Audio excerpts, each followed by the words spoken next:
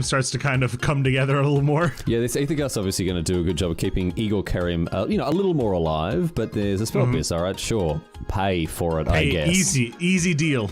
Okay, I still have enough mana to pay for this spell pierce. What are you doing, man? I mean, yeah, sure, you get the prowess triggers, but like, what's the plan here? Oh. There it is. A mystical dispute as well. Functional. Yeah, functional spell pierce enough to get in for Xaxes.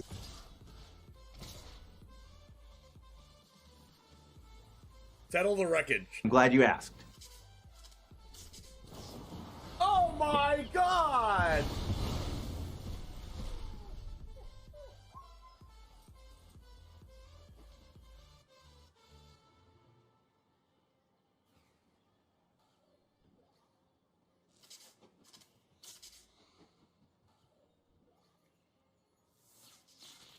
A 100-card historic brawl.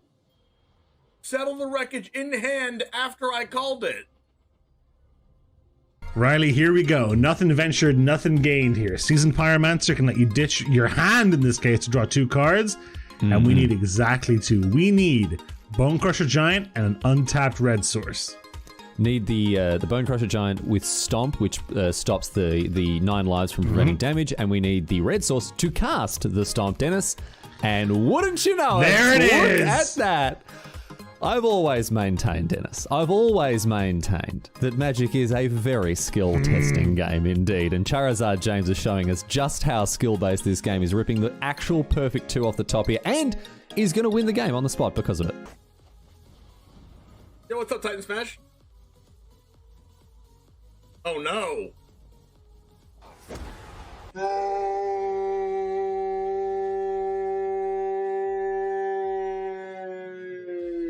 If this was the only way Tybalt's Trickery had ever been used, Riley, I think it would have been balanced the way Wizards intended it. I think this is actually Magic as R&D intended. Tybalt's Trickery. Getting rid of an eye twitch? Why are you scared of an eye twitch? Now you have to deal with the Lolth. What was that? I'm terrified of an eye twitch, dude. Like, if only it had been something like a Lolth, you know? Raise the alarm. We found their win con. We didn't know what it was, and now we know. I've now found their win con. I don't like it. You fool didn't play around Triple Tithe. Listen. My opponent had Sky Tether main deck and then boarded out of all the bad cards and boarded in good cards like Memory Lapse and Teferi. How am I supposed to win if I know that? Their tempo play of 2 soldiers are going to win them the game. Oh, it hurts. Oh, it hurts. It hurts. I can't look. I can't look.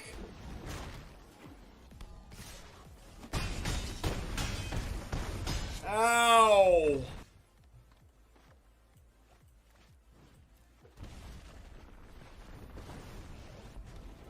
Man, Valkmir is a problem. Nope. Oh no. Wait, what just happened? Why was this 5 mana? Oh no. It came in tapped. Oh no! It came in tapped. Oh my god! Did we do it? Yes! I attack! Holy shit! I attack! I attack! I attack! Everyone's clenching right now. No! Oh, he lost! He lost! I attacked! No! No! What? Oh, he lost! Oh no! Oh man! What? Okay, I want them to kill this first. So I play this first. And I want these 2 to cast my other spells. No! Stop, opponent! Stop it! Please stop. Please stop. Please don't do it to me. Don't cast another land destruction spell. Please, oh my. Let's go! Not distortion! Yeah! Feel the power of the 6 mana black sorcery. Thought distortion, come forth! I summon the winged dragon of Ra!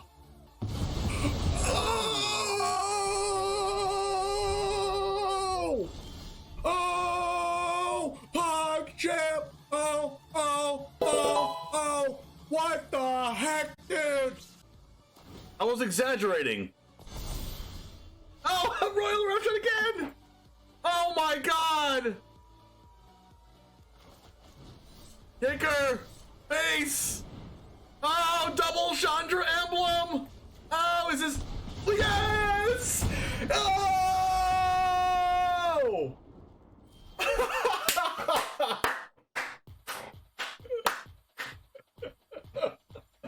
Oh! I guess I should just use this anyway. Wait, is this game? Oh, face damage! Oh! No freaking way!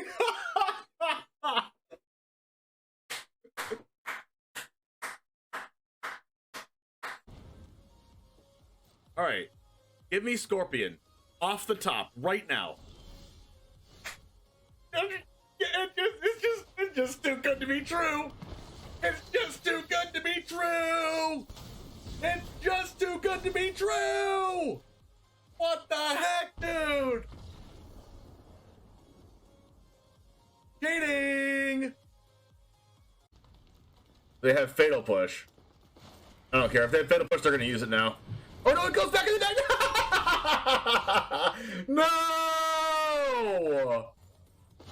Oh, if they have Fading Hope, I swear. I'm gonna pay 3 life and then they're gonna Fading Hope it back to their hand. I'm gonna cry. Okay, I didn't say that. Oh no, I should have played Thalia first. No, I should have played Thalia first. No, don't do it. No, no.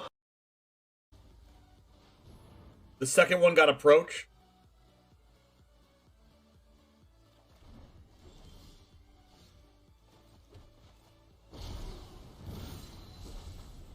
Wait, that still counts as casting, doesn't it? Wait, what?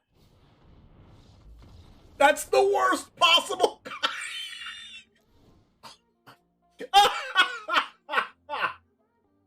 That doesn't work the right way.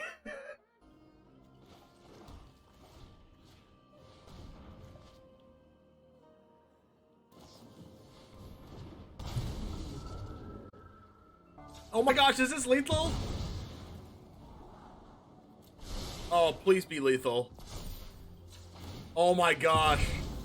Is this broken or is this broken? I think we're broken. Oh my gosh, please don't kill my dog. Please don't kill my dog. If they kill my dog, I swear. Can't be blocked. Go 14-14 dog for lethal. Yes, yes, yes. Riley, does your opponent ever make a play that doesn't seem to make sense on the surface, but then over time starts to kind of come together a little more? Yeah, this Aethergust obviously going to do a good job of keeping Eagle Karim, you know, a little more alive, but there's a Spell Pierce, alright, sure. Pay for it, I guess. Easy deal. Okay, I still have enough mana to pay for this Spell Pierce. What are you doing, man? I mean, yeah, sure, you get the prowess triggers, but like, what's the plan here? Oh. There it is. A Mystical Dispute as well. Functional. Yeah, functional Spell Pierce enough to get in for Xaxes.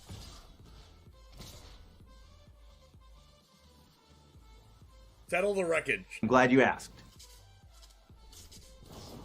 Oh my god!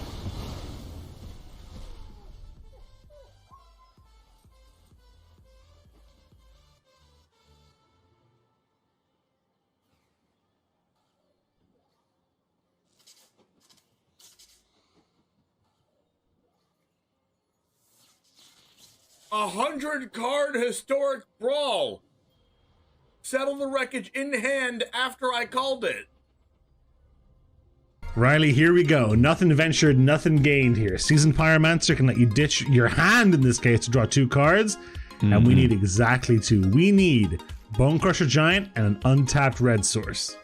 Need the Bone Crusher Giant with Stomp, which stops the 9 lives from preventing damage, and we need the red source to cast the Stomp, Dennis. And wouldn't you know there it is! Look at that! I've always maintained, Dennis, I've always maintained that Magic is a very skill-testing game indeed, and Charizard James is showing us just how skill-based this game is, ripping the actual perfect 2 off the top here, and is going to win the game on the spot because of it. Yo, what's up, Titan Smash? Oh no.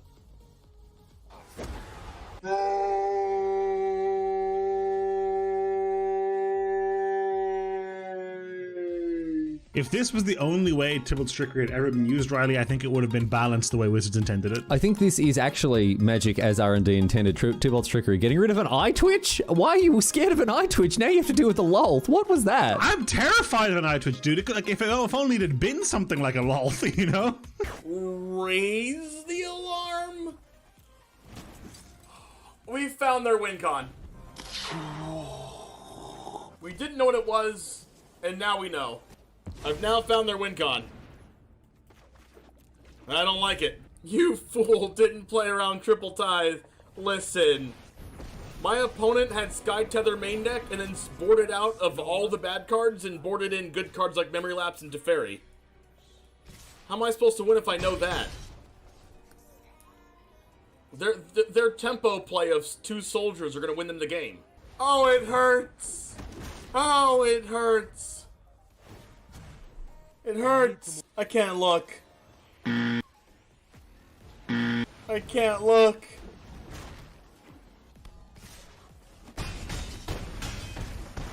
Ow.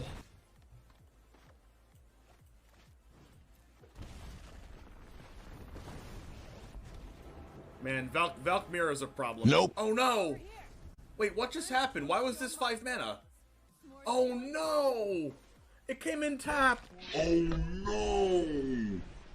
It came in tap. Oh my god, did we do it? Yes! I attack! Holy shit! I attack! I attack! I attack! Everyone's clenching right now. No! Oh, he lost! He lost! I attacked! No! No! What? Oh, he lost! Oh no! Oh man! What? Okay, I want them to kill this first. So I play this first. And I want these 2 to cast my other spells. No! Stop, opponent! Stop it! Please stop! Please stop! Please don't do it to me! Don't cast another land destruction spell! Please, oh my... Let's go! Not distortion! Yeah! Feel the power of the 6 mana black sorcery. Thought distortion, come forth. I summon the winged dragon of Ra. Oh! Oh! PogChamp! Oh! Oh! Oh! Oh! What the heck, dude? I was exaggerating. Oh, Royal Eruption again! Oh my god! Kicker! Base! Oh, double Chandra emblem! Oh, is this... Yes! Oh!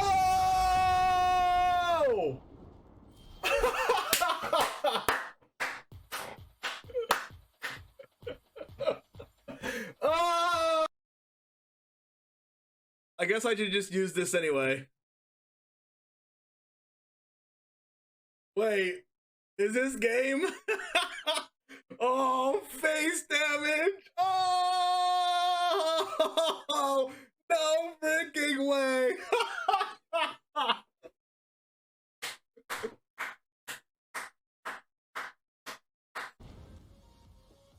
All right, give me Scorpion off the top right now.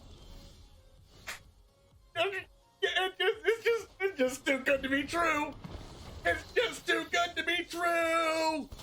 It's just too good to be true. What the heck, dude? Cheating. They have Fatal Push. I don't care. If they have Fatal Push, they're going to use it now. Oh no, it goes back in the deck. No. Oh, if they have Fading Hope, I swear. I'm gonna pay 3 life and then they're gonna Fading Hope it back to their hand. I'm gonna cry. Okay, I didn't say that.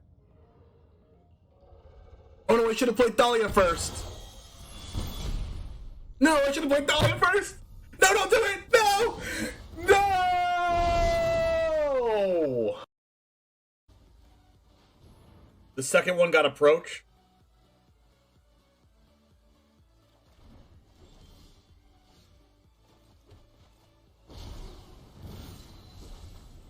Wait, that still counts as casting, doesn't it?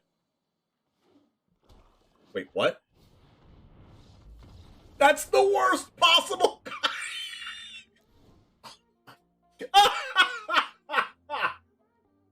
That doesn't work the right way.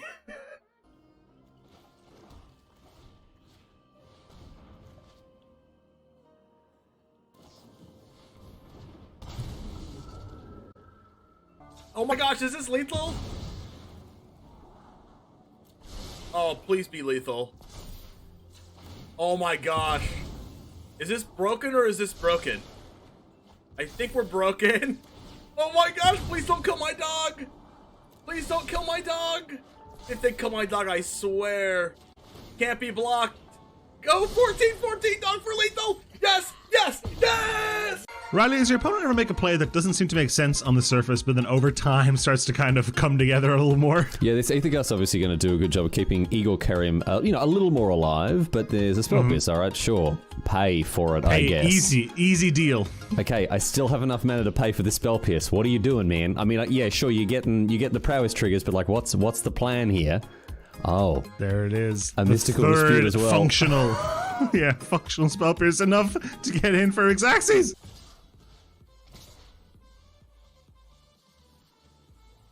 Settle the wreckage. I'm glad you asked. Oh my god!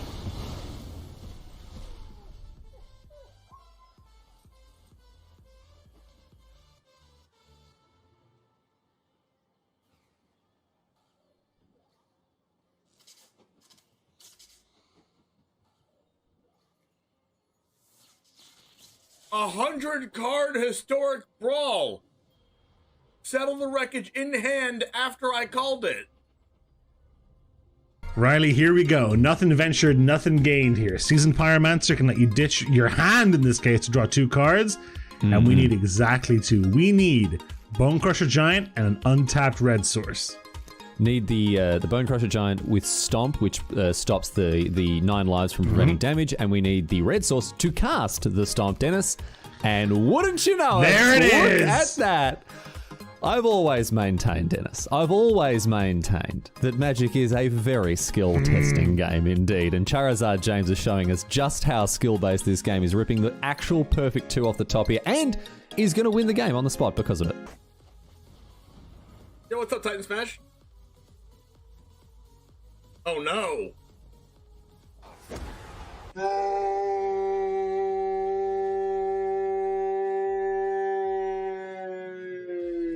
If this was the only way Tybalt's Trickery had ever been used, Riley, I think it would have been balanced the way Wizards intended it. I think this is actually Magic as R&D intended. Tybalt's Trickery. Getting rid of an eye twitch? Why are you scared of an eye twitch? Now you have to deal with the lolth. What was that? I'm terrified of an eye twitch, dude. Like, if only it had been something like a lolth, you know?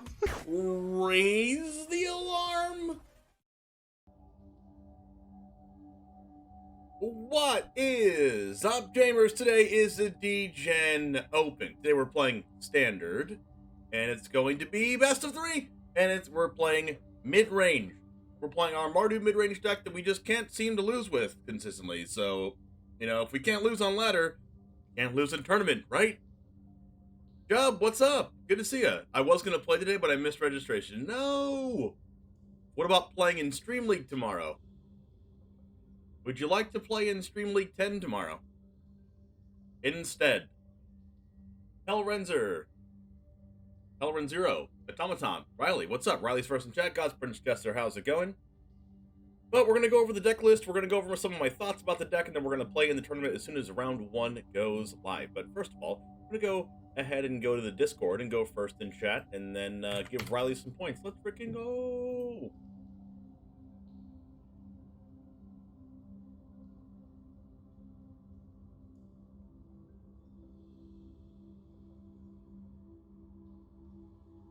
Are we Snarl gamers? Nah, fam.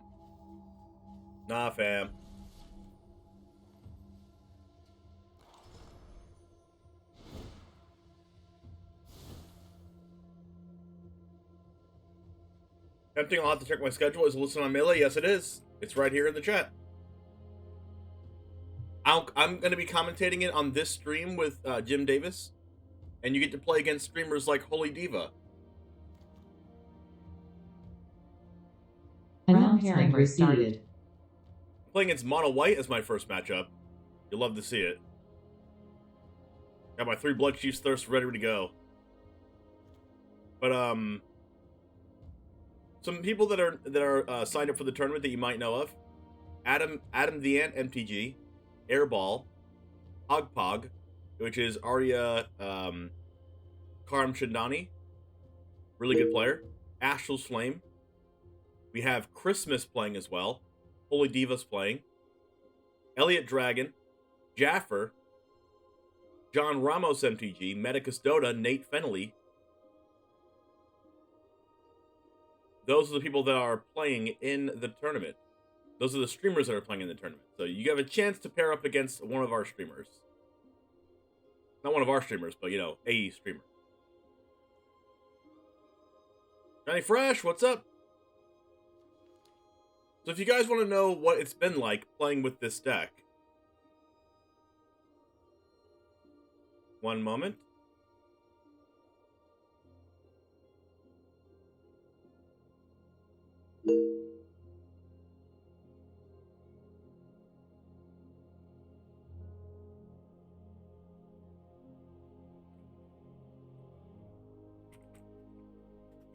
Oh, I think we're actually just good to start. So can we do, if we have a mod in chat, can we please get emote only on? That'll be amazing. Thank you.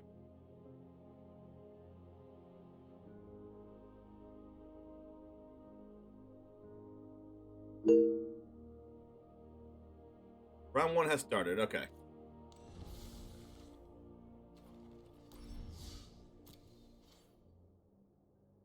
I'm going to give a little bit of an intro to this deck, actually, and then we're going to go ahead and start round 1.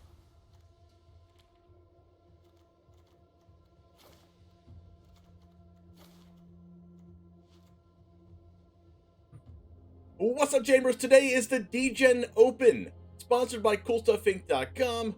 We do have DEGEN MARDU is the name of this, because we're doing it for DEGEN Gaming, but this is our MARDU mid-range deck that we've been playing for a while. This is what I personally ladder with. If you want to check out we have another video of this same exact deck on this YouTube channel already. So if you want to get your Mardu fix and you are done with watching this one, go ahead and watch the next one too. I'll have that one at the end of the video. But this one is a very small party synergy with Acquisitions Expert and some clerics like Professor of Symbology and Elite Spellbinder. But we want to get rid of our opponent's hand because we have the combo with the Reflection of Kiki Jiki locking our opponent out of the game with Acquisitions Expert in their draw step. We have a general value game plan, getting rid of our opponent's creatures, interacting with them as well with Brutal Cathar and Apparition.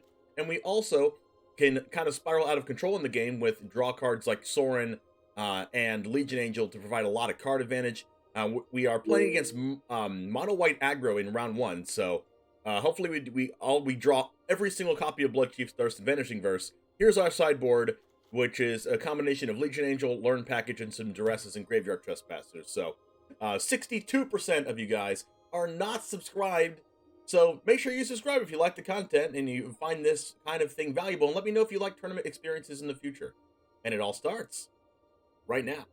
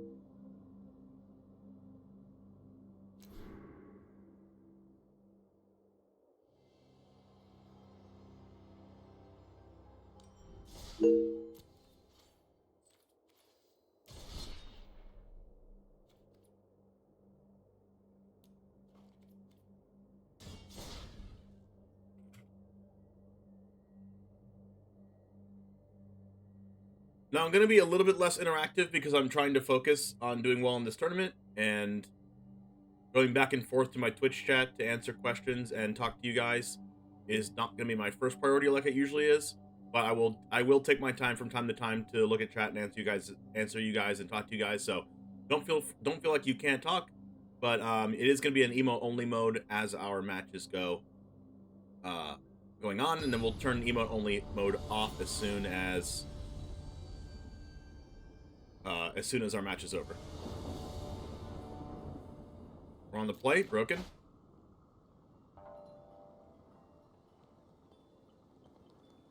I think I keep this against mono white. They have Thalia on turn 2. We're going to be kind of screwed, though, but we're on the play.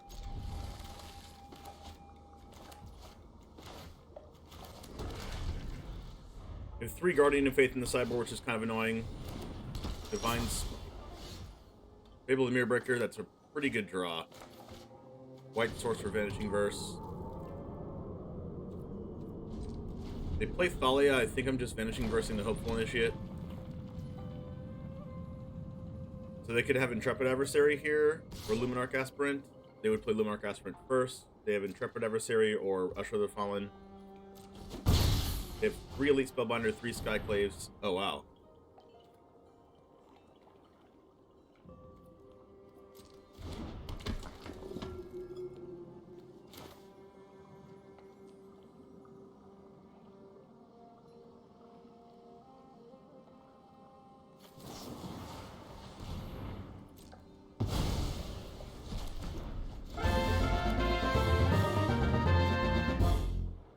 Nexus, thanks for the sub. How's it going? What's good, James? I did notice you on YouTube. Thanks for the YouTube comment.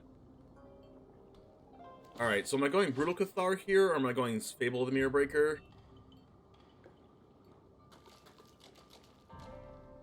They have 3 Skyclave Apparitions, but they're not playing... They're playing Redain. They're not playing Brutal Cathar.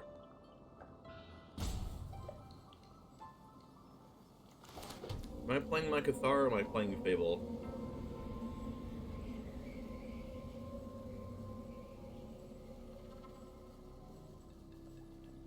Brutal Cathar is good against if they play like Redain next turn.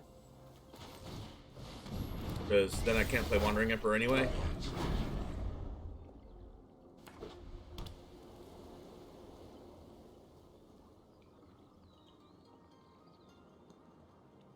I have to be scared of I'm kind of scared of this Hopeful Initiate getting rid of my Fable.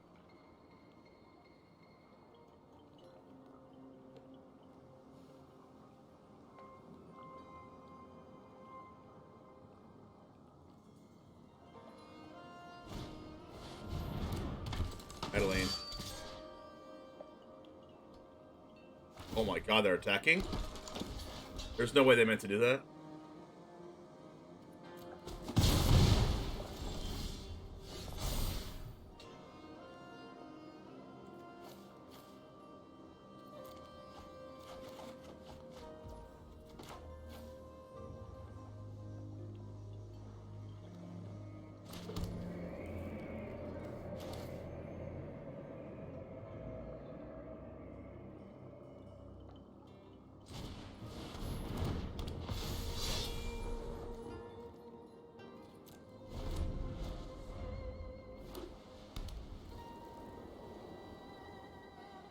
They're playing 3 Wandering Emperors.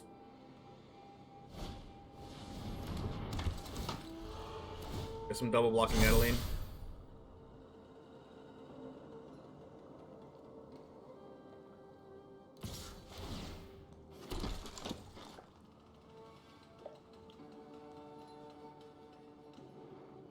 Double blocking Adeline seems so bad.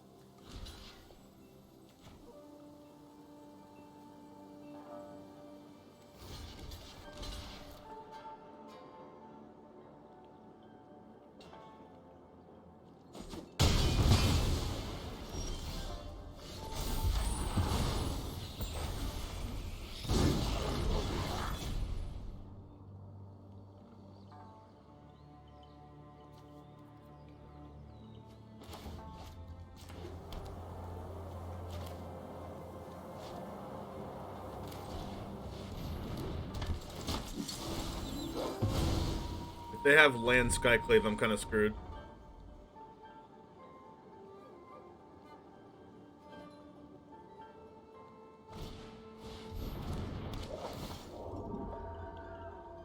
Okay, they didn't play land first.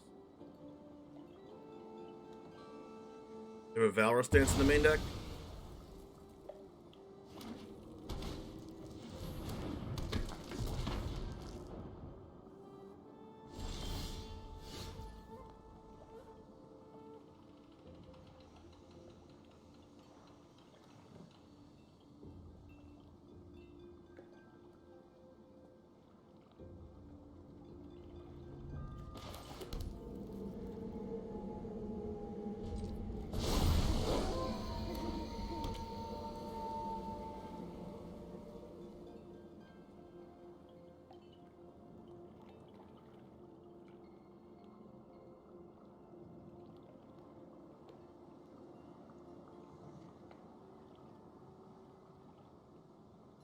Good thing this Moonrange Brute's a really good blocker against what they have.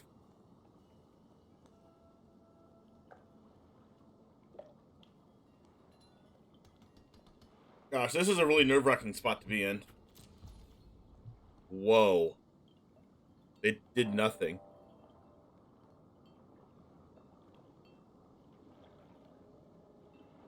Wandering Emperor's my only answer to Cave, so...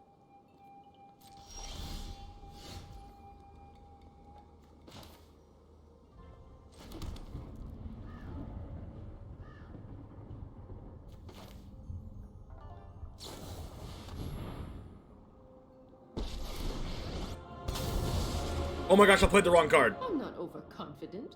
I meant to play Legion Angel. Just underwhelming. Oh no. Guards. Ah! Ah!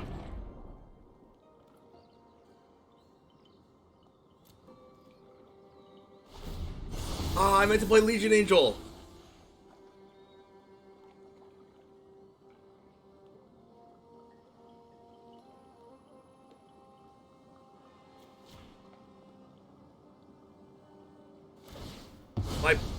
My hand pointed to the wrong 4-drop.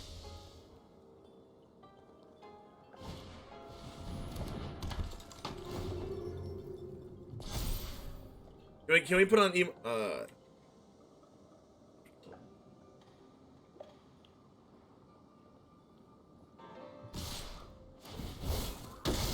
This is a tournament, yes, Nexus. Unfortunately, they get to kill my Fable here with the Hopeful Initiate. I just misclicked it. I meant to play Legion Angel the whole time.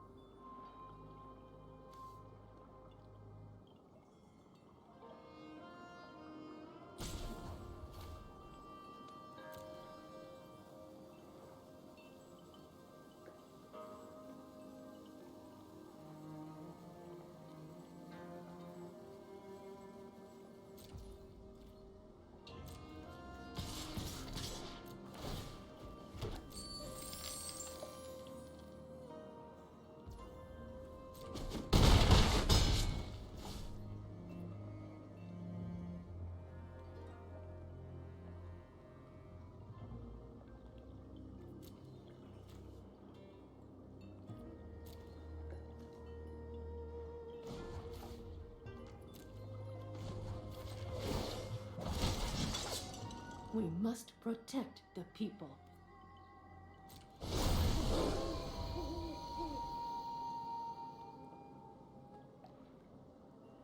And now I might die to Cave of the Frost Dragon.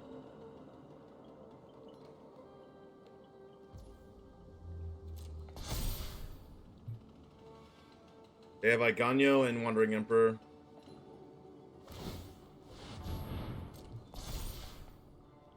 They can't Iganyo anymore. Oh wow, they didn't press accept.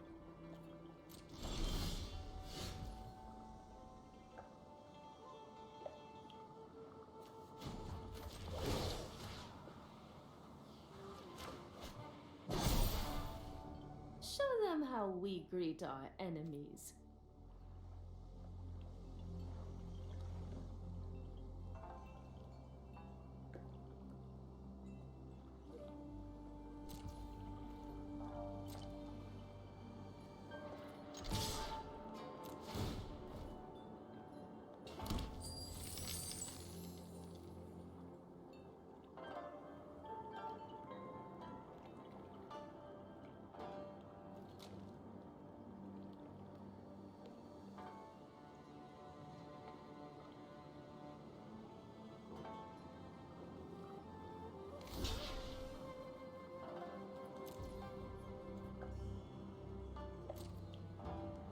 Valor stance.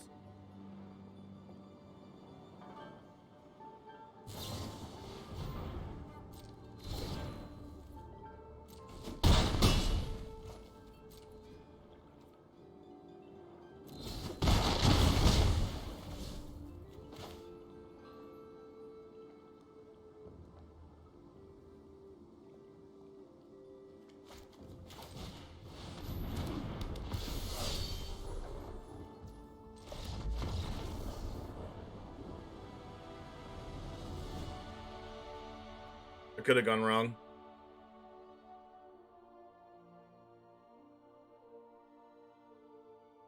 So Guardian of Faith, Brutal Cathar.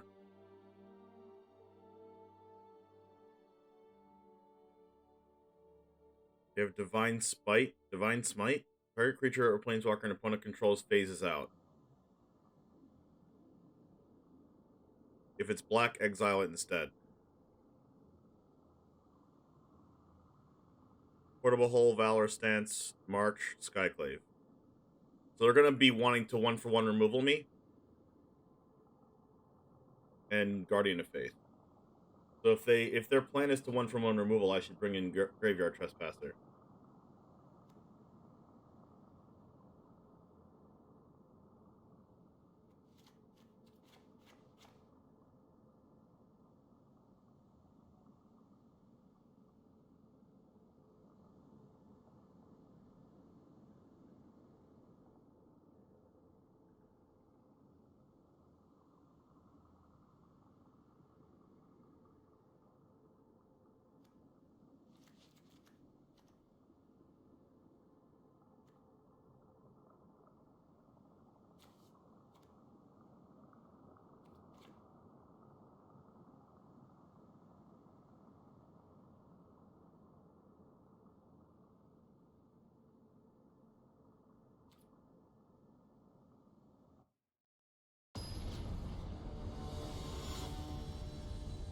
After I misclicked, I didn't think I was going to win that. Ugh.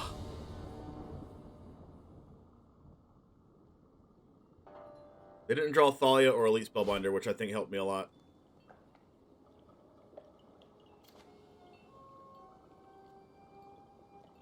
I don't have Bloodchief's Thirst.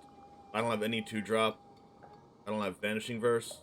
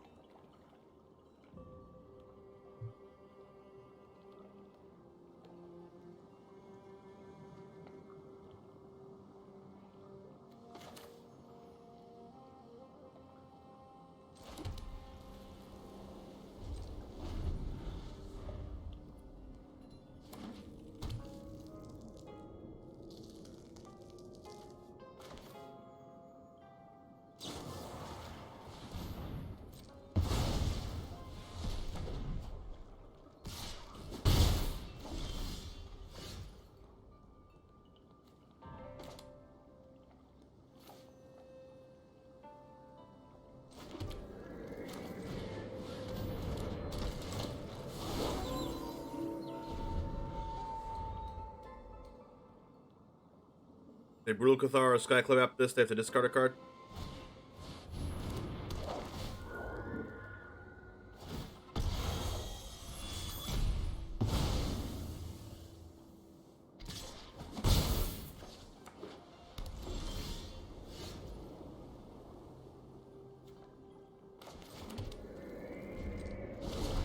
I Ganyo the apparition.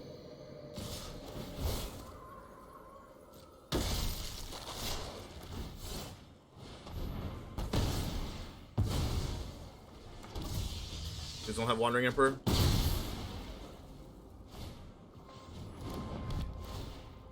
We're broken.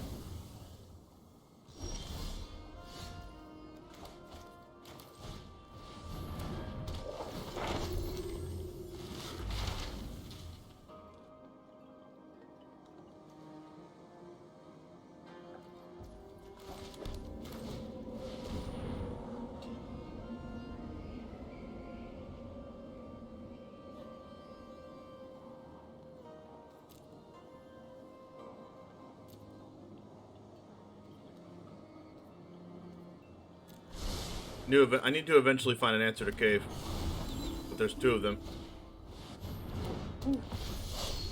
Card. Oh, wow.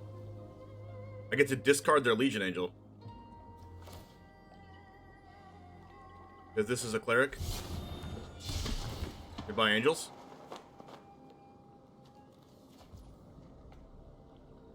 Skyclave is her next draw.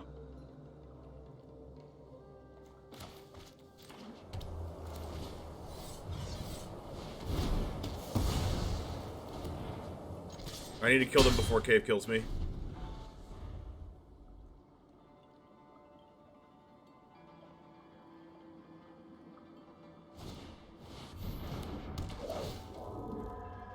Okay, that was a very bad Skyclave. A land?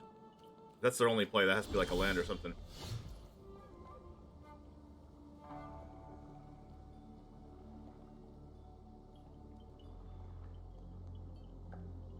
Getting rid of Skyclave Apparition is just not what I want to be doing.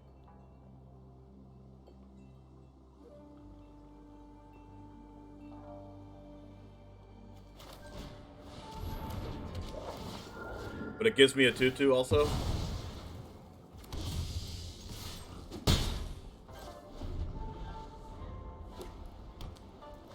Oh my gosh, if they're doing this instead of blocking, that means I can race them.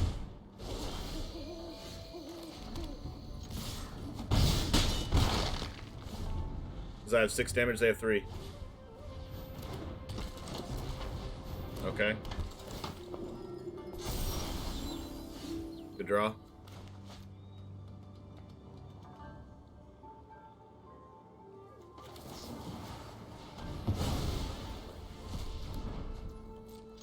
If Hopeful blocks my Professor, I'm okay with that. Top deck. Oh! I'm home. Let I'm flooding. your blade do the talking.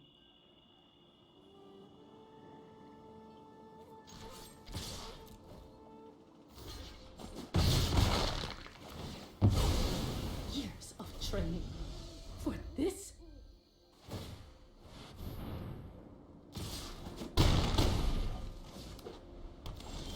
Oh my god.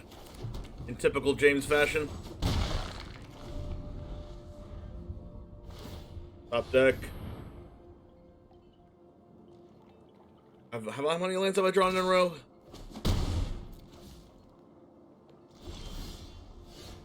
That's a card.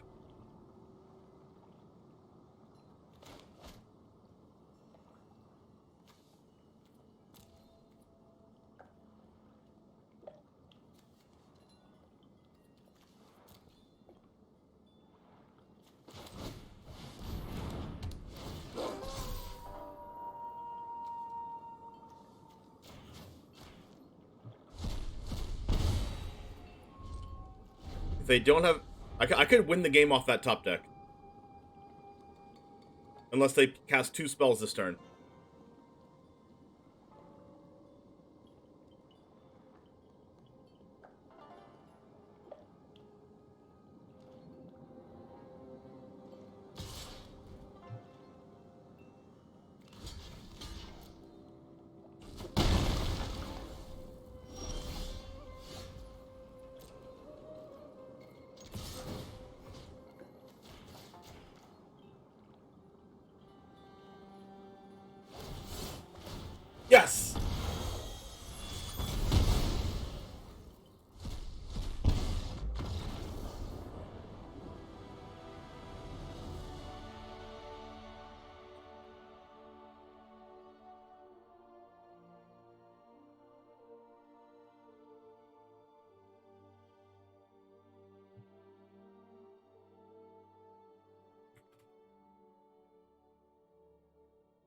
Seems like that graveyard trespasser sideboard was a good idea. Also, Inquisition getting rid.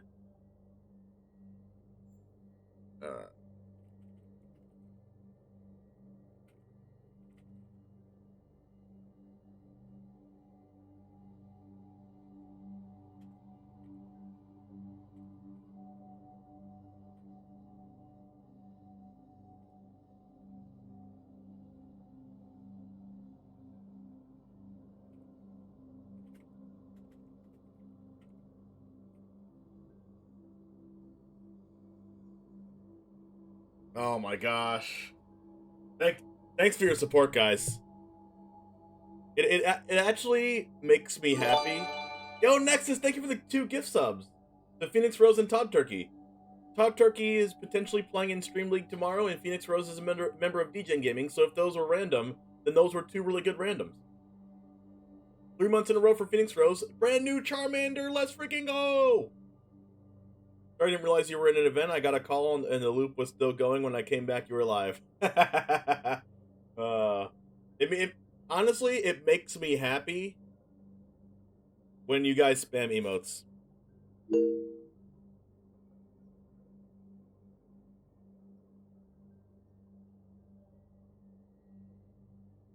Someone said, the person I just played against said, they forgot about the drain, which made me not die. They said, I'm a fan of the stream and it was really, really fun. Good luck moving forward.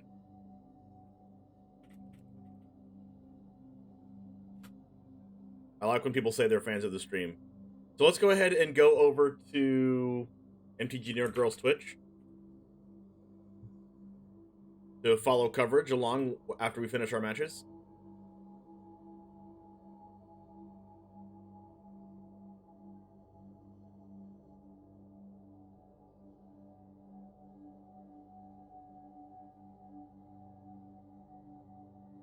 Did pick up a Goldspan Dragon. Yeah, Goldspan Dragon and Rip Apart is going to be a pretty good turn here. And the Image Storm Predator is going to become a big problem very, very soon. I'm kind of surprised to not see the Image Storm Predator turned sideways here. Because oh, you're obese? Oh, it was you! I didn't even realize. Florian, I didn't even realize it was MTG obese. We also know that the opponent has the nice protection spell. Oh my gosh, well, that was kind of close in game 2. Actually, I did if you watch that game back, that gets you into kind of a weird situation because you have to start deciding how many things you're willing to give up. I meant to play Legion Angel over Wandering Emperor, and I accidentally clicked Wandering Emperor. Because you can respond to try to keep it alive, but it's just how many creatures are you willing to trade? Yeah. Now, it looks like the Image Storm Predator is going to be chumping and then eating a creature to gain Indestructible to prevent a lethal attack here, or pretty close to it. I was like, been there, done that. Yeah, there's some I was like, no! interesting stuff here, because you have, it looks like that's the +1/+1 double strike card. Good randoms, yeah, Nexus. Yeah, we also have... By the way, guys, Nexus is a YouTube viewer, so let's go ahead and get an exclamation point clap for Nexus for coming over to from make YouTube. them tap it down and give it Indestructible so it can no longer block. And then you're going to be chumping off your creatures that would typically need, the Image Storm Predator would need the next turn to use to get Indestructible. Yeah, I'd be on board for that play, for sure. I just think the downside of that is you do put your Luminarch Aspirant there at risk, because though it would kill off Nadar, you would well, you can give it trading. You can give it double strike. So if it gives itself you can actually put the +1/+1 on it. Never Yes. mind. It has its own +1/+1 counter. Now that we've played the Silver Quill, we actually don't have enough We're gonna mana watch to MTG do Nerd both Girl and Power the Dragon destroy commentate card the and tournament the we're double playing strike, so that plan would no longer work. But I think that's where my head would have been at previously before playing the Silver Quill Silencer. No, you actually should be able to do that with the Foretell cost on that, I think. Well, you can't. Actually, I was completely wrong anyway. We have 5 mana open, so they do People have still enough mana jamming for Silver Quill both, but, Silencer. I don't think That's you the can meme at this point in this foretell chat. from I thought it was outed as pretty terrible during the Neon Dynasty Championship. You I can't know do it the the reason same why they turn, played 'cause it. It's not foretold now. The reason they played it's not terrible, it's just not a good card. They're playing it as a 2-mana 3/2 threat that doesn't get Vanishing Burst, which is the reason why they're playing it. But the reason not to play it, and plus you always get to see your opponent's deck list in open deck list formats, so you kind of always know what to call, but it's like almost always wrong. What time's the event tomorrow? 11 a.m. Eastern. The other card that doesn't get exiled by Vanishing Verse, that's a 2-drop good creature, is the 2-mana Adventure card. In Alchemy, it's a 2/1. In regular standard like this it's a 1/1, so it's not as good as Silverquill Silencer.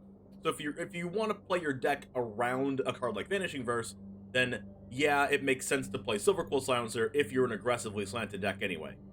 So you can think of it as a 2-mana 3/2 with that one time in the entire tournament is going to do something. But you want it for the 3/2, not for the ability. But it just happens to have that ability, you know? If you were to play What Should I Play? You should play my deck. Like, my deck's broken. You should play my deck, or if you don't like my style of play, then you should play, like, Is It Goldspan Shenanigans? But I don't want to play against that deck. Thank you for the follow. Thank you.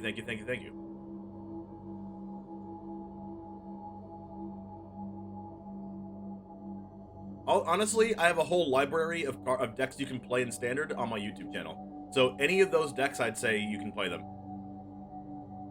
And the final deck list, even after iterations of me playing it, is in the description of the video, so you can just like copy-paste descriptions of videos and try some out for yourself before tomorrow, and then you can see which one you like better. You're mostly a Historic player, although I've been experimenting with Alchemy some Standard. There's a Historic tournament next month I'm jumping in, although it's best of 3, and I'm not very familiar with sideboarding. That's kind of something that I want to do for YouTube, but the vast majority of people from YouTube do not like watching sideboarding and will literally stop watching the video if you post sideboarding, which is the reason why I don't have sideboarding in my videos. Even when I played best of 3, like right now I do primarily Standard best of 1, but even when I played best of 3, I still did not put the sideboarding in the videos.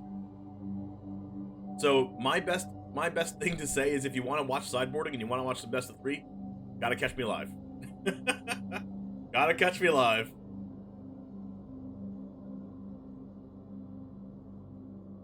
That is a really humongous Florian.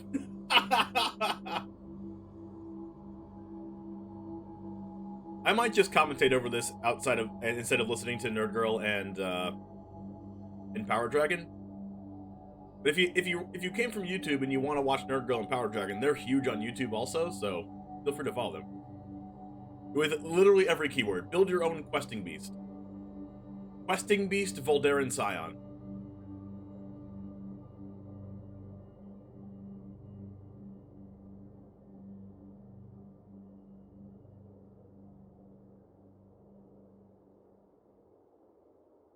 I'm actually gonna screenshot this and post it on Twitter saying that.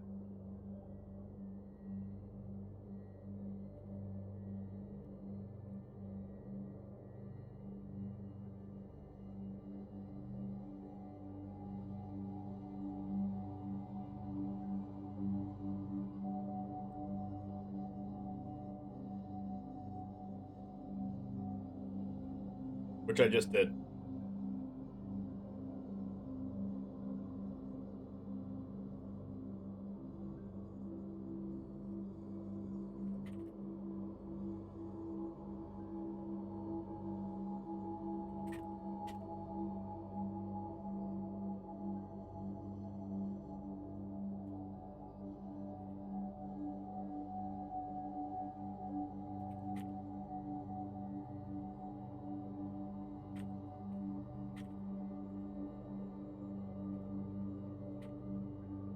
I'm gonna go ahead and do this real quick for a second. It does look like Showdown of the Skalds is gonna be the deciding card, and I love Showdown of the Skald. That's the type of deck I like to play. Always a big fan. Oh, there are definitely several. Oh wow, and a Soul Shatter. Yeah, this is tough. I need to look up that's somebody here. I was thinking maybe there's a chance there you have to get rid of your Predator and then you can block something, but you're still only at 2. You could have activated your land. Yeah, there's just no way out of that one. GG's Bad Moon and Scribble. Yeah, Scrabble actually finished that game with 23 life while still doing all that stuff from an aggressive deck. That's actually pretty impressive. All right, let's take a quick peek at the lists here. I want to do a door prize. We're also going to start the giveaway for the It's a drag. Why, coverage Riley? stuff going on. We've got two Bring an X card $25 against Y matchup Ultra because Pro of gift Z. cards going out this round. We'll do one as a door I prize could for do our a video to players Cyborg and Guide. one It's just to people you aren't used guys to that for from my being YouTube channel, so it's just wonderful gonna get viewers and massively hanging out with us. less views So and let me hurt my get a channel. random number generator here. You know you're here. Yeah, gotta appreciate the giveaways just for people hanging out in chat. Yeah, coverage giveaways Nerd are Girl's sweet. pretty pog. Nerd Girl is very pog. Just for being I had the awesome pleasure of today. meeting Nerd Girl in real life in So Vegas. it looks like we have In real life? Is this real two life? players that got paired this round. If I'm not mistaken, there's 21 matches. Yep. All right. Anyone so let's remember go that ahead YouTube and video do a long time random ago that number kind of blew up generator out of YouTube? 42. Is this real life? The little guy at the dentist? Been at work since 5 a.m. And it's Oh my god! 41. I was. So I that'll just. be, I've been in bed for an hour. Correct me if I'm at 5 a.m. wrong here. The one James, player A of the 21st match. There you go. Why does it? Wait, were we starting the next round already? I'm just giving it a second for chat to tell me I'm wrong in some way because it's early and my math is, I'm sure, not great. No, I think that checks out. I think you're good. Okay, cool. So the one James, congratulations for the round 1 door prize. We have 4 of those just for signing up. So make sure you guys sign up next week. I got the door 10th. And a prize! big thank you to Ultra Pro. Wait, it was for me? sponsoring our I got event. it? One James, I will send you that $25 Ultra Pro gift card. in Let's just a second. go! And let's go ahead and get a giveaway for you guys. which you can also Non-sponsored, win I if you're playing. promise. All right, chat. This is your time.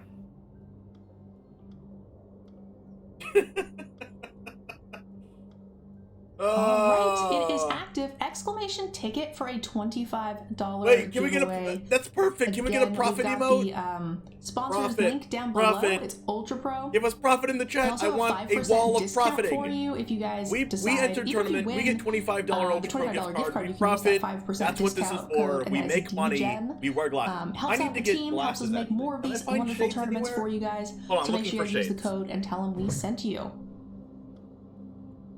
Exclamation point ticket, y'all. Everybody should get in here. It's free. You're just getting to hang out, and you might get something.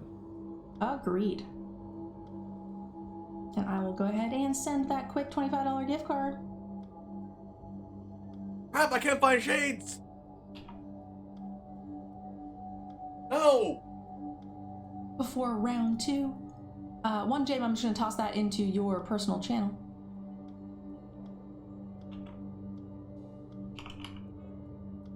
Harkalark wants to know if Nerd Girl is going to play any Magic today. We'll see how my eyes feel. I do have a replacement for coverage for me for a short break. Airball came down because my eyes are still really blurry. I'm having trouble seeing the screen. So I will probably bow out after round 2 or 3. Give Power Dragon and Airball some time to do some coverage. I'll take a break, go close my eyes, listen to an audiobook for 30, 40 minutes to an hour, whatever, and then I will switch it back in. And then at the end, I'll see how I feel and hopefully get to play some Magic with you guys today, because I've not streamed for 2 weeks, which is killing me.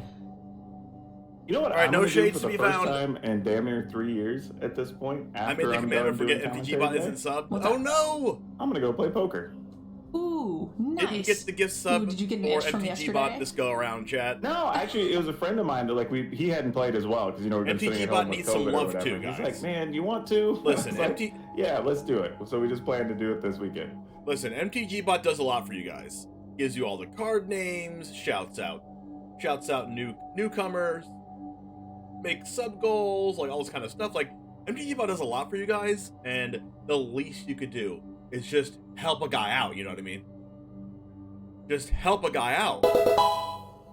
Argo, thanks for the follow. While we're waiting for the pairings for the next round, we have an even bigger tournament in 2 weeks. If you guys are interested in playing in it, it is a total of a $7 entry. It's a little bigger, but the prizes are cash prizes. There's giveaways here for coverage. There are door prizes. There's gem giveaways as well.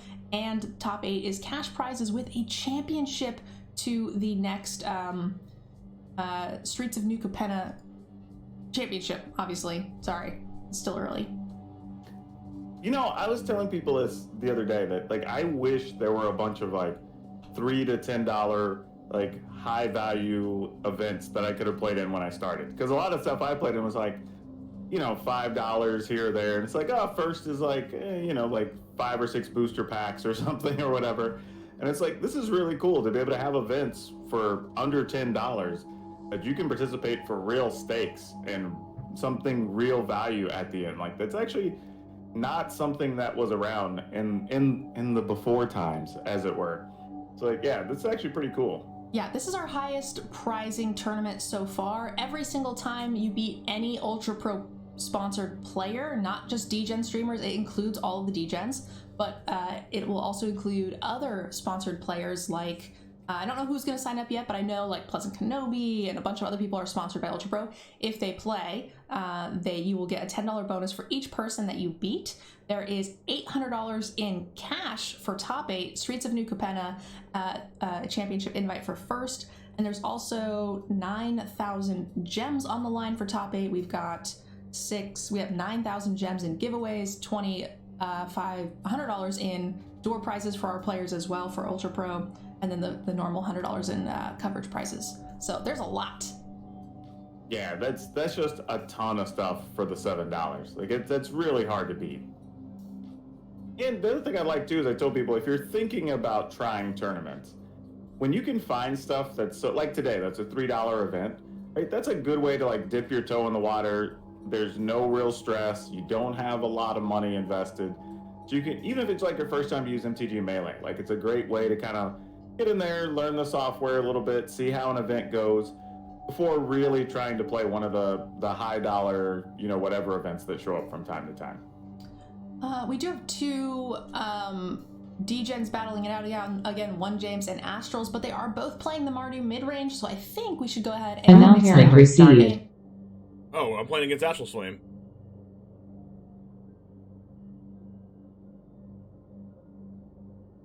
Okay.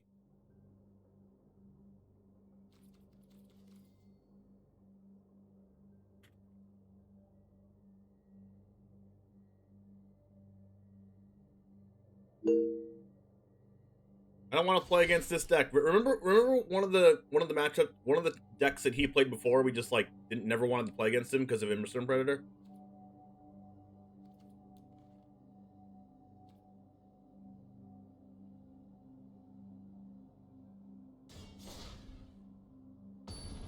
Alright, if MARDU Mirror, yeah, if we can go to... Who do you think you are, James? Zan? You get no shades?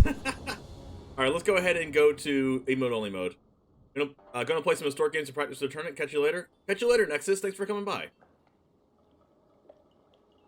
Wanna play again, Pog? That's a keep.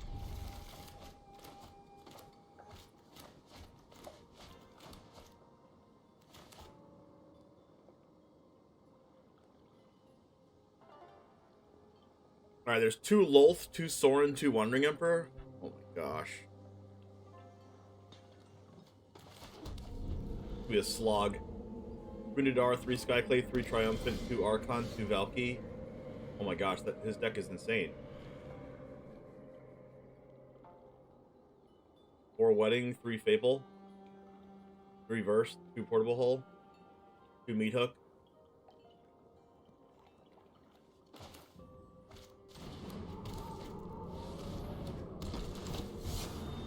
His deck is really big though. Like, he could definitely just, like, have no play till turn 3. I think outside of Infernal Grasp, Portable Hole, and Vanishing Verse, there's, like, nothing he can play.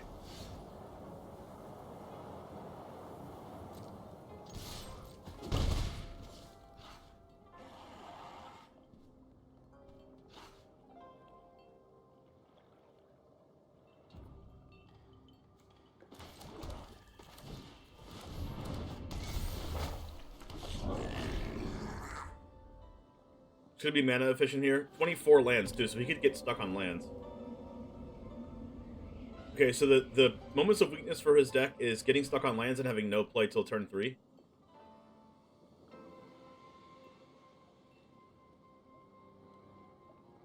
And I think he can get blown out by single target removal. Or by him boarding in single target removal and me having Graveyard Trespasser post board.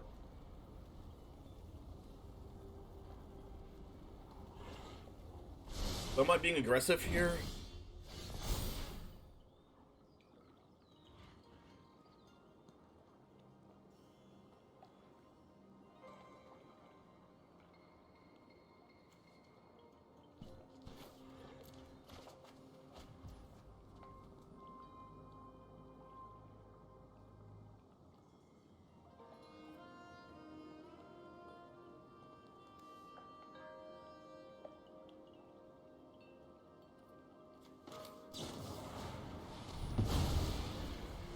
So, 2 Wandering Emperor, 2 Sorin of the turn 4 plays.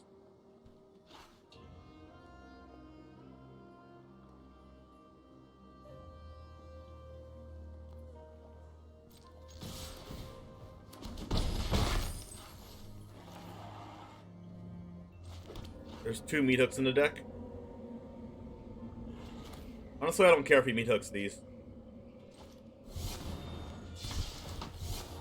The Red Oblivion and Infernal Grasp. Gosh, his deck seems really good.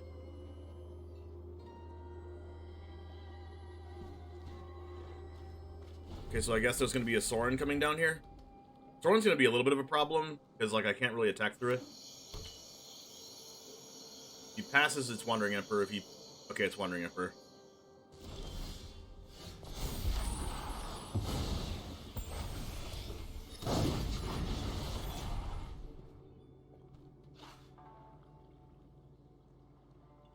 Which means if I attack with Acquisitions Expert, it gets...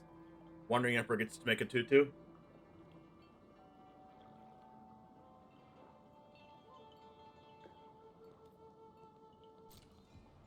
So I just attack with this.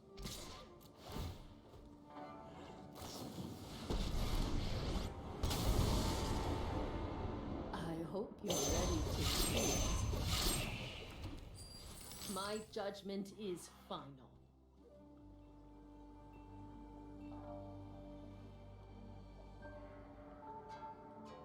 I want to get meat hook.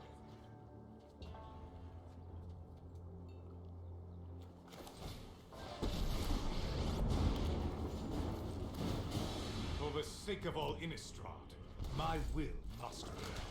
Nothing on Innistrad is free.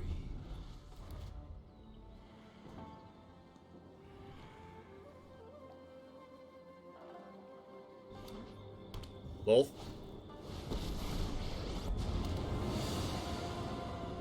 Are you enraptured by my beauty? Subservience will be rewarded.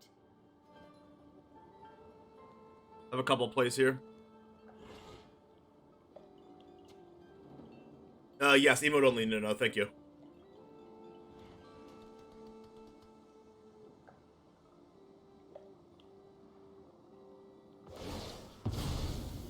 Pulling the Wandering Emperor. Guards, to me. I can attack with Hive and play Fable, but I can't attack with it. I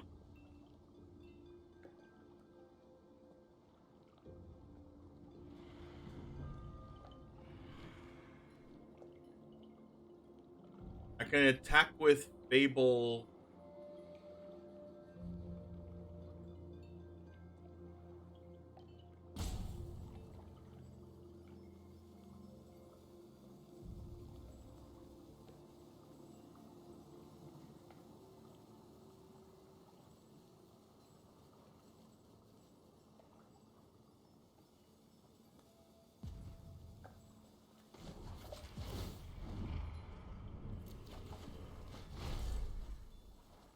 Dire times call for dire tactics.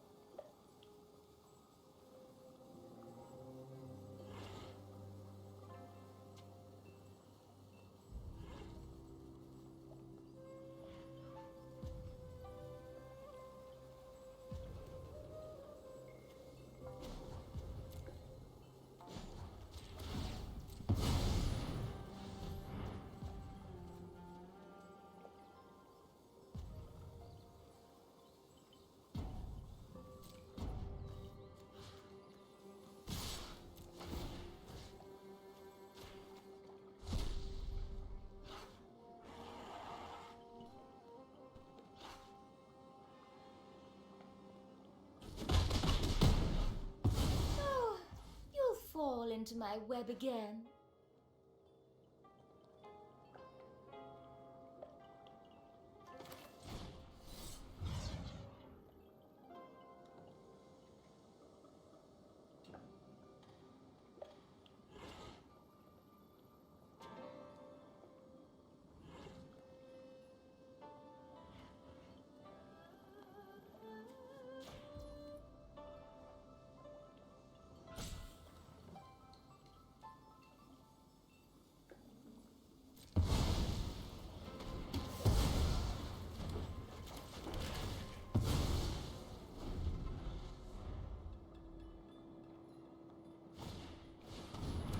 There's 2 Valkyries in his deck.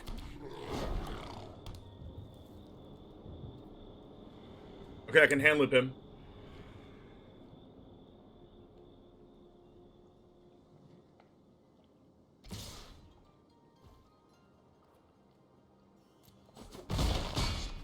Stay your hand, mortal.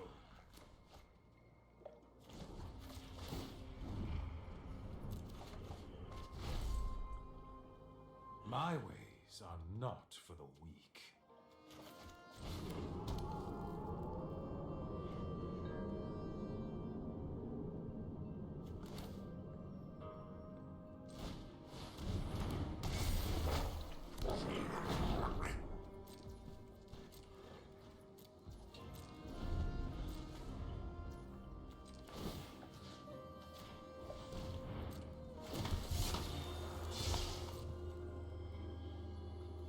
Oh my gosh, that's good. Wow. That's the one of Rite of Oblivion. Wow.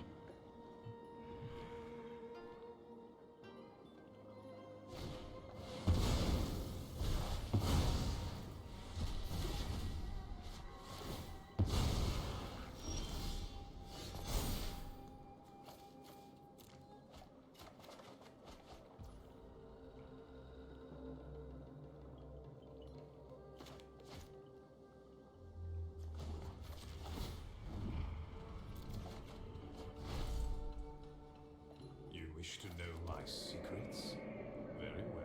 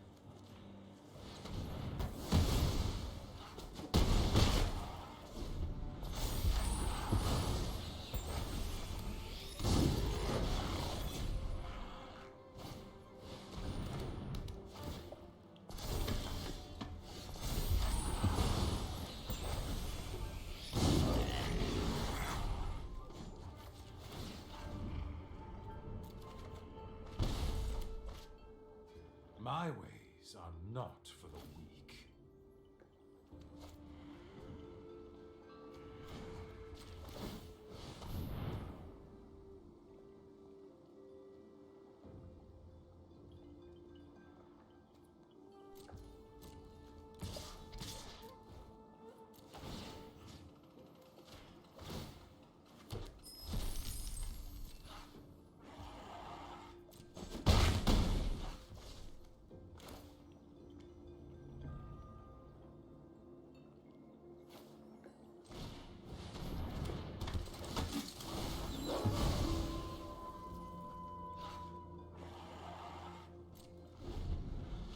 Please don't draw a meat hook. Please don't draw a meat hook. Okay.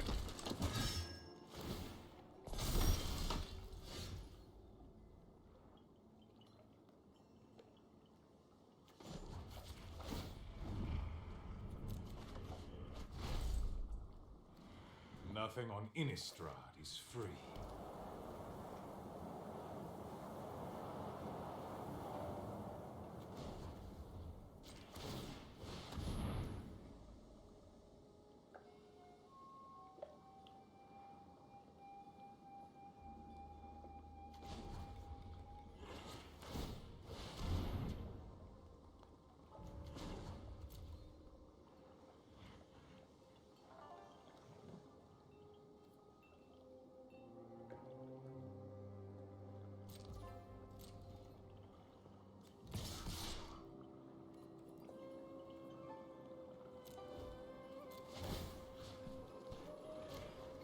It tapped my hive.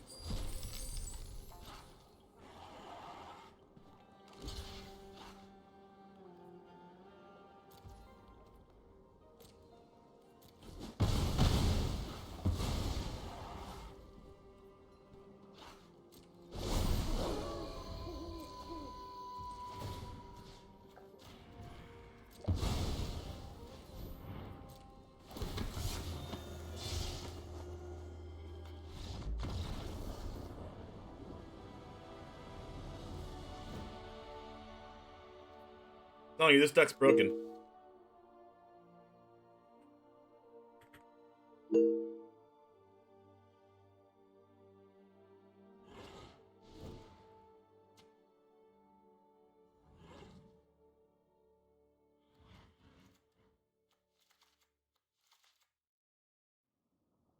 I need to not die to...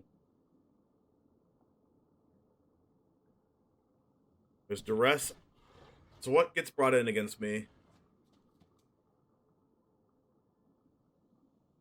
Go Blank, Liaisa, Reckoner Bankbuster.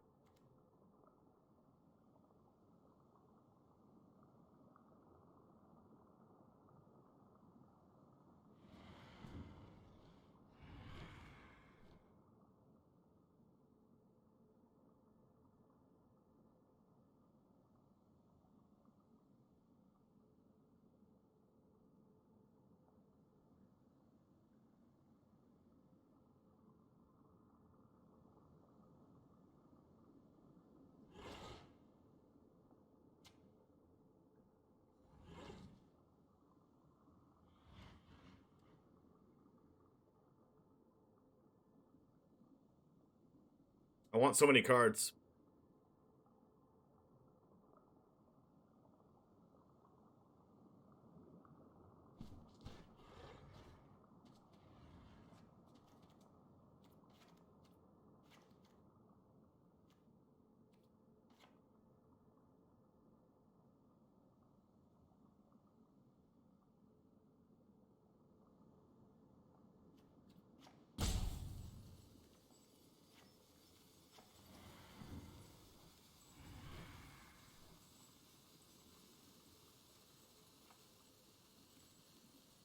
Just trim around the edges.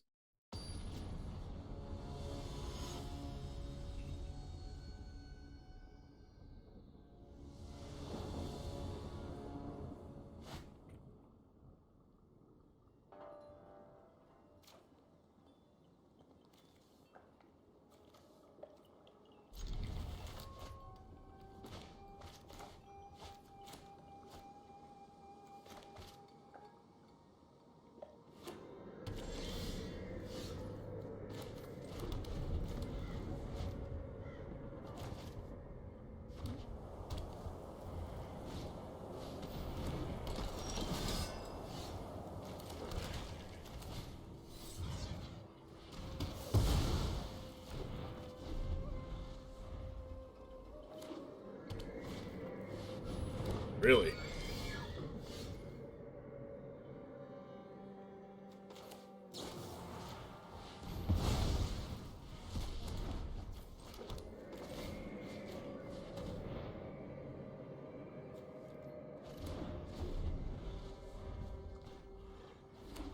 Brought in the Doomscar.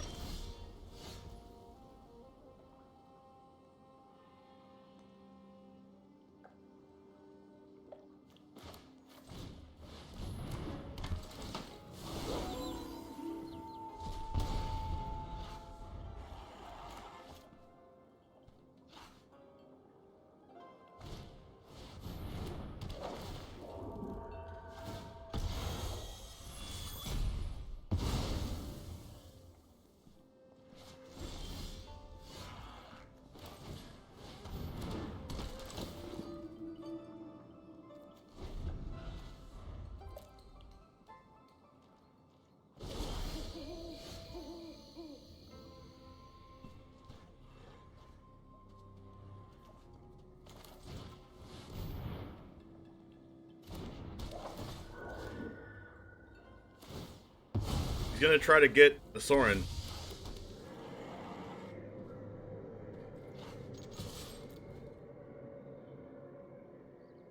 Please don't Emperor me. Yes.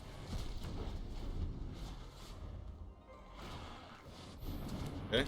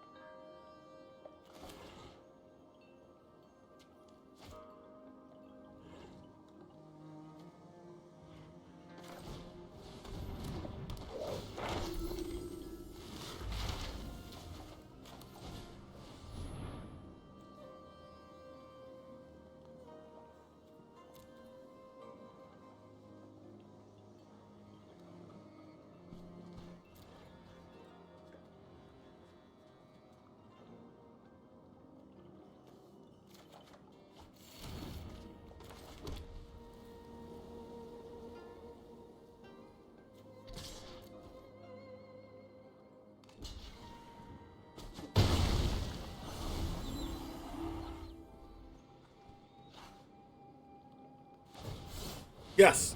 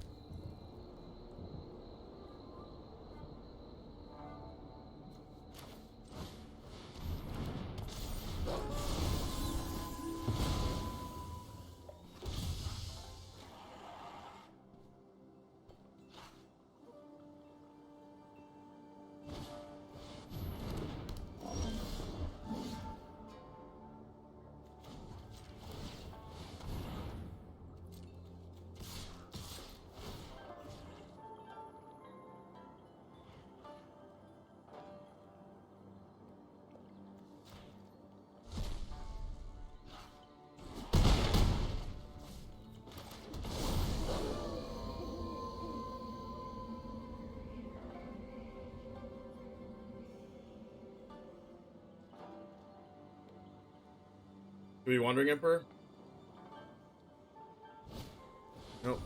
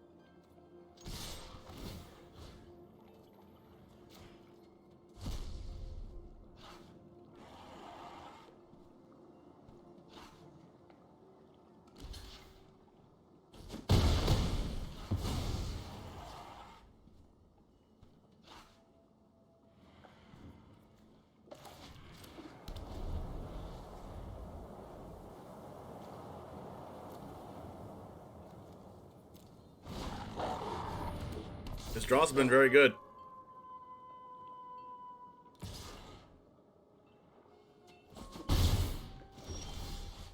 Oh, wow.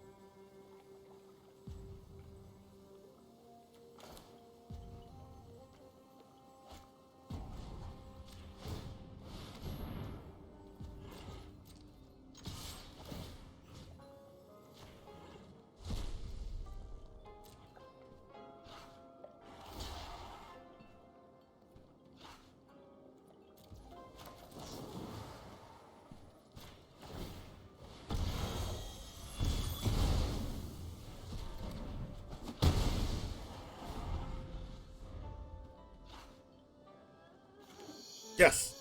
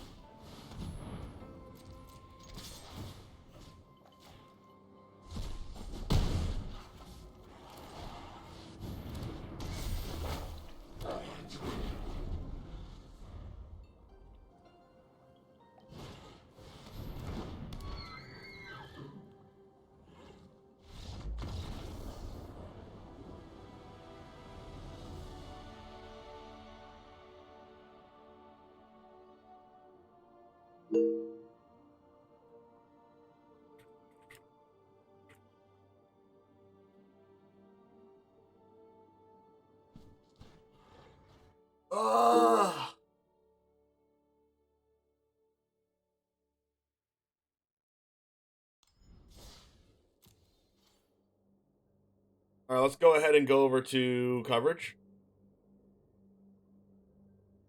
Anytime you have a corgi, it just looks like a corgi in disguise, right? It just is. Yeah. It's a corgi shape with like a husky disguise. Because the thing I've seen recently, that's exactly it. Like the huskies, corgis, like they're like small huskies, like with squat legs. It's like the most adorable, weird-looking thing that you just can't help but appreciate.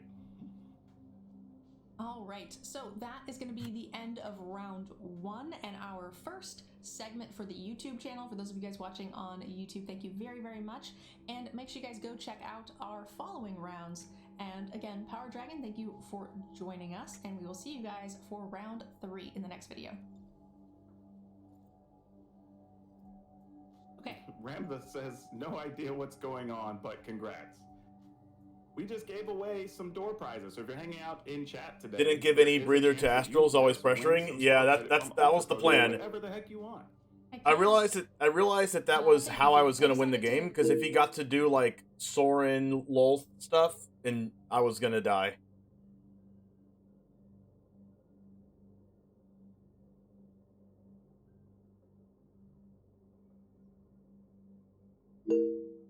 Animate high first and then verse.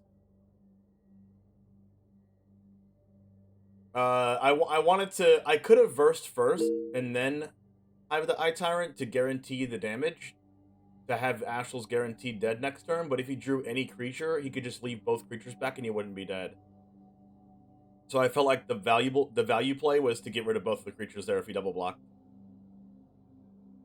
Oh, you thought I was gonna verse before attack. I was thinking about it. I was really thinking about it. P33, how's it going?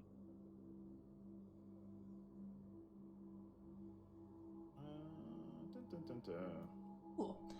Okay, so quick question for you, Power Dragon, while we're kind of on this little intermission break. Yeah. What are you working on? You working on anything new content-wise? Tell us about what you've got going on. Oh, man. It sort of feels like we're not past COVID, but like as it's gotten a little bit better, there's been people kind of reaching out, wanting to do some projects again. I think everybody's just feeling invigorated from a content standpoint, even when we're not doing stuff in person. So I've got a bunch of stuff lined up where I'm appearing on different podcasts over the next couple of weeks. I just did one with Brainstorm Brewery, the Goblin Lore podcast. I've got to do a thing with them next week. What else is going on? I have like so many things in my calendar. It's crazy. It's actually getting to do a bunch of small time collabs with other like up and coming creators is kind of where I'm at right now. And everything else I'm working on is kind of behind the scenes, some personal stuff, trying to bring on some new sponsors and whatnot. But yeah, otherwise I'm just like trying to keep crushing it over on the YouTube. I got into a good groove this past week, had a bunch of crazy decks go up that people are enjoying, and I have a bunch of content I still gotta make that I gotta find time. I have so many videos I want to make. Like I literally told people my perfect world right now would be to have like a crew of like 3 or 4 people I could just give the idea to and go like, hey, go record this. So we can edit it and put it up on the website.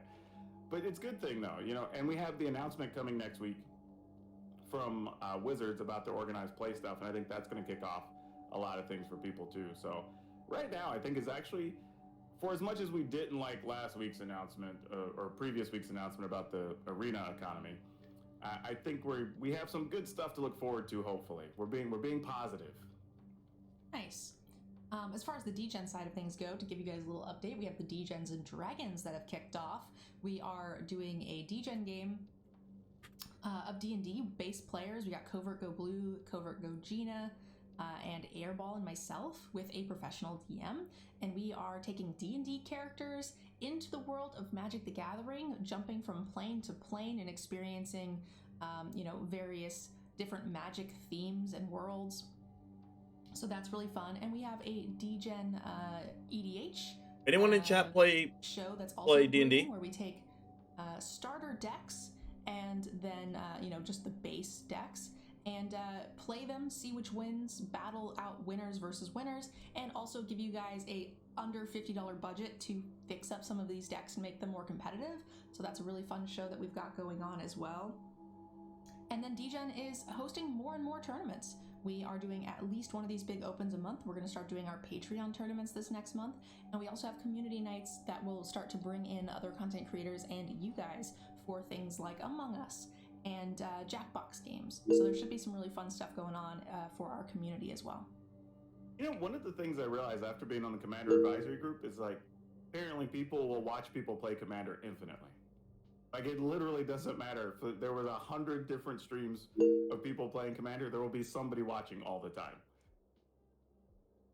This month for me was a little bit light, and for DEGEN, because I'm the one usually making those things happen. Because I had LASIK, so my eyes are a little bit blurry. So for those of you guys who are here for the coverage today, I will be taking a break and going and laying down for like an hour. I have a replacement for me to run the ship, and Power Dragon and Airball, two of our DEGENs, will take over. So that'll be fun. Hey, Mets. Also, Harkalark, thanks for the compliment. I've had multiple people say that I should read audiobooks for people, which is funny because I hear my own voice for like 30 hours a week when I'm editing, and I'm just like, I don't know, I just sound like a guy. But like people seem to really enjoy my voice, so I appreciate that, because otherwise y'all would probably... I'm reading chat right now. Every week. I play my land for turn in second main. Is there a reason for it? People could never be tired.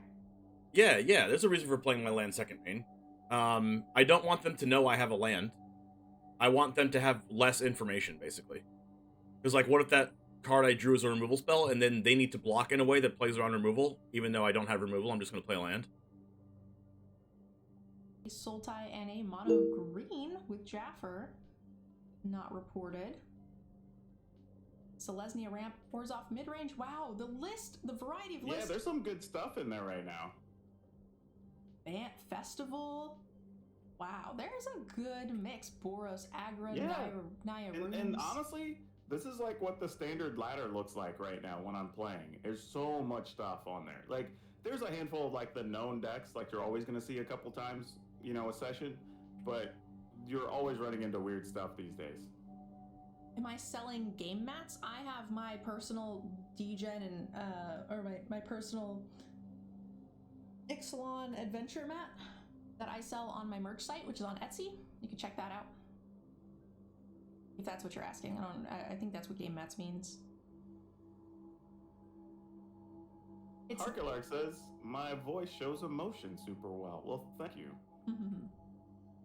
Actually, one of the reasons I actually speak the way I do when I'm speaking to the public actually comes from my upbringing. I had a bunch of friends when I was growing up from like all different ethnic backgrounds, and a bunch of them were either first or second generation Americans.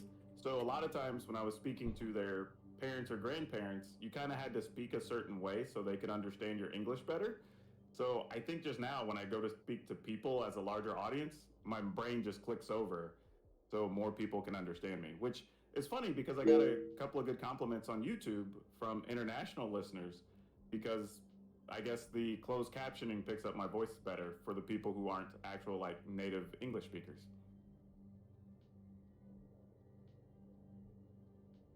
This nerd girl's definitely tired of hearing my name by now. I think you're fine, Lark. You'll be okay. No, Hark. If you weren't here, who would tell me to fix my cardboard live reset? Man, I have that same problem all the time. I forget to turn it on, and I'm just like, oh yeah, sorry guys.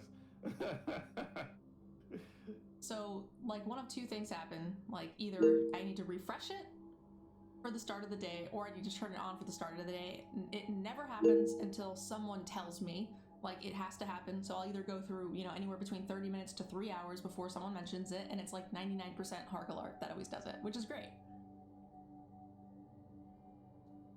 I'm the Morgan Freeman of Twitch. I don't know about that. There's people that definitely have much better voices than I do. Plus, like, I could do a reading of Go the Fuck to Sleep because that's hilarious. But, like, other than that, I probably have nothing on a Morgan Freeman. Actually, that's the wrong guy. That's actually a Samuel L. Jackson thing. Morgan Freeman is the voice of God. Hair.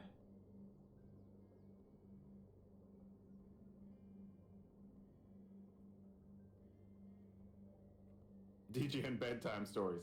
If y'all would listen to that, I would totally do it. So I thought about doing a recording of children's short children's books and putting them up onto YouTube, and not necessarily so that way people would watch them on YouTube, but so that way I could take quick heat up food breaks. You know how they're like 15-ish minutes for like those long 12-hour streams, and throw that up and have me do like a story time video. I thought that would be really people good. would love that. Yeah. Like, I have some ideas for some really neat magic-related ASMR that I haven't gotten around to yet, but like, it's a thing I really want to do, and the way I want to do it, I think people are really gonna like it in little like 8 to 10 minute chunks. But I just gotta find time to record it. Quick question. That's what I'm saying. The DGens have a lot of good ideas, y'all. Y'all need to come hang out with us. Like, our whole crew has some super creative people with all kinds of stuff going on. Quick question to Phoenix or Yoshi, whoever happens to be here. Is today 6 rounds cut to top 8? Is that correct? What do we have? 40 some people? Yeah. That should be true. Looks like there's 9 rounds on the list. 16, 32. Great. Might be just short of 6.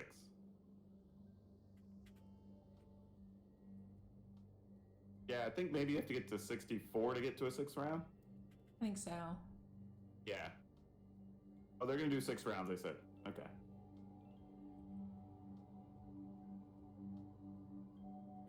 Isn't MTG ASMR shuffling cards?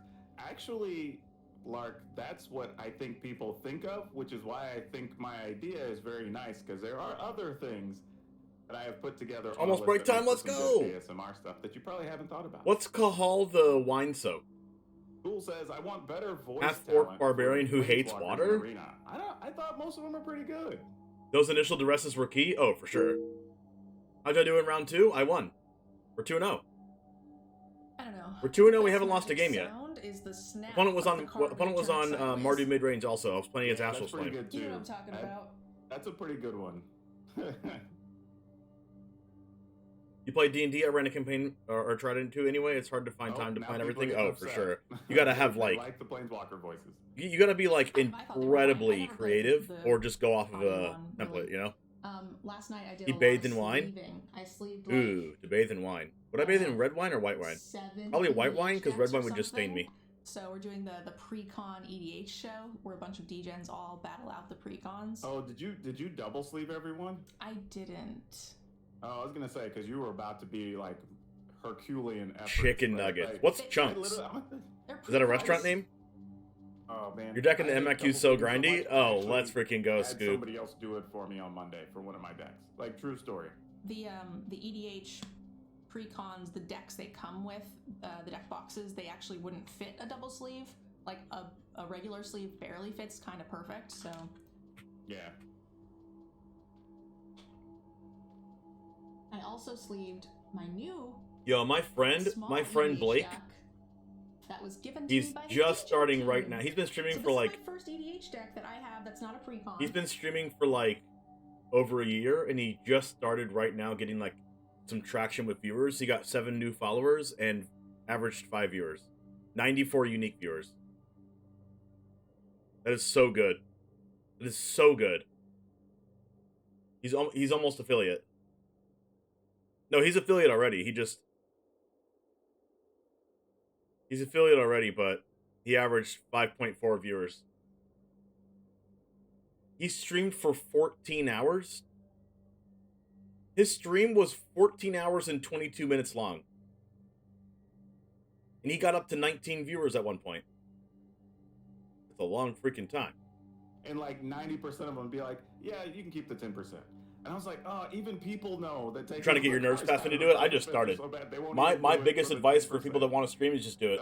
Just start day one, and then be uncomfortable, and then that's it. Just learn stuff. Summer Isle says I double sleeve my modern deck. I can understand that. There's some modern decks that can be pretty pricey too. Learn stuff. You're gonna mess up. Learn from it. Keep improving one. Keep improving one thing every single day. Open binder. You know, I'm 50-50 on the proxy thing. I did a video like 2 weeks ago that I put up. If there are more hours in the day. And explaining the difference between like proxies and counterfeits and stuff. But one of the things I brought up was I'm personally not a big fan of proxies because I don't really believe in the concept of there's just EDH or Commander staples.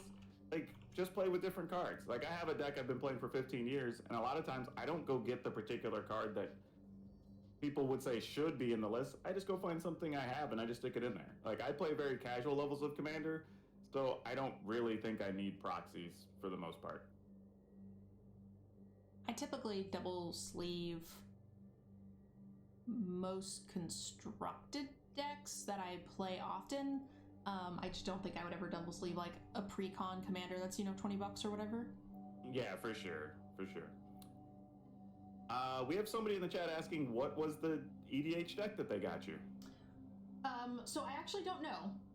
So because I can't really see yet, my vision's still pretty blurry, I actually can't read cards. I like physically cannot read. Like, it has to be here for me to read. Anything from here past, I can't. So I just haven't read them yet. I just sleeved them. So, and it also came in kind of a random mesh of cards because they ordered it for me from our sponsor, Cool Stuff. And so it was just like a pack of cards. So I actually don't even know who my commander is. Just find a random legendary creature in there. I'm sure I do. It does look like there's a lot of dragons. It looks like it is. You already told Jeff if we match up, it's going to be in the emote war. It is white, green, red dragons. I wish our chat was emote wars. Class, you guys need to You guys need to step up your emote game.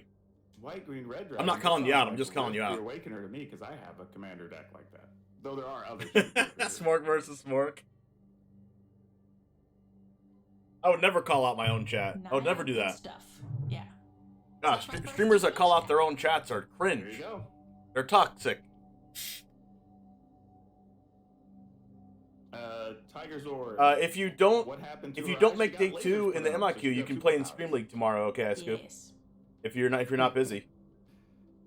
So You can also get your invite for the top 4, the qualifier weekend. Of LASIK, because I did not qualify for LASIK, so I have, instead of a 1 to 2 day recovery time, I have a 2 week to 60 day recovery time for when my vision will fully heal, because basically it has to, my eyeball skins have to regrow, which is really gross.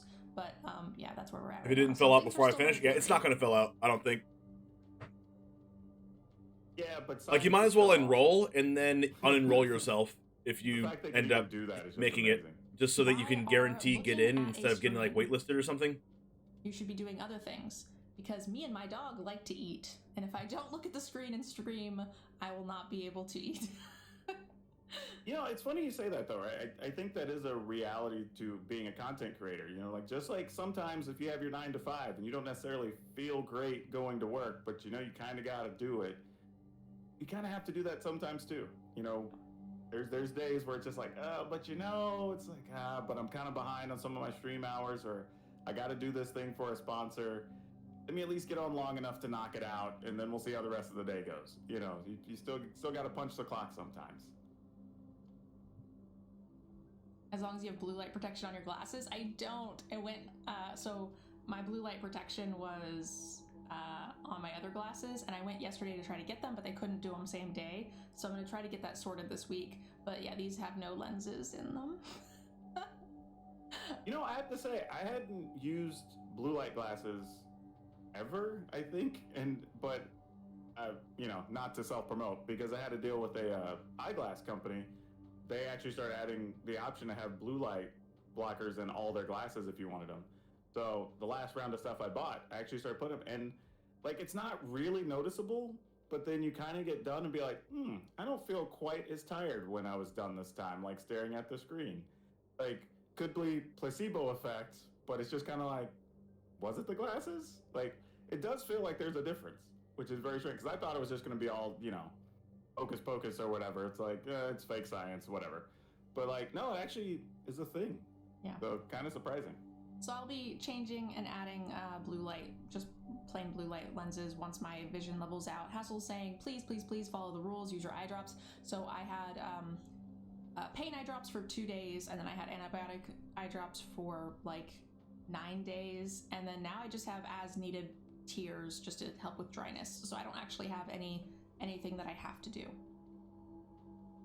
Lark says even Eminem makes the rap game a 9 to 5. Yeah, actually, crazy stuff. Go read up about Kobe Bryant. Like, there are some legendary stories about how hard he was driven, even compared to other like pro athletes. Like, they're like in awe, especially if like there's a crazy story about him during the U.S. Olympic trials or whatever with the rest of the pros. It's just, there's some crazy hard workers out. Some of those are probably to an unhealthy level. I don't think people need to be driven that badly, but yeah, you got to punch. Corner girl, you know what it is to have awful eyesight. I've been I thought I heard blue-white protection. I was gonna say I've been lucky to have good eyesight. I wish I had. You just meme with burglar rat biting palm tribal. I'll feature you if you do that. Tammy's doing well. I got my dog. There's a good chance I feature you. I can't guarantee anything. His walks are much better. He's not aggressive to dogs that walk by. He's not pulling and being very unruly. Also, they taught him a new, very important command that we didn't have before called out, which I don't know how. What's the 9 to 5 job he's speaking of? I don't know, actually. But he does it so well, and he really stops. So he was like chewing on things and being very rambunctious, and we couldn't get him to like round timer ended. Things. We couldn't get it out of his mouth unless we like shoved our hand in his mouth and like he bit us or whatever. But yeah, out. And he just like stops and just doesn't like, just whatever he's doing, he stops and he looks at you. And I'm like, holy crap, how did they get him to have this reaction? Did they like beat him or something to make him so like he outs way more like faster than he sits. And I've been working on sit since like, he was 8 weeks or whatever, and he's got it down, but out is just like, it makes him really have this like jerk reaction, which is great. But I'm just like, how did they do this? That makes it more likely I play the meme, but I'll have to figure out how to screen share. I'm pretty sure it's easy on Discord to do that, but I'll have to test it out. Yeah, on Discord, there's just a button for it. Share your screen, and then you just click your Magic Arena screen is just going to pop up, and then you just click it, and there you go. I got like 3 pair for like $140 most recently. But like, if you play the meme, you probably, you might not get your invite if you care about that. You're gonna spend like $80 a pair. Like, it's totally worth looking into, and they're legit. I'm wearing some right now, actually. So are those prescription glasses that you're wearing? They are prescription glasses. That's the second time Power Dragon said not to self-promote. And I'm pretty sure not without insurance. I just straight up paid cash for this pair. I know him, and he's not like that. He's a very nice person, and is very smart and methodical with the way he does things. And I know he doesn't mean that in any bad way, but it's just funny to me. 60% win rate in standard. Okay, you have to play it now. I think we have our last round. Round 2 has ended. Please report. Announcement received. To go. Oh, Ninjura, you're not lying. Prescription glasses are totally worth it when you live in the Northwest, because the sun sets so slowly sometimes, and when you're driving around, it's just right in your face for like 20 minutes of driving. It's the worst. So I definitely had to get some for the car. I don't even wear them around. I have a pair I just leave in my armrest just so I can have whenever I'm driving. We beat Mono Right and MARDU midrange, so now all we have to do is play against a Goldspan control deck, or some kind of blue-white control deck. Whoa, Gwyneth, what kind of insurance do you have? Your insurance paid $900 for your glasses and you paid $0? That is awesome. I remember when I had vision insurance, I think I paid whatever it was on my premium, and then they would give like usually like a $200 credit or something once a year to get glasses, and I would still end up paying like an extra $50 to $100 depending on what frames I got. Yeah, I this is 3 years ago now, but I splurged. I went to Lens Crafters, which is like more fancy name. Do you remember one? Yes, we're 2-0. My glasses are such a big thing, and I wear them all the time. I typically don't, I'll just wear regular tees and I don't care, but my glasses, I like to get something nice that I really like, and I got glasses and sunglasses, and I think I spent around $800-ish. but that was for Yeah. both, and both of them were name brand. Yeah, they can definitely be pricey. What I like is I'm trying out the idea of like every couple of months I'm going to try to buy a pair so I can have like different ones to go with different outfits or like different moods or projects. So like maybe I'll have a green pair of glasses and a blue pair of glasses or whatever. I'm just going to try that out because they're cheap enough now. Yeah. Because I got like before when I'm like, I'm not spending, you know, $200-300 on a pair of glasses just for fashion. But like now I'm like, if it costs me like $40, I'll try a little something, you know, like just to see. I don't really know. Nice. Yeah. Yeah, I wear my glasses more than I wear my pants most days. Since COVID started, that's true sometimes. Can't really argue with you. I did take a meeting the other day, a DEGEN meeting without pants. Oh my. Hey, I'm not going to tell you the different physical conditions I have been in when doing a whole lot of work during COVID. I'm going to keep that one secret. Everybody says, you don't have to wear pants when you stream. Just, you just don't stand up. Nobody will notice. I was like, okay, 8-hour stream. I'm going to have to pee at some point. But I definitely took a 30-minute video meeting with no pants. I'll wear like pajama bottoms, but I'm not going to go no pants on a stream. Like there's just too much chance for stuff to happen. Like my cat comes in and I forget and I pick up my cat or something and like, nah, I just can't risk it. Can't risk it. Oh yeah, I was very mentally aware of like during the whole meeting, I was like, don't stand up. Don't stand up.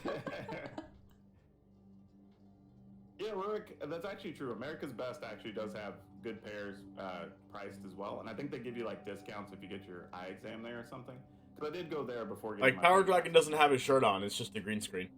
It looks like the only one is Esper Planeswalkers versus Orzhov Control. That's not reported. So if your name is Alex or Von Emmen, please report your match. The round has been over for a few minutes. Yeah, that is the secret. People don't know if most of their favorite streamers actually have legs or not. You wouldn't know on most of us.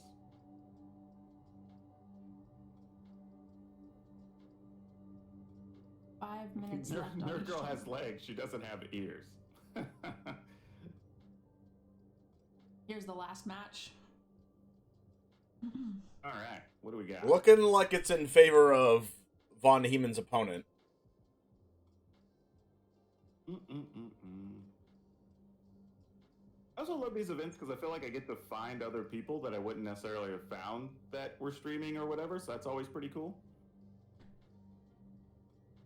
Oh, we're literally coming in at the very end here. We're running down on the clocks about the same, just about a little over 4 minutes on both.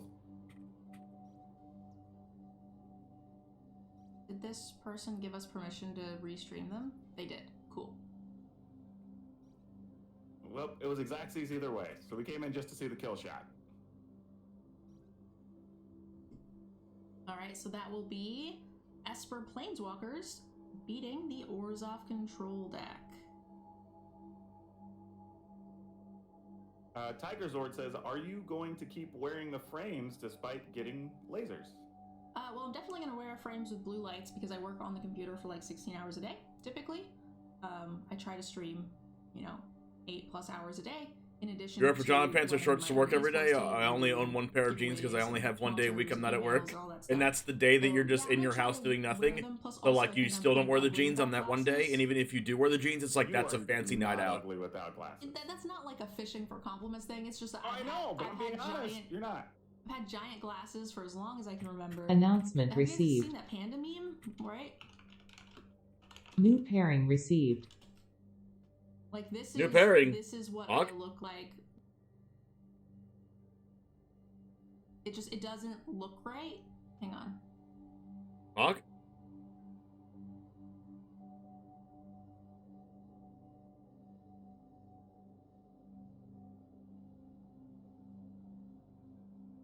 New pairing, trying to get nervous.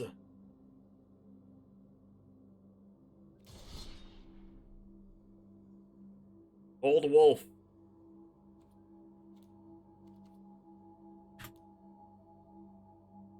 Round timer started.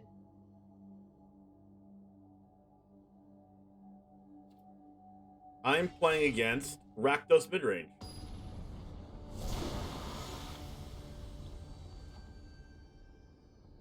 Emo only on, please.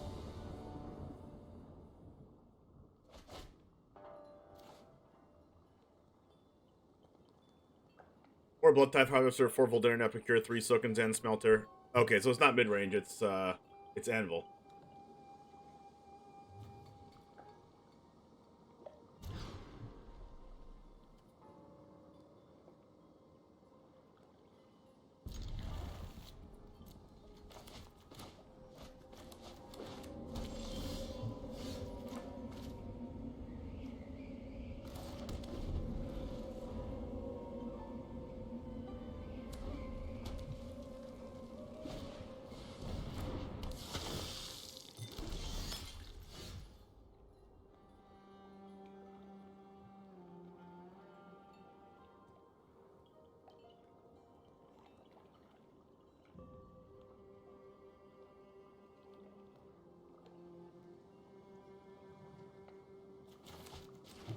All right.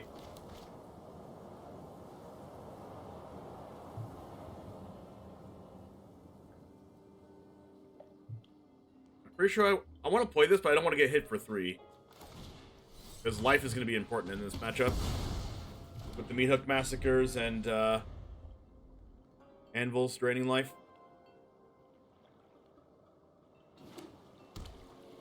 Please don't have Smelter. And Anvil. The good thing about my deck is that I have answers to Anvil in the form of Skyclad Apparition. I need to draw land here. Wow, I drew both Legion Angels. Okay, we're probably dead.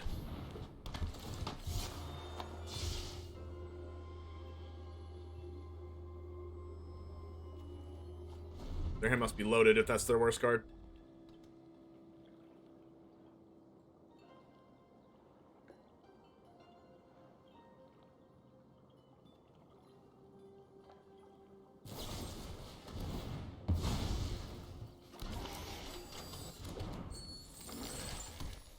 Need to draw like 2 lands in a row.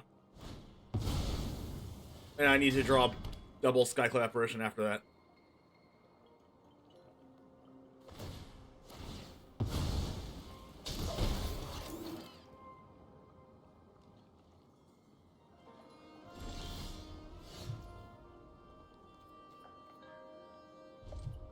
My hope is that they go land, animate, hive, attack with it.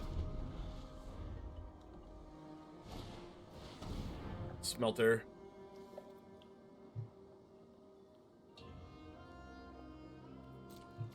I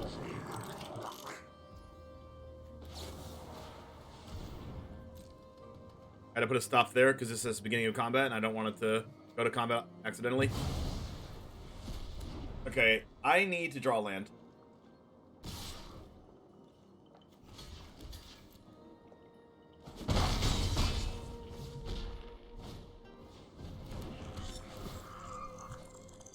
Perfect.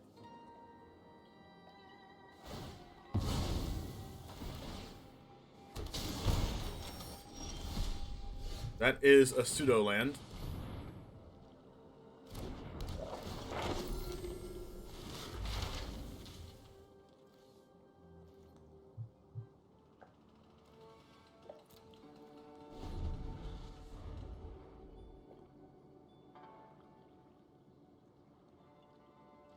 Watch me get this environmental sciences and then only draw lands after that.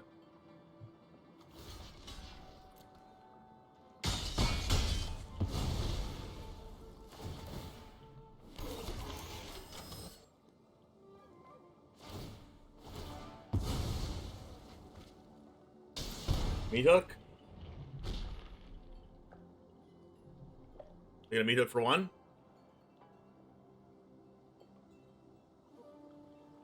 That would do a lot of damage to me.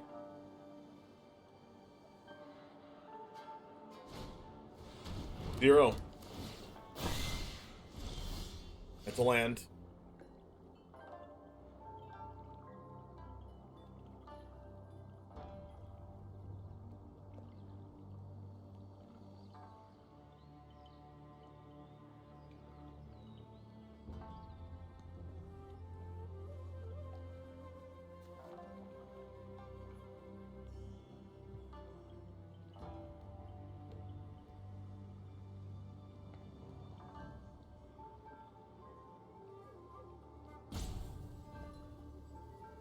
Good chance there's some kind of removal here.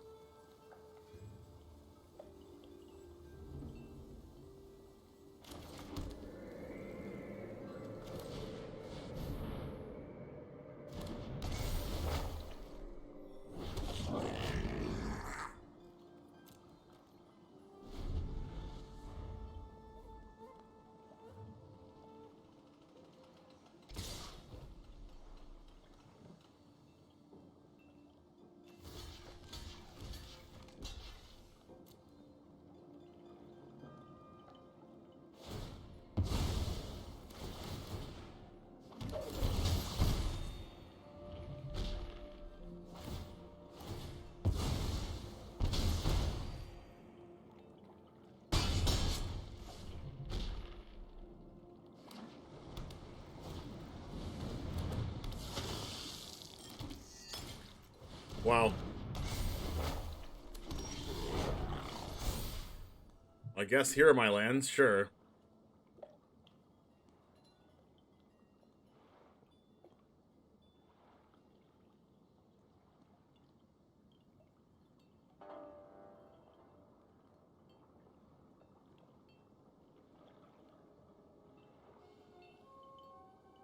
I'm gonna draw Skyclave, but I don't even think that works.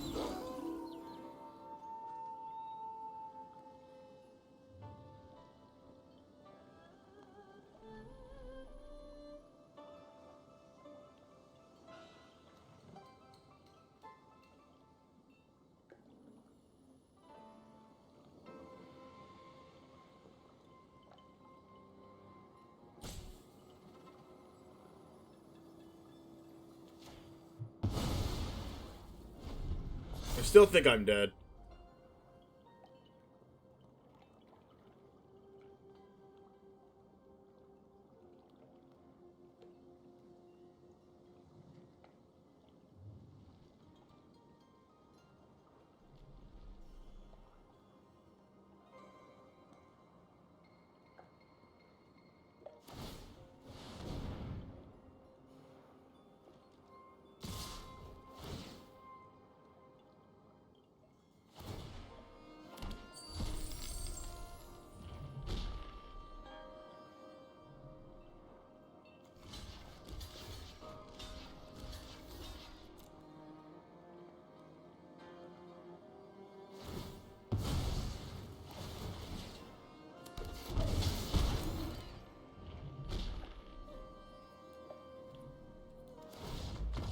That's 5 right there. I'm at 5.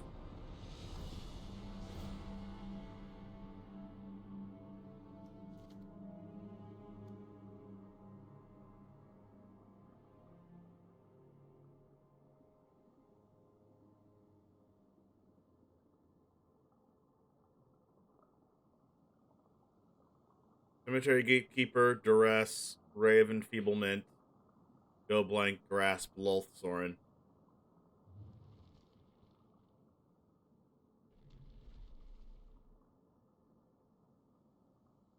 I think they bring in just Go Blank.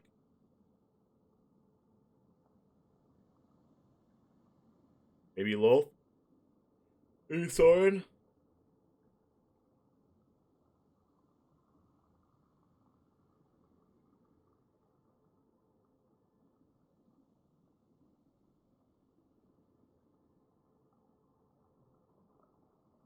Question is, am I killing them with flyers?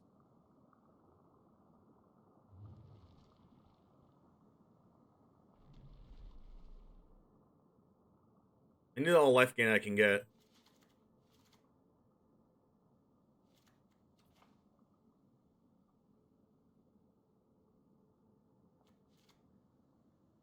Brutal Cathar is kind of bad.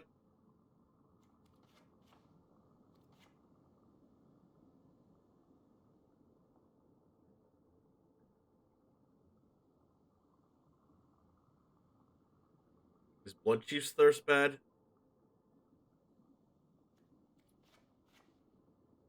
Probably.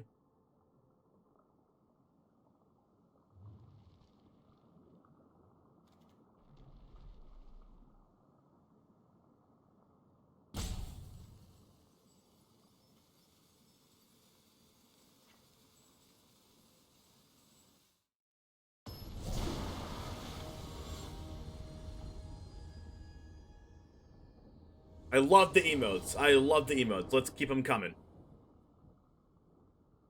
Play first.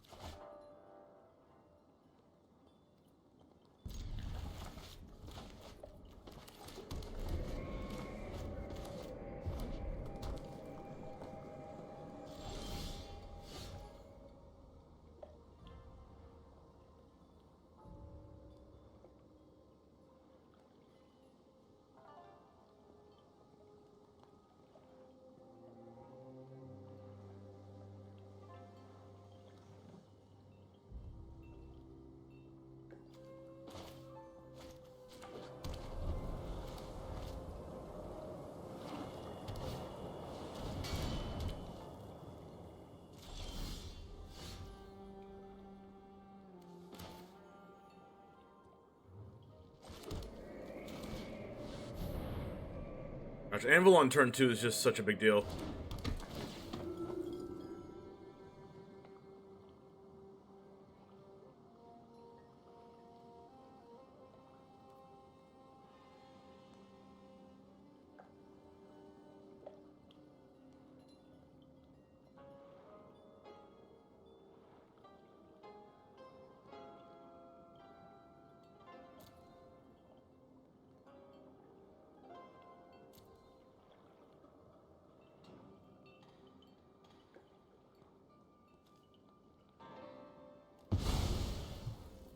I think I do that because if they want to voltage surge me, they're going to have to use their whole turn.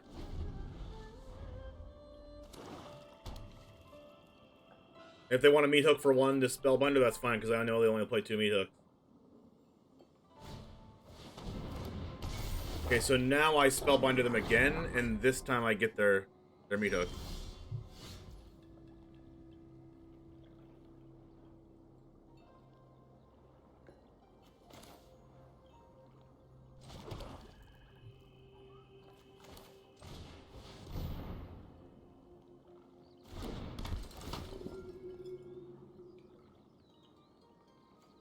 Have another anvil? How does the anvil player always get multiple anvils this early in the game?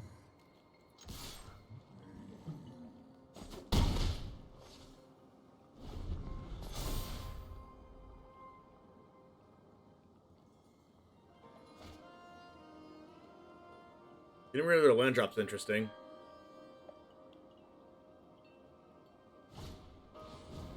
Please hit a 5-drop.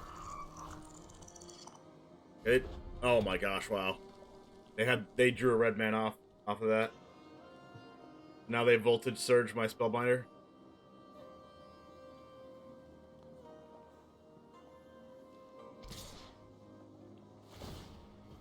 Because they can't meet up for one.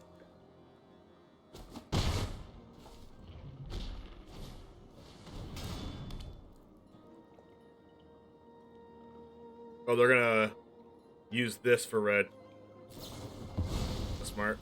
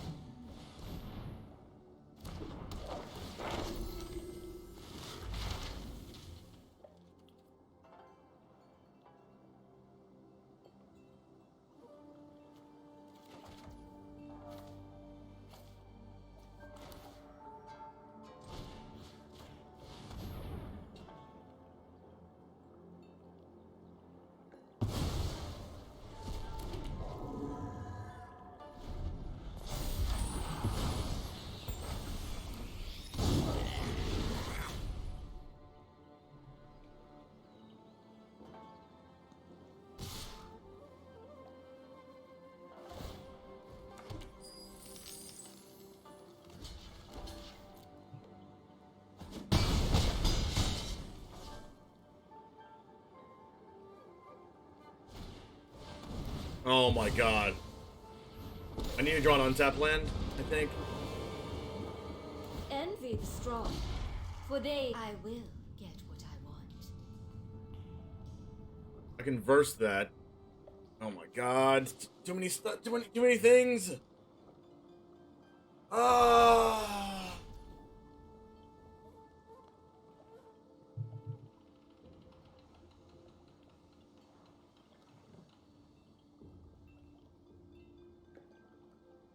Converse and meat hook for one.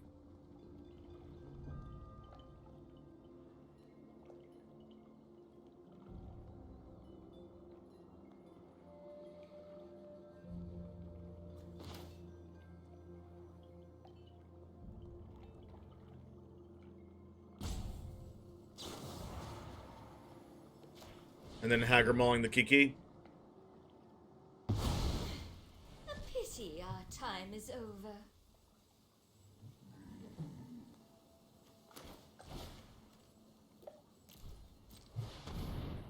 At least I gain a crap ton of life from this. Which is the reason it's in the deck.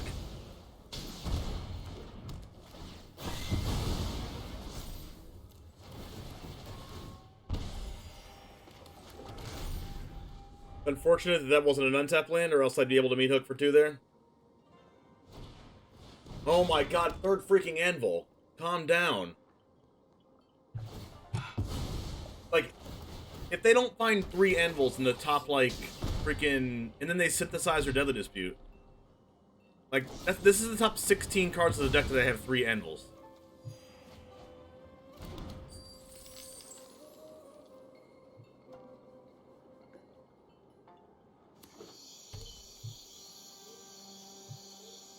Like if they draw an anvil late or they only had 1, then I would win this game.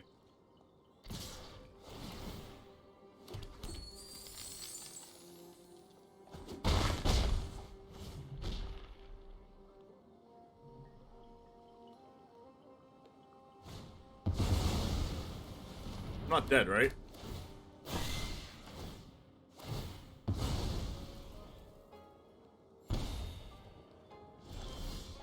Okay, that was a really good draw.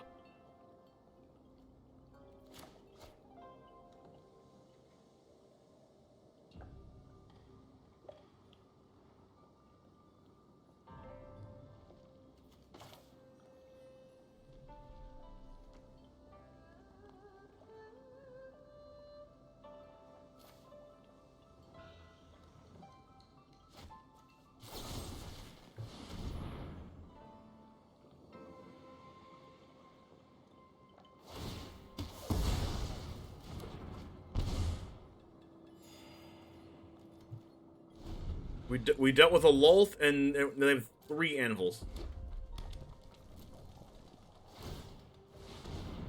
We don't have another meat hook in our deck.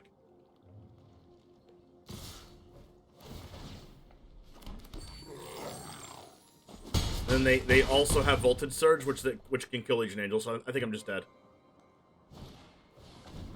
Oh my. They're busted.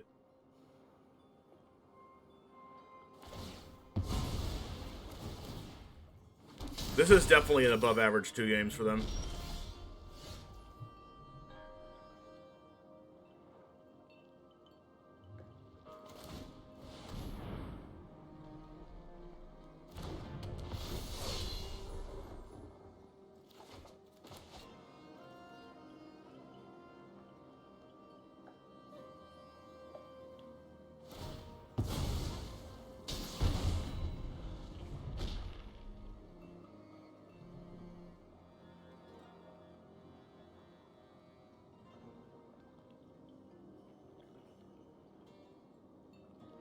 I haven't drawn Sorin or Graveyard Trespasser either for more life gain.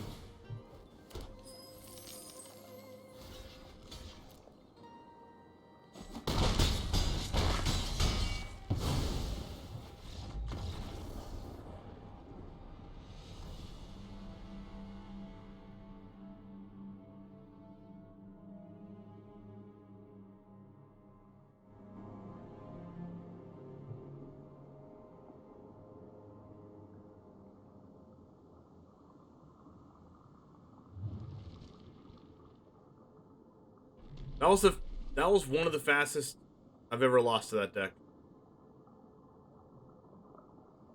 It on your own, Power Dragon, while I go grab him. It's all right. We got this covered. Me and the chat are going to hang out here with Hey Miss Shay's wonderful VTuber avatar. Love it. Yeah, so far it looks kind of like an identical setup, though it might just be mono black. Oh, it's actually, I guess not, because we saw Hey Miss Shay earlier. She's actually got Abzan colors here, and just draw Shigeki, which is pretty sweet. Looks like we're just going to lead with wedding announcement.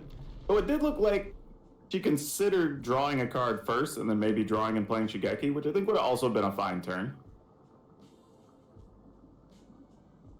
But I also really like Bank Busters here. Like, it's just a card that over time generates so much extra value, and it actually fits more decks than I think we initially thought it was going to fit when it got previewed.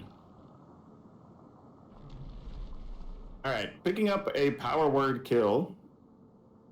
So that's going to be pretty strong here.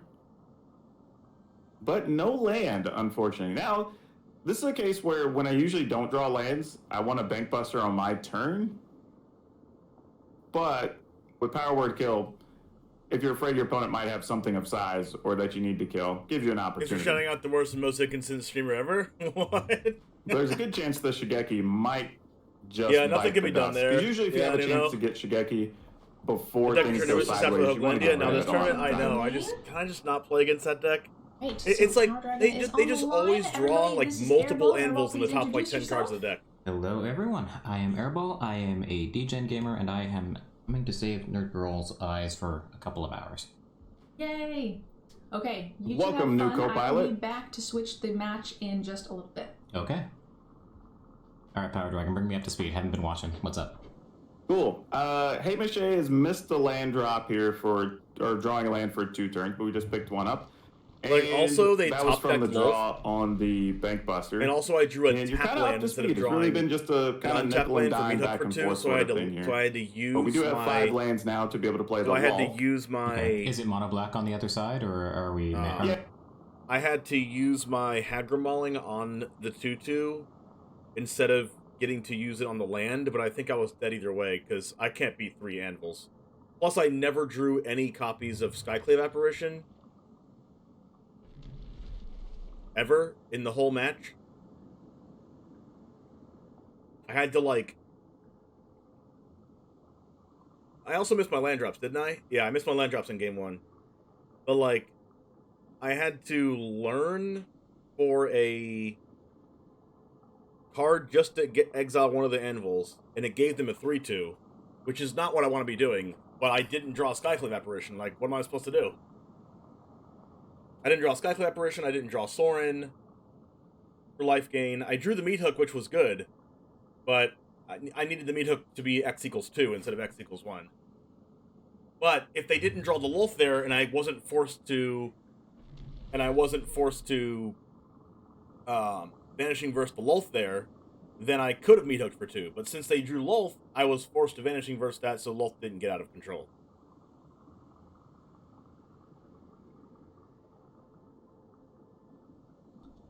But that gives up cards. They have more yeah, counters basically on those Kryptonite. guys. So if they have like a board wipe here, then it makes sense to just chump.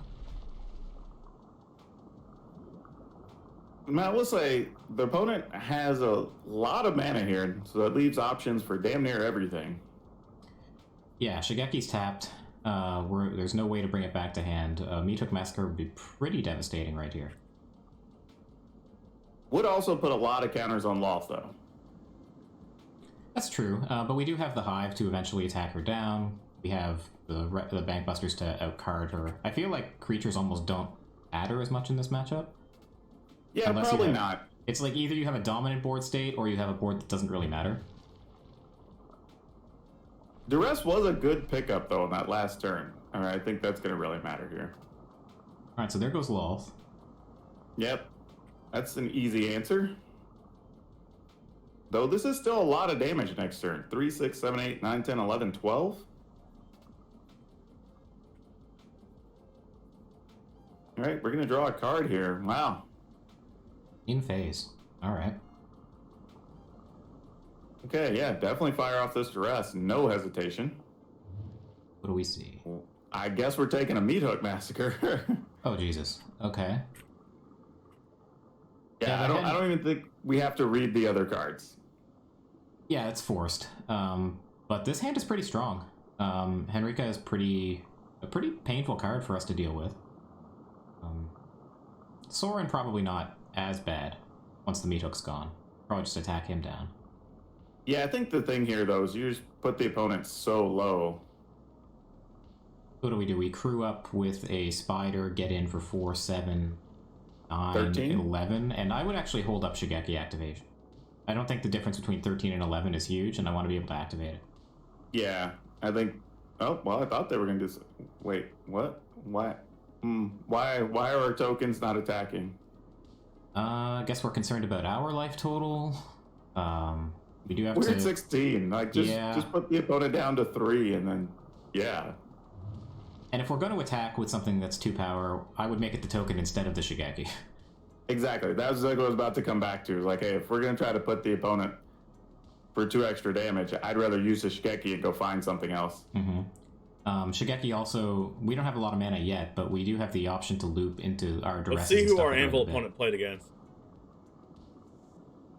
And it's a big difference here, right? Because now the opponent has 3 blockers. You can get 4 damage in. Yeah, if you'd have done 4 extra damage, they're only at 5, and that changes things a lot. Okay, so what does that do for us? I can't tell from here. We can destroy planes. Well, you can't destroy planeswalkers. Enchantments don't help you because you use too much of an advantage. Artifacts, maybe, if you don't want to have to worry about their bank busters. What happens if we don't do anything and we just crew up the bank buster and attack? What happens then? We crew it up, we attack for 3, 8, 10, 12, 14. They can block 5. You put the opponent down to... They can block 8 of that? Is that exact lethal? No, it's not. Not quite. No, you'd be a little bit short. I see what we're doing here. It's like, okay, if you do that, you get in for 6. They have to double block. Well, they can't. Yeah, they wouldn't be able to double block the spiders. So you're going to guarantee 6 damage. Shigeki's attacking again here. You're going to guarantee 5. Yeah. Alright, so you get in for 6. Still not in love with the Shigeki attack. I do think if you're going to run Shigeki, you should probably be activating it in most situations, but I guess we're trying to push through as much damage as we can. But this comes back to last turn, right? Had we attacked with those tokens... Yes. That's the difference in the life totals here. Yeah, you're absolutely right. We decide to hold on to the farewell. Makes a lot of sense. Yeah, not enough advantage to be gained from it, and you can use it as a emergency button. Yeah, the only punish is if they play Soren, and I think Soren is a little too slow given where our opponent's life total is right now. Yeah, definitely. Soren's way too slow. I mean, Henrika could come down, does a little bit of something. You do gain 2 there from your Saga. You're at 7. Opponent has to choose. Okay.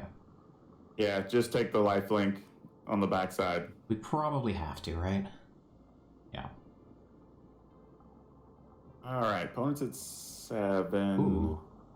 Whoa. I don't know what's in the bin here.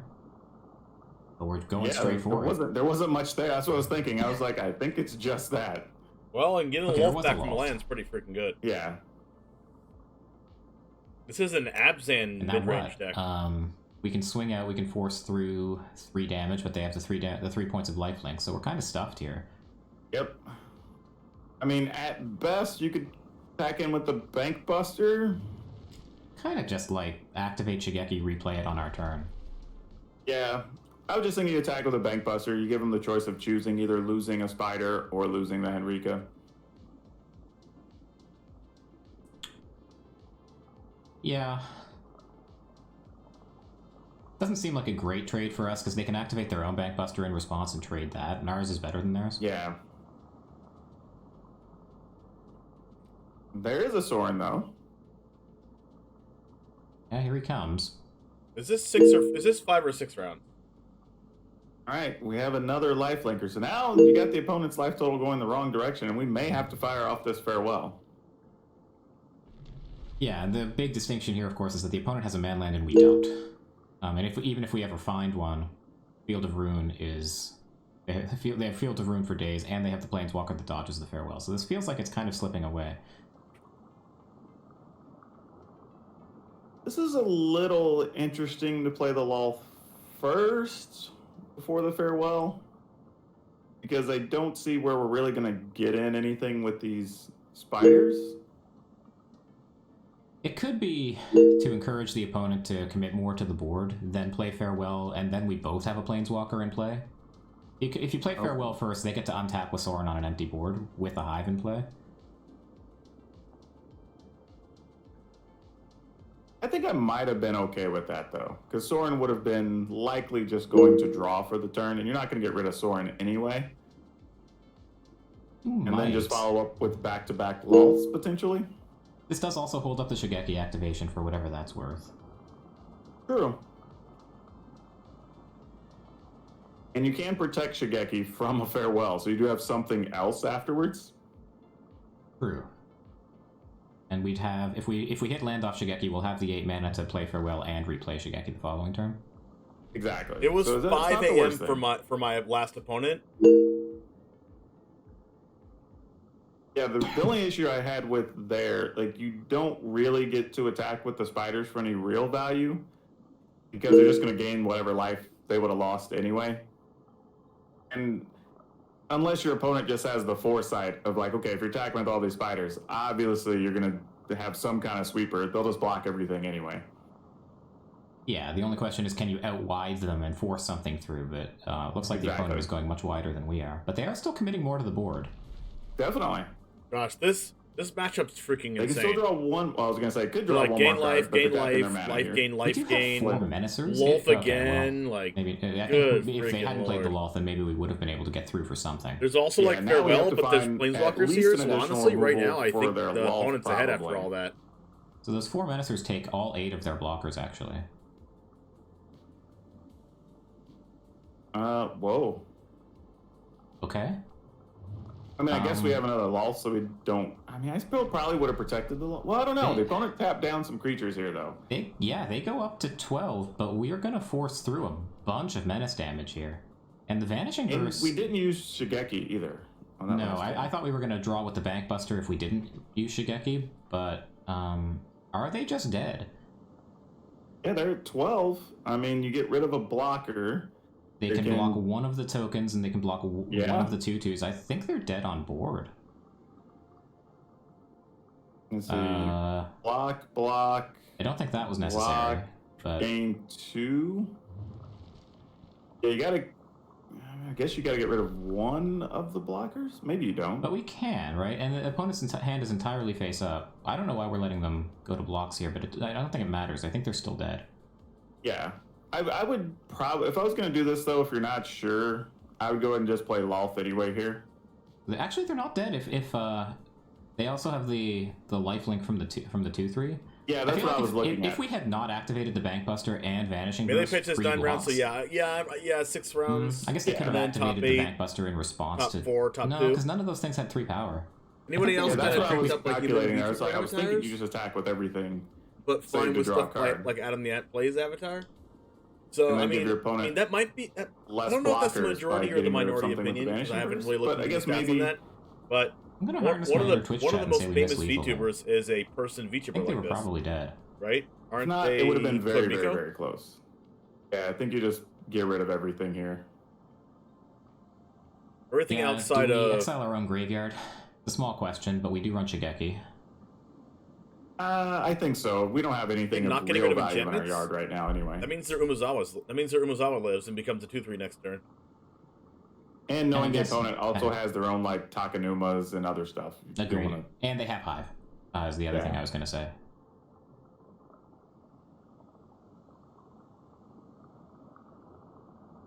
Yeah, and this kind of comes back to, had you used the Shigeki previously, you would have still had a land, most likely, to be able to get rid of one of these Planeswalkers. This is tough, because now you're going to lose your Lolth. Wow. Yeah, you're going to get theirs, but this is just a situation where they have a Planeswalker and we don't. Yep. Planeswalker plus creature land. Now, Sorin, when they're on 5, is not the best card advantage engine, right? But correct. Nor is Lolth, actually. But it still feels like we're behind the 8 ball here. Well, I mean, I think you can afford to plus Wolf here. As Like, soon as being they at start 4, getting like, what, any amount of what's life, Mardu gonna do? Kill you at 4? That's gonna be it. Yeah, so we need to Really? probably...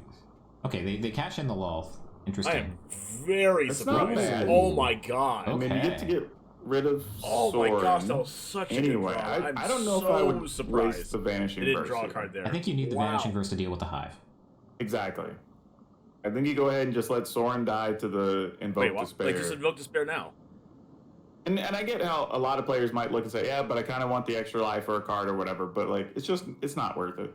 And you get another Vanishing Verse. All right. The way I think about these control matchups... No. The way I think about these control matchups is that each of your individual cards have a job. For sure. So, like, I see that Vanishing Verse and I see the man land on the opponent's side of the board, and I know that that's one of the only cards we have that can deal with it. Yeah, that would have been the thing I would have waited for and done here. Is you go ahead, let them spend the mana, try to attack with everything, because you're going to take the same amount of damage either way this turn. Well, the opponent did know that we had a Vanishing Verse in hand. So they may have not activated the Hive. Yeah, that's fine. Well, that's okay. Because then, I so still you would have save waited 3 till more their turn damage. and just give them the option. That's a good draw. Gosh, this game is so back and forth. That's solid here. You will only go down to... Oh, you actually can't block anything. Because they either have Menace or Fly. That's true, but they do have to be a little concerned. Like, 5 is not a super high life total. Alright, let's see what they drew here. Yeah, token's not the Mid-range is most back. relevant It's really thing. back. Yes, it is. You love to see it. Alright, we're manually tapping, so we have some ideas. Alright. Alright. Now we get to kill the land. And they're holding up their own Field of Ruin.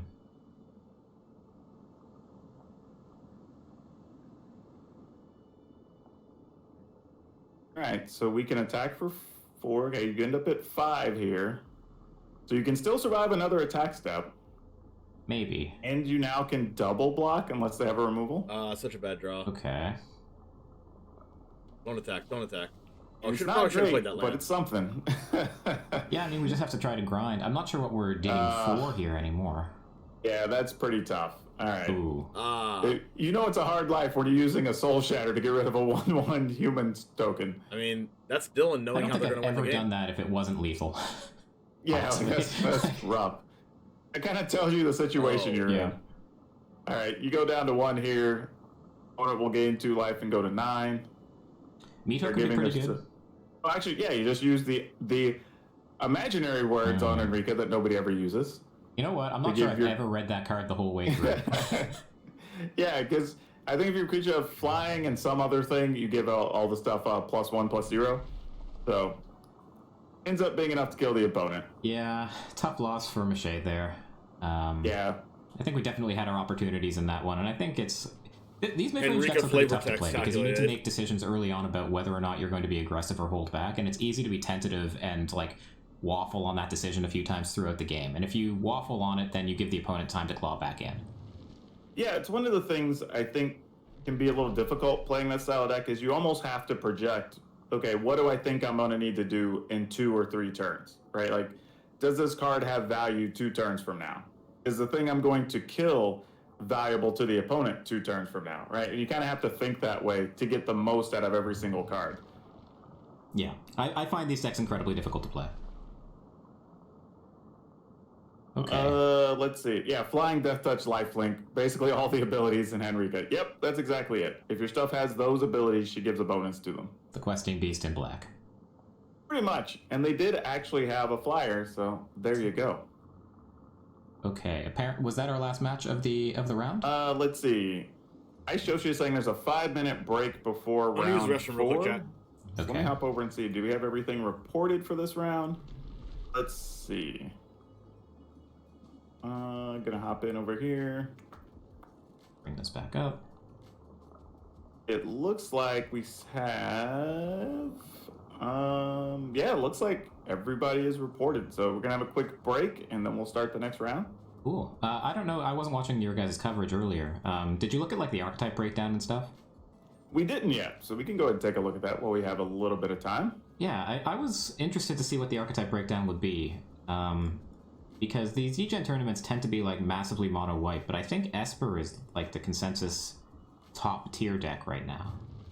Let's see, we've got Orzhov, the most represented, the Orzhov mid-range with 5 players, also with Mardu mid-range with 5. Okay. And each of those looks slightly different, but kind of fits that same style. Then, mono white aggro, just like you were talking about, with 4 copies. And then Naya Runes only had 3 people register that for the tournament, so I guess it's losing a little bit of favor. So I didn't know for a while if I was going to be playing in this tournament or if I was going to be casting it. And I figured that if I was going to run any deck, it would probably be the Esper Planeswalkers deck, because I think that either you're going to have mono white or you're going to have these black-white control-based decks. And I feel like the blue splash is just better in those control matchups than the red splash or anything else. Yeah, it very well might be. And that's bearing out. The 2 players who brought Esper Planeswalkers have won every match so far. Yeah, exactly. So, well, they're 5-1. 5-1, but apparently match win percentage of 100. All right. Yeah, so I don't know what that's about. Maybe one of them got a bye or something, potentially? I don't know. Well, no, because I don't know what that loss would have come from. Never mind, that wouldn't make sense. I don't know what that is. But either way, still very good showing for those 2 players. Absolutely. Yeah, the only, in my experience, the only thing against those that I've really done, like if the decks that have a lot of haste creatures, like various Naya or red-green variants seems to be pretty good against the Planeswalkers, but I think you're right. When you're expecting the rest of the metagame to be either the small, fast aggro or those mid-rangey things, I think you're right. That is a pretty good choice for the day. Just like, generally in the control mirror, the deck that's running blue is the deck that's going to win, because they get to choose what resolves and what doesn't. And the black-white from Esper is pretty good against the mono-whites that I was expecting a lot of. So, glad to see that borne out. Kind of wishing I'd played now. It's a pretty balanced field, though. I mean, there's a bunch of 1s and 2s of things, so everybody kind of is just steering their own ship here, bringing their own thing. So this is kind of interesting. It is. It does seem to be black-white's world. Oh, was that the only Anvil deck in the whole tournament? The only decks that had it says any number of decks like won, any reasonable number that are doing well are the Mardu mid-range and the Orzhov mid-range.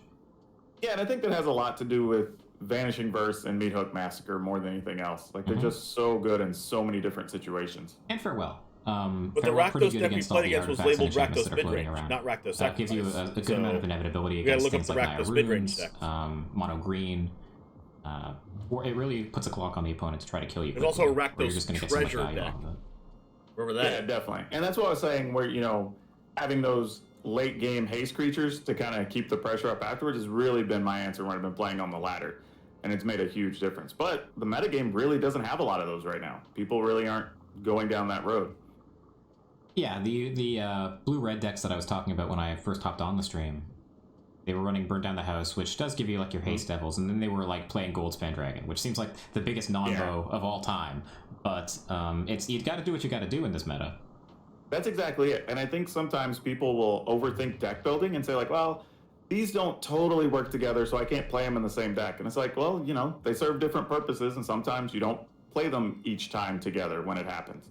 And that's okay. Like, they sweep the board, and you're like, fine, I'll just play a Goldspan Dragon and hit you for 4. And then I'll just, if I need to, I'll make the 3 1/1s from the Burn Down the House or whatever if I have to. Yeah, I was looking at specifically Arna Hushembeth's Is It Control list, and there were just like 5 different non-bows that you would pick out just by looking at it off the bat. But each card answers something that needs to be answered, and it does it in the best way available. Yeah, and sometimes that's just the best plan. I was trying to take a look through and see what some of our undefeateds are here. We do have you want to have a Rakdos Sacrifice sitting at 3-0, as well as a Selesnya Enchantment when they die, and you also want to have play against well. So that's actually aggro deck. I'm curious to see what Selesnya ran into so far in its tournament path. Let's take a look. That's not what I want. Looks like we have played against Mono White Aggro, Jeskai Combo, and Mono Blue Tempo. Okay, yeah. So the kind of matchups that you would expect this deck to do extremely well against, right? Just build up a giant lifelinking creature, deals with mono white very easily. Jeskai combo is not great at dealing with big creatures that come hasty out of nowhere. Mono blue tempo is just not like a real meta deck as far as I know. I'll be interested to see how this does against the Esper decks. Yeah, the interesting thing for me is when I'm looking over their build right now, whenever I've played it, I tend to want to have something like Felidar Retreat or something in there as well for just more late game action. And it tends to help a lot alongside the Hallowed Haunting. I'm going to cut you off for a second. Phoenix says that the next round is paired, and Nerd Girl is back, so I'm going to let her. The next round's good. Next match to watch.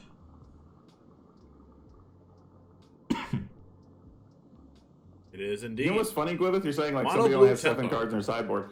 One of the Mono freaking blue. Mono freaking blue.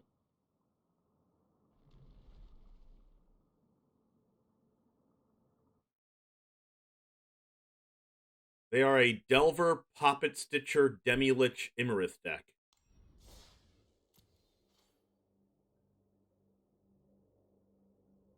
Whenever you cast an instant or sorcery, make it 2/2.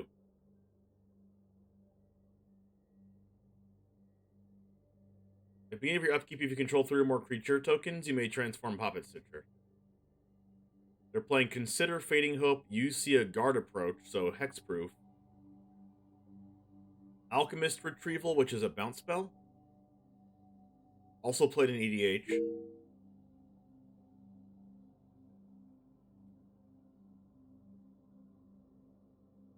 Alright, can we get emote only on, please?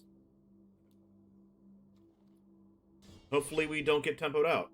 2 Spell Pierce, 2 Essence Capture, 2 Depart the Realm. They're going to be doing a lot of bouncing, a lot of hexproof, a lot of drawing, cantripping. We gotta hope to not get Delver of Secrets out of this game, chat. We gotta get down on the board and have our stuff not get bounced. Play first. Okay, this isn't the best.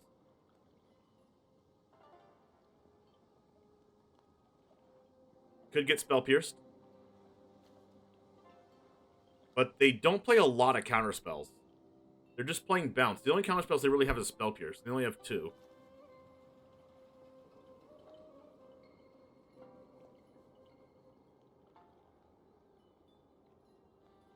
Think I keep this? Like, having 2 threats in 1 card is good against the bounce spell deck.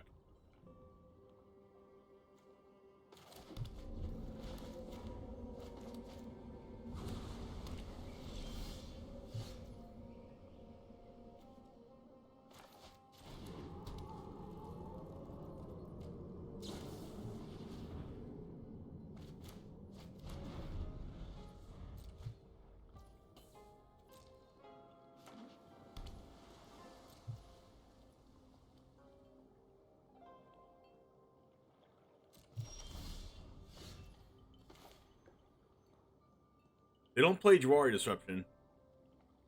So they have to have Spell Pierce right now. They don't play Flash creatures either. Okay, they had the 2 of Spell Pierce. That sucks.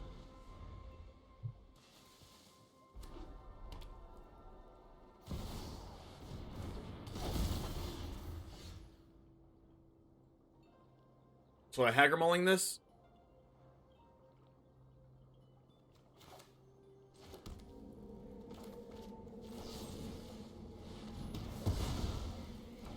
And I do it main phase so they don't make it hexproof in response or bounce it. They have 4 Fading Hopes, 4 See a Guard Approach, so they're going to be protecting their threats. Oh god. Okay, Spellbinder's okay here.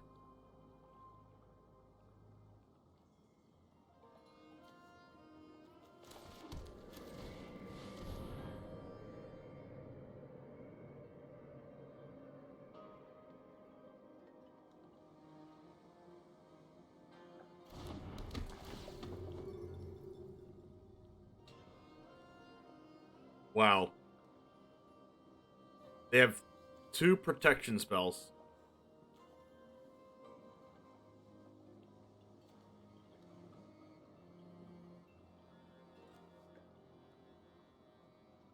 Three protection spells.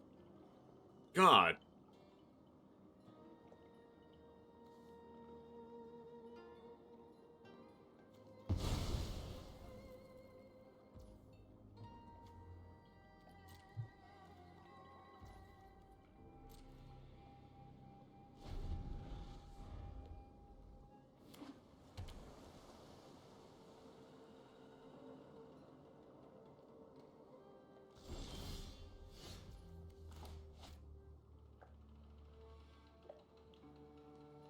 don't think I can beat the protection, to be honest.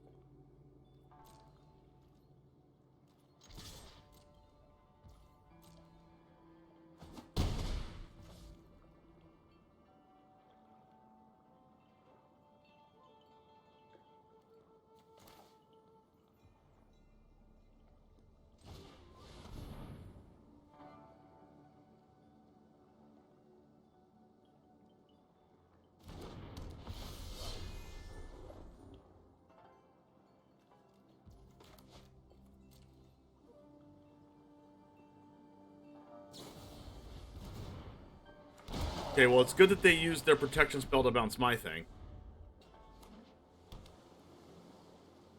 One more land until they get to use Hall of the Storm Giants.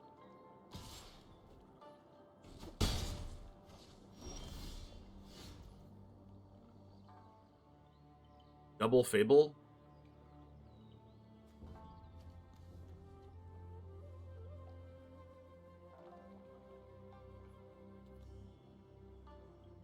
They can give hexproof, and they can...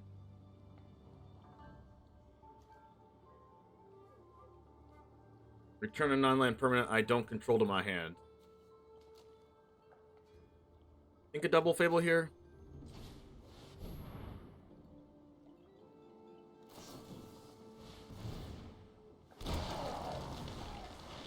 They're gonna UC a guard approach or something like that this turn, regardless, I think. Because then this Puppet Stitcher flips.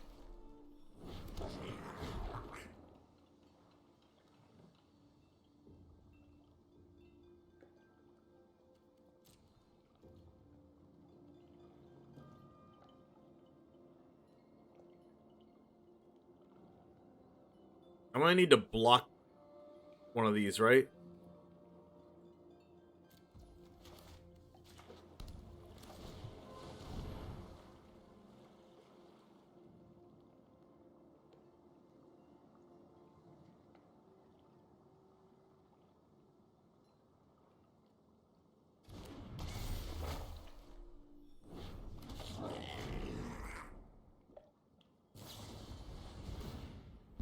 Okay, as long as I can keep making them use their bounce spells on my stuff.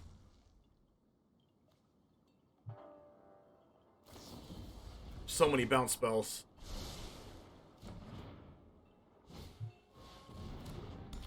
Oh god.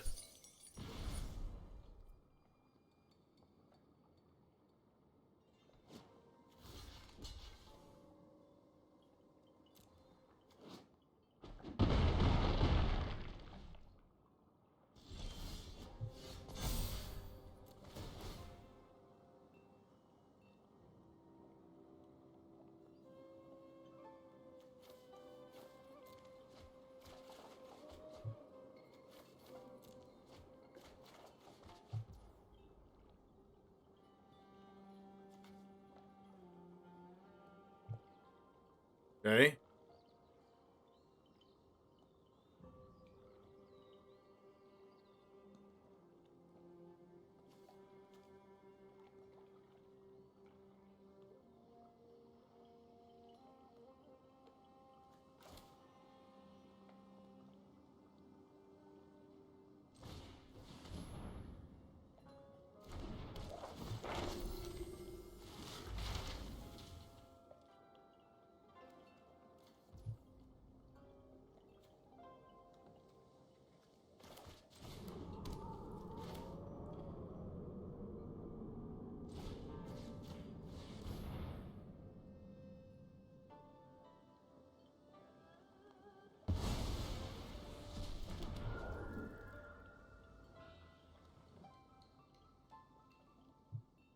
I think I might die to UC a guard approach, so I need to kill this.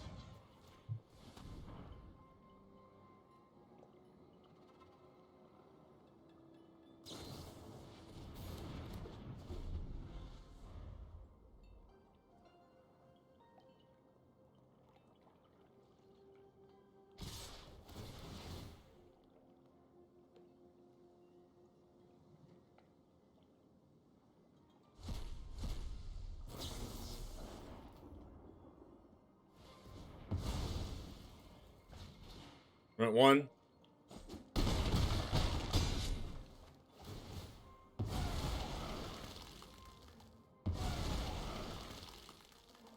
They can bounce anything I do. Okay, that's good.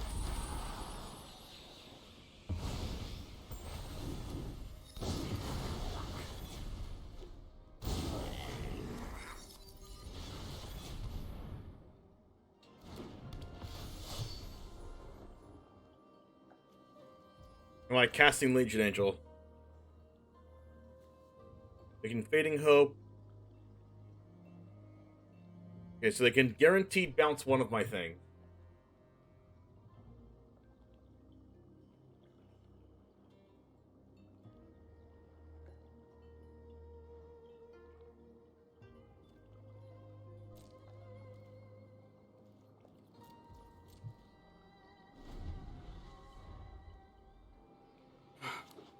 I don't think they have any reach. They have Imarith, which is really difficult for me to beat. They have Delver of Secrets they can draw. That's a really bad draw for them. Are they going to fire up the hall? If they fire up the hall, they can't use Demilich.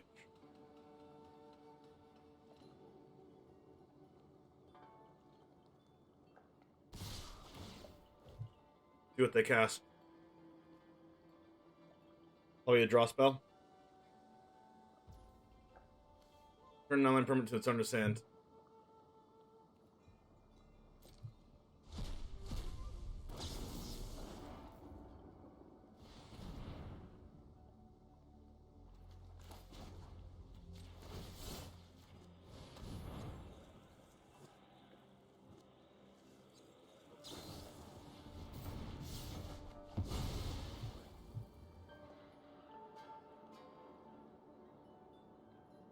Wow.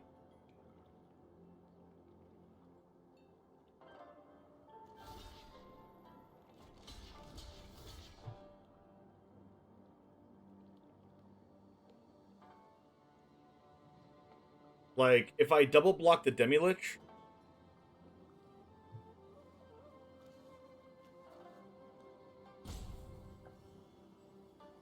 like, all they're gonna do is just attack with Hull and I'm forced to jump.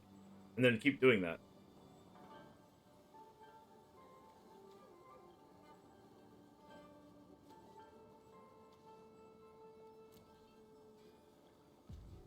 I need to do this and hope to draw a removal for Demilich. Vanishing Verse.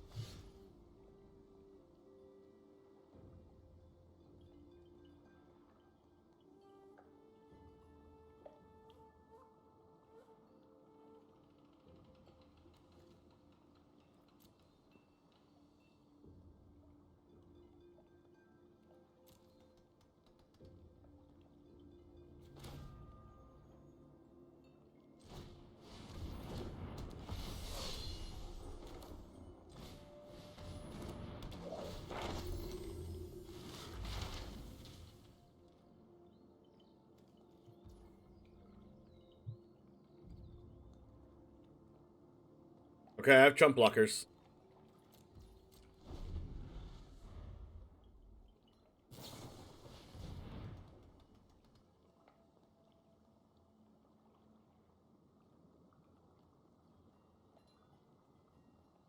They can't attack with Hull anymore.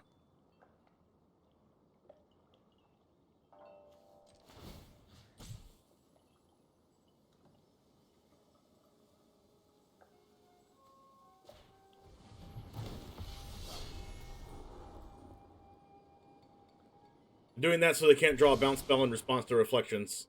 They stride to the top. Imarith. Okay, I can block that. Skyclave!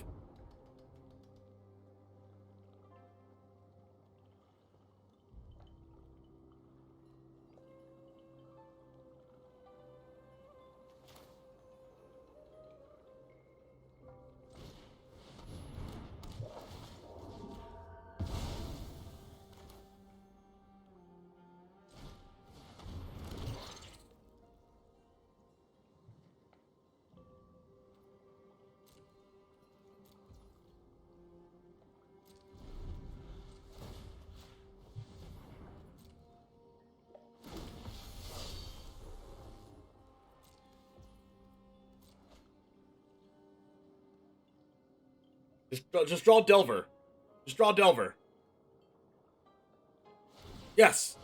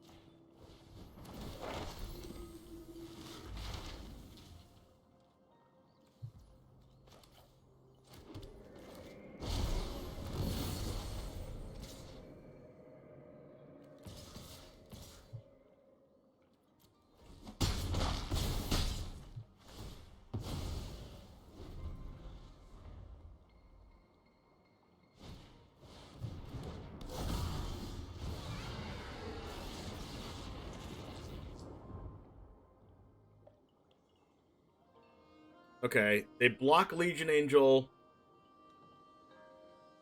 I cast Legion Angel. I give it haste. They block that. They bounce my 4/4. They take 3, 4, 5, 6, 7, 8, 9, 10. Lethal. Exact lethal through bounce spell plus block my 4/4.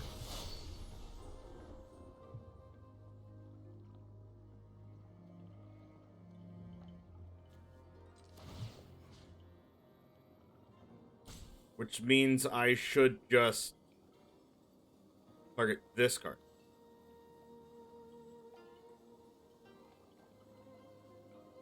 No. I need to target this.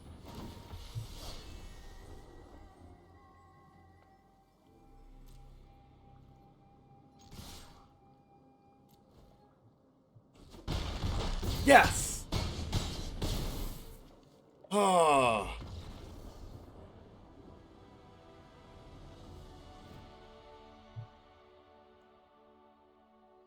I don't like playing against that deck. Oh my god.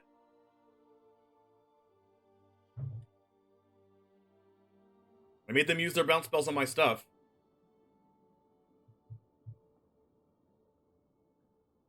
Meat Hook's good against the Poppet Stitcher and the Delver of Secrets, and it plays around Hexproof. Hero Trespasser is good against bounce spells. I can cut Legion Angel. Spellbinder's good. Duress is good. What's not good?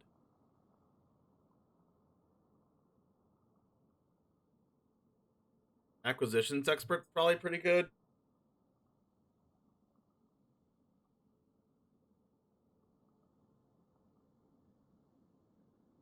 Cathar, Spellbinder, Apparition.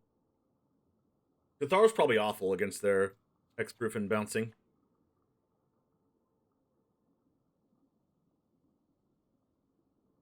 Fable's pretty bad against their bouncing. Like, it was good there, but probably bad in general.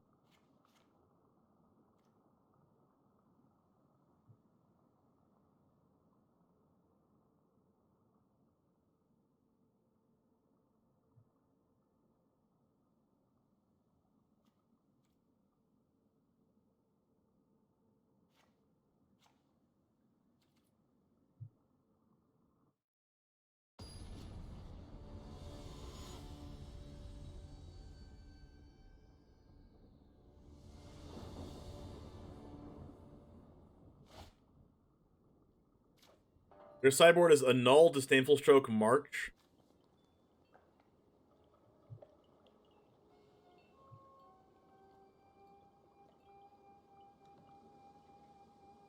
If they're on Disdainful Stroke and more Spell Pierces, they're tempted by the Oriq. For each opponent, gain control of up to one target creature or planeswalker that player controls mana value 3 or less. Like, this is pretty bad if they go turn 1 Delver, but it's good otherwise. I think I'm gonna mulligan this. I need like more action, more things to do. Oh god.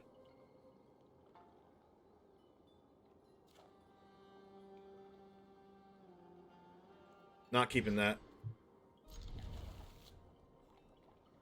Blood Chief, Spellbinder, Graveyard Trespasser. I think I'm just gonna hope to draw a land and keep both of these.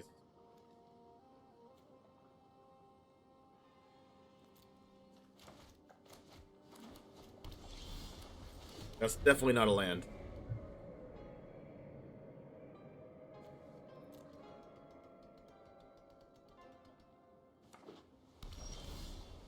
That's not a land.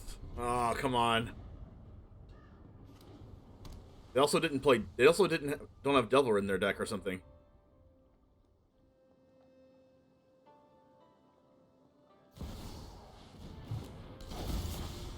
That's a land, I guess. It's not looking good.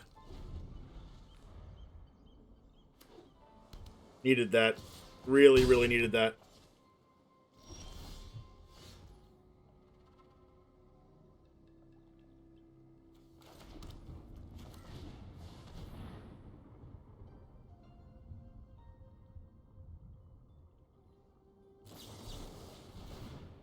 Wow.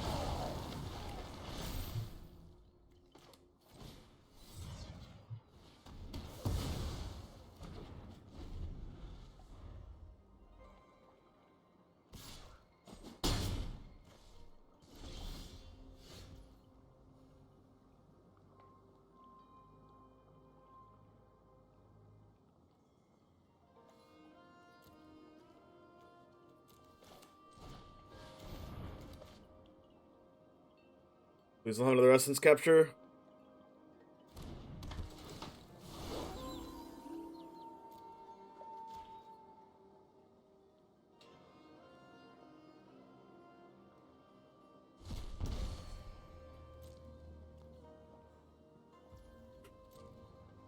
Trespasser's so good in this matchup because they play with so many bounce spells.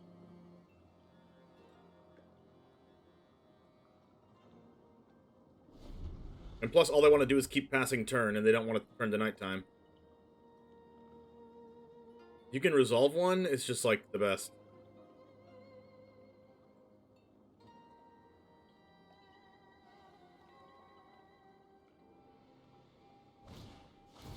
Oh, no! They're taking it. Oh, my God. Okay, I guess if anything, this leaves the avenue for getting rid of Puppet Stitcher.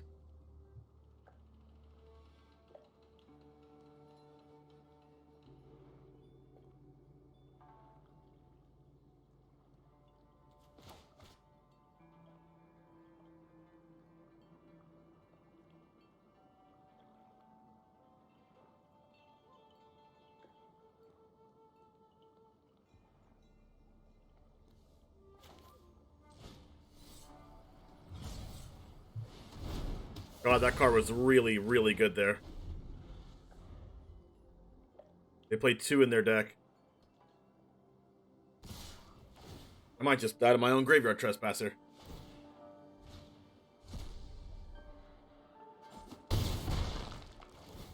Right side for me, if they add this back to their hand, it goes to my hand.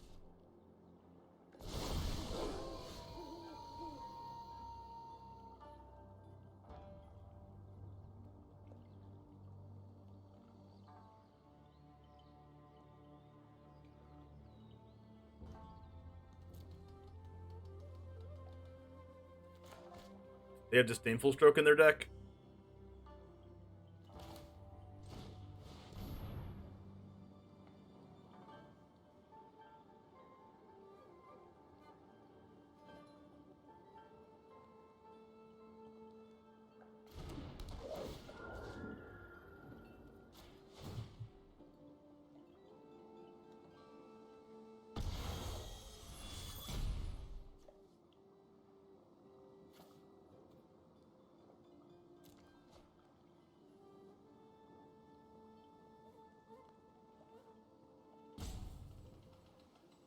That's a real bummer for me.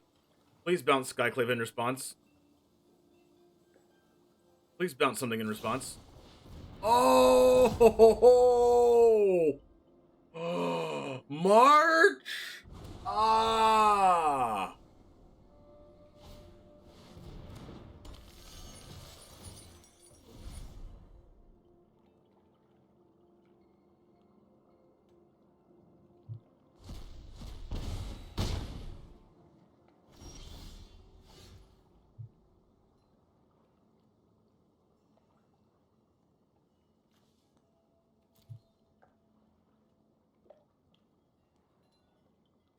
And they can march my blocker, too.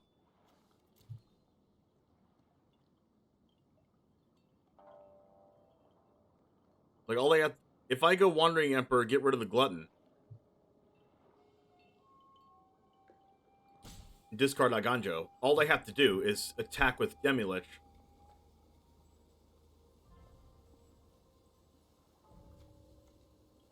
March my blocker, and that's game.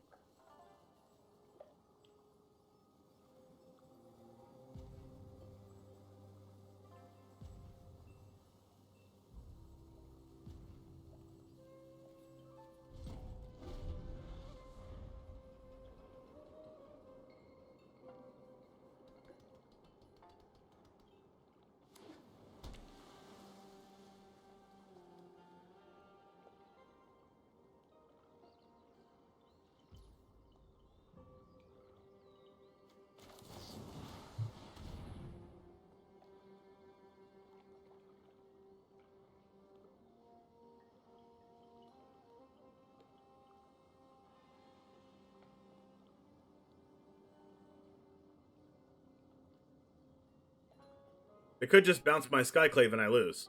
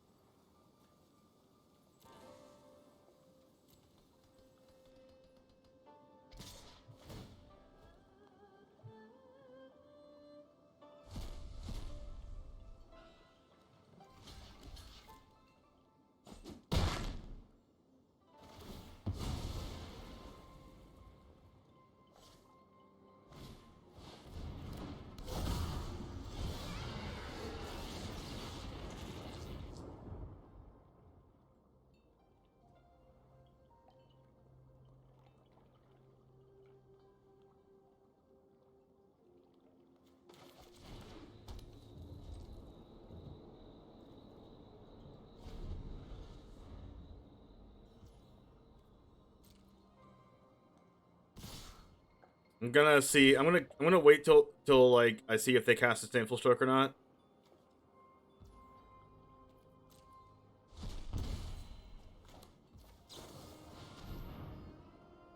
Just see if they board it in. Yeah, I'm dead.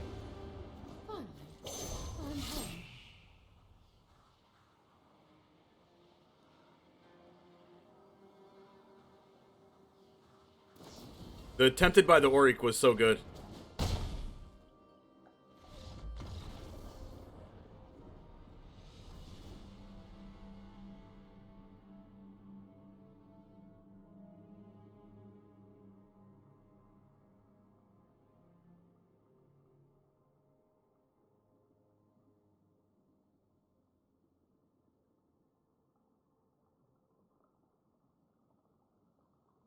Well, Chief's Thirst was not that good there.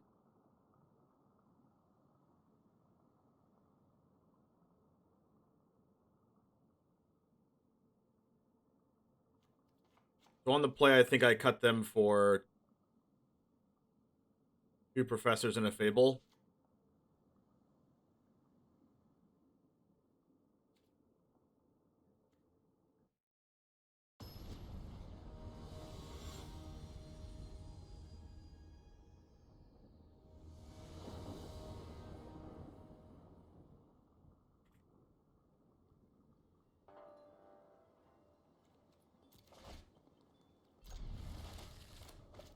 Snap keep.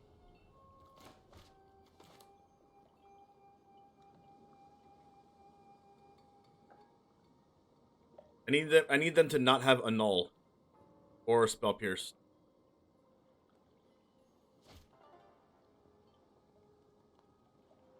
And I also need them to mulligan, and I need to draw Duress at some point in the next 2 draws. I need to go this, and then next turn draw, and then Hive Acquisitions, and then draw Duress, and then Acquisitions Duress. Yes! We're doing it.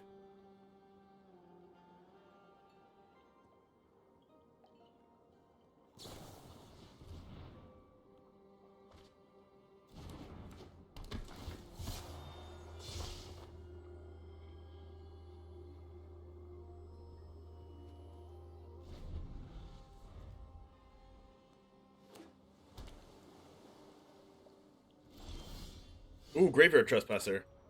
That's gonna be my turn 4 play. Honestly, I might not duress right now. I might duress next turn.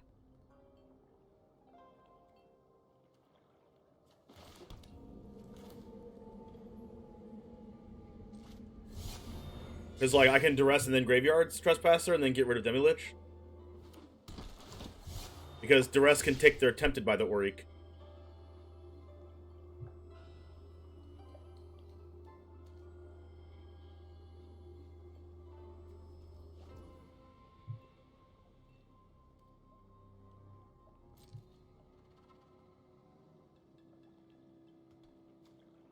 And their bounce spells are really bad against Acquisitions Expert.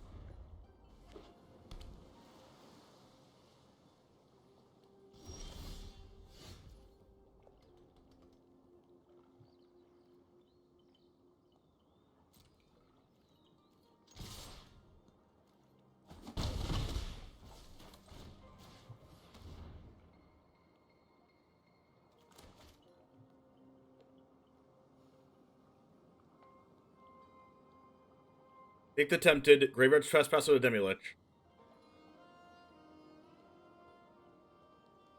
Wow.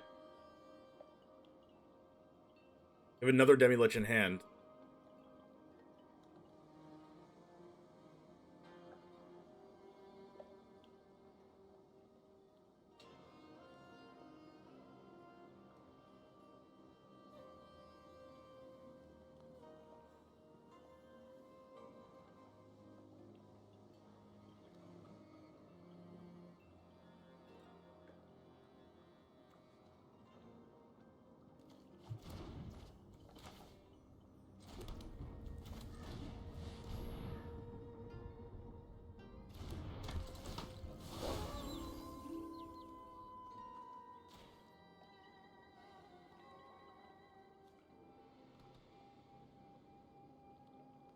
I'm in a really good spot here.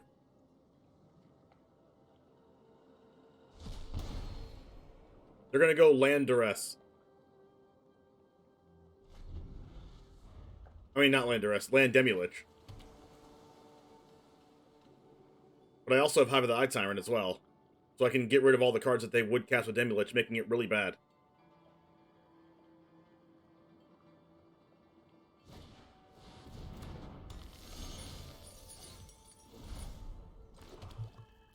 And it also turns my Trespasser nighttime.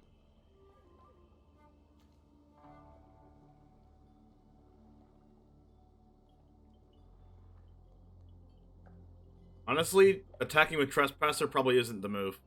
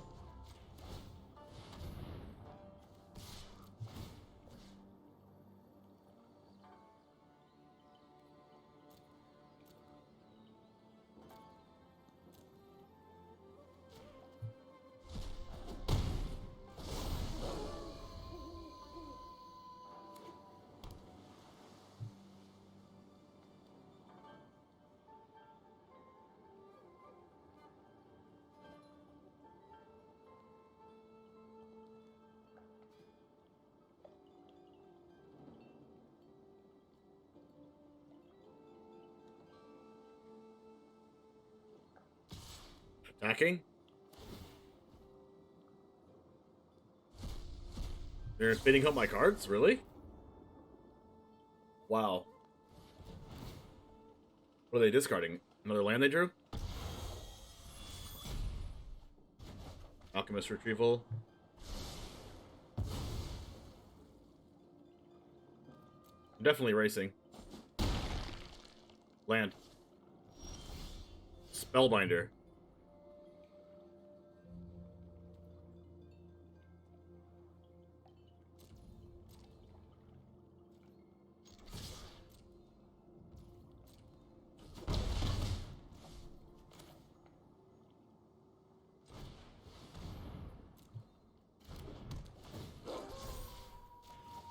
Now I can't cast anything from this. If they have tempted by the Ori, then it's really bad for me. Puppet Stitcher. That's also kind of bad.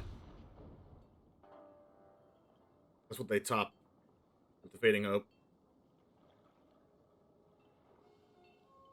Are they going to Fading Hope my Graveyard Glutton, discarding a card, then attacking?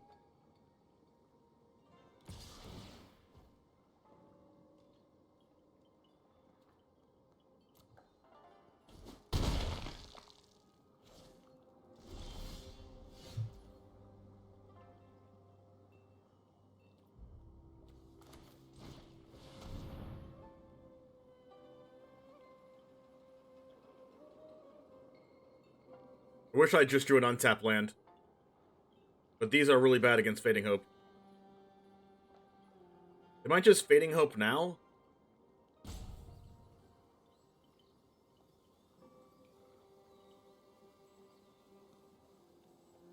Gosh, if I had an untapped land, it would punch them so hard.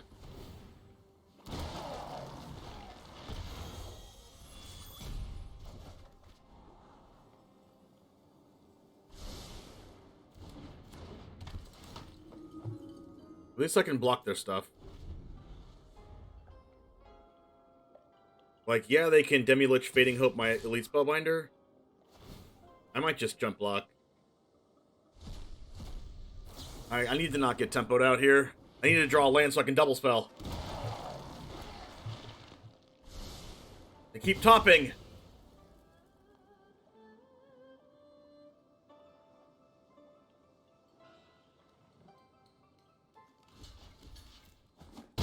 This is not good for me. I need to draw land. Yes! Oh.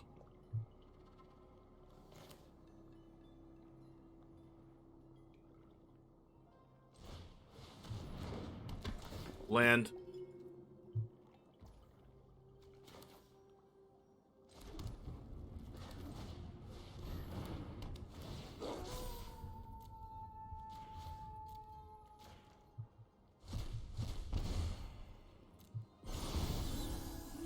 They topped something. It might be Emerith. If it is, I'm in trouble.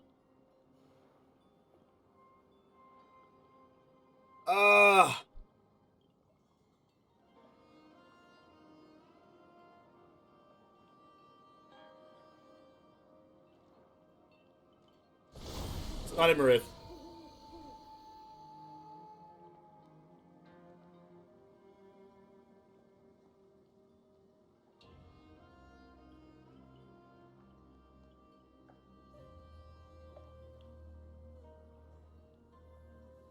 They just topped this.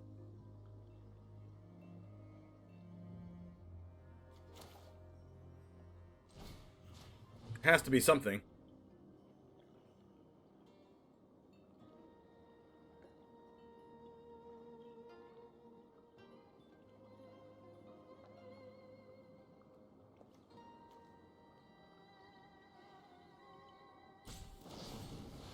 Oh my god! March! Not like this.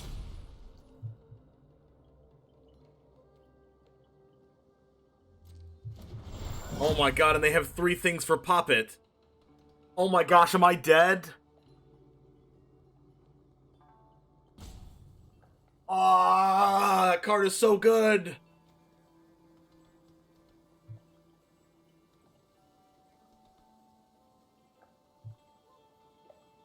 How do I win this? They're gonna have 3 decay. They're gonna have 3, 6, 9, 15 damage. I think I'm dead. Ah.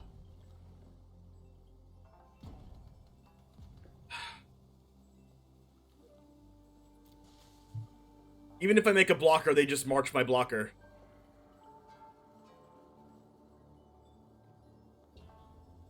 Maybe I needed to play this earlier? No, I'm not dead.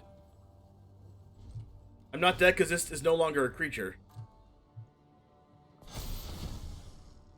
I should be at 3.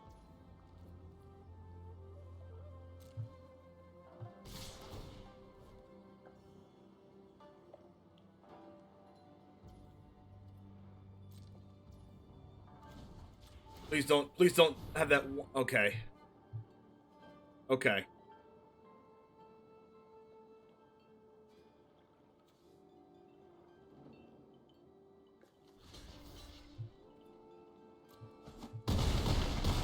Okay, so you're saying there's a chance.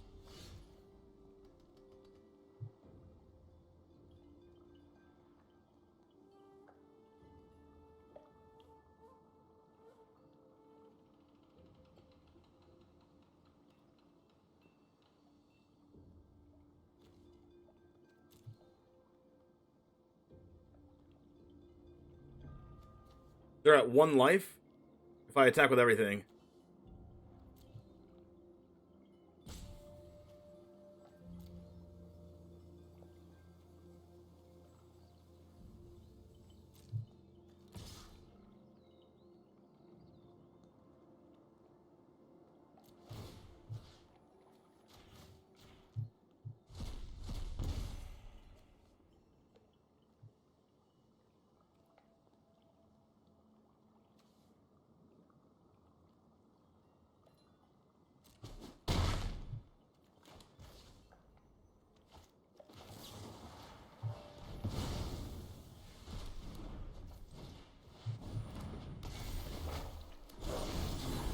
Okay, so you're saying there's a chance.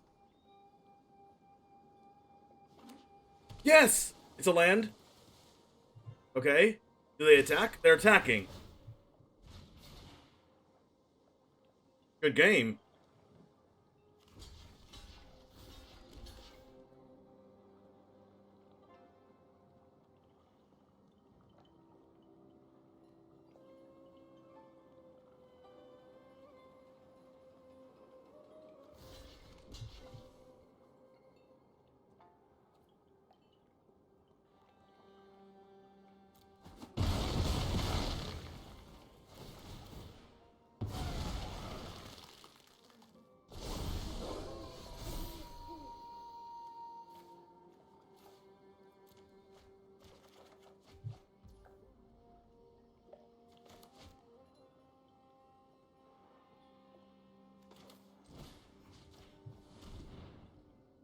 Yes!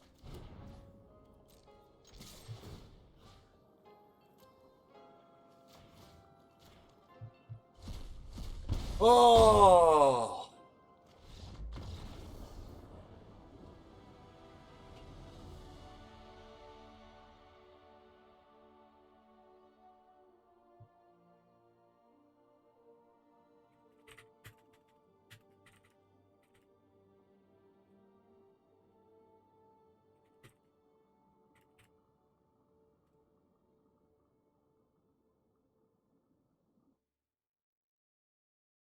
Wow.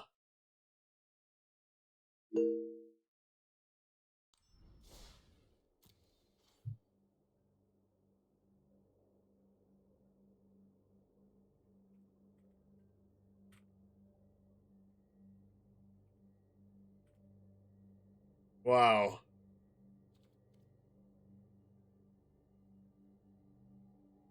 Taking a quick ag in to do some giveaways for our players. I need to grab a snack real quick. I'm hungry. All right, I'm gonna use this as a bathroom break time while you give stuff away to the people. Sounds great. Thank you so much. Hey guys. So while Power Dragon is up doing some quick stuff, that was round 4. So we're gonna go ahead first and raffle off a giveaway to everybody who participated in round 4. Hey Shipley, thank you so much. I appreciate the cheer. One of our contestants as well today, one of our players. Okay, so we're gonna go ahead and count the person as a bye as the 18th round. So we've got... Announcement received. 18 pairings, right? So 20, 34, 35 players, if I'm not mistaken. I hope that's right. 14, yeah, 25 players. So we'll go ahead and use a random number generator here to give player number 28. So that'll be table 14, second player. Oh, that's rigged. Chat, anybody double check my math here, but correct me if I'm wrong, but I think our player door prize goes to Shipley. Is that correct? Who just actually happened to cheer 100 bits, so that's that seems a little rigged. Pay to win. So congratulations, Shipley. If you want to message me on Discord real quick, that was totally rigged and pay to win, by the way. $25 Cool Stuff gift card. And again, thank you very, very much for playing today. And we're also going to do I a mean, why coverage when they giveaway phased here out your in just apparition, a it few didn't still minutes. exile their creature? If they had bounced it, it wouldn't have exiled? I don't get it. Because their creature phased out too. They phased out both creatures. Let me get it started.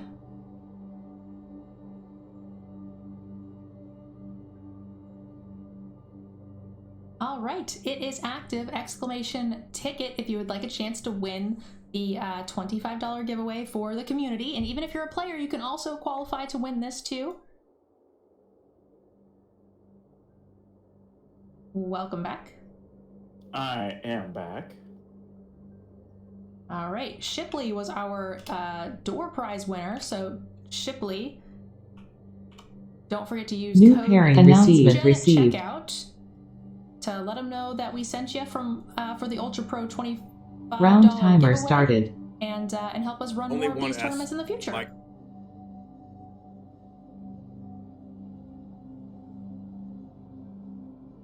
Power Dragon, what are your codes? They're just the.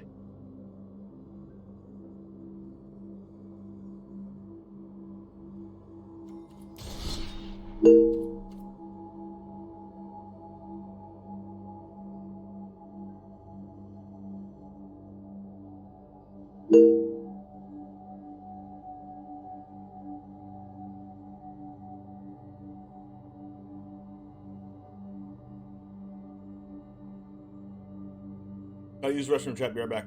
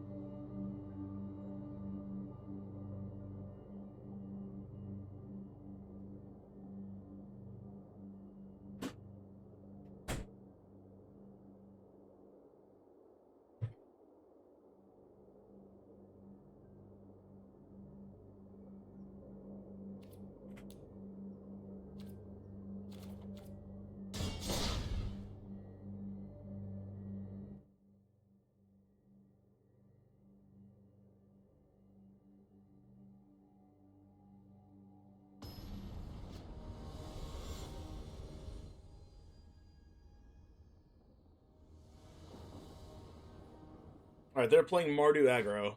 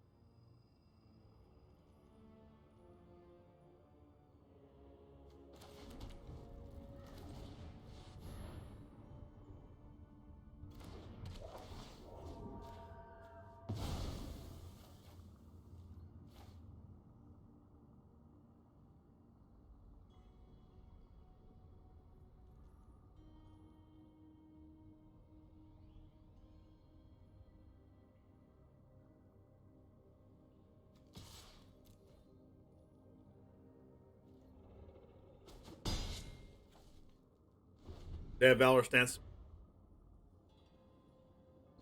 They're the Angel Fire Ignition combo build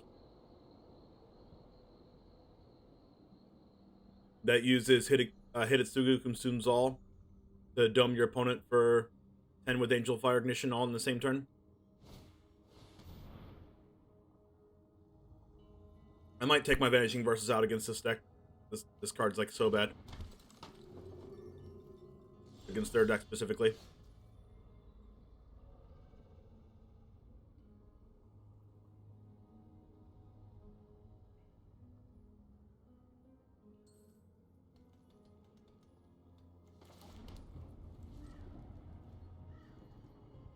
Like, they're playing 3 High with the Eye Tyrant, so, like, it's probably good against that.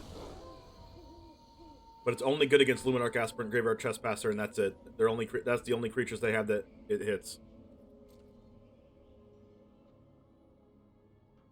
I need another Black Source, though. Welcome to First Strike. Oh, they have Onslaught, don't they? Kai's Onslaught is +1/+1 double strike.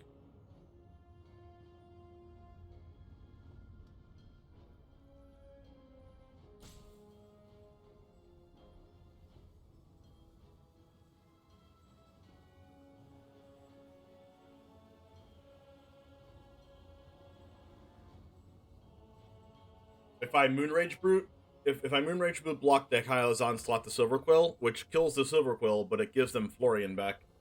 I'd much rather them have a Silver Quill than a Florian.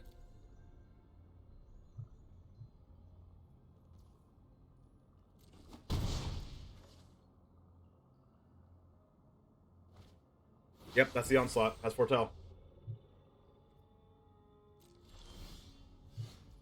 Oh, that's actually really good here.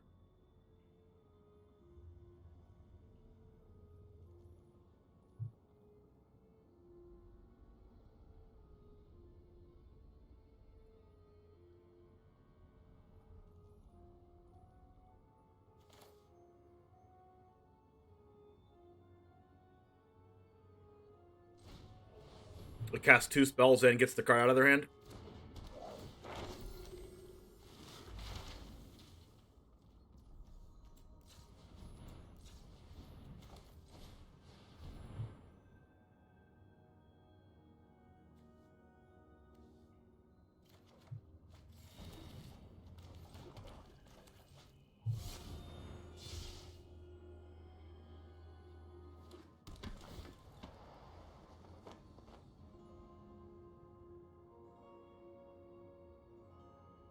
Infernal Grasp.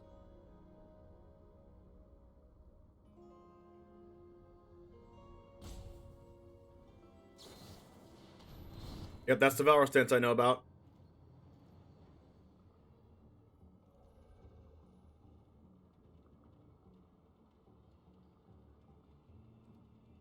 So now Moonrage Brute can take the Silver Quill Silencer.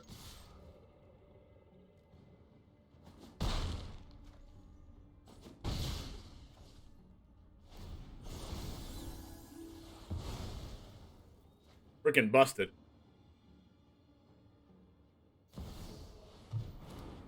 Sure, that does nothing.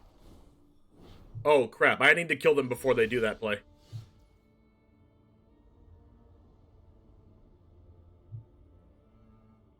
Because this plus Onslaught is like game over.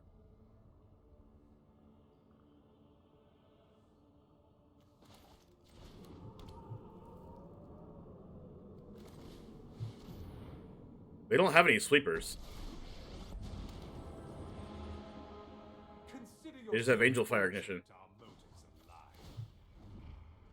But they don't have that yet. You can deal with my servant. I'm busy.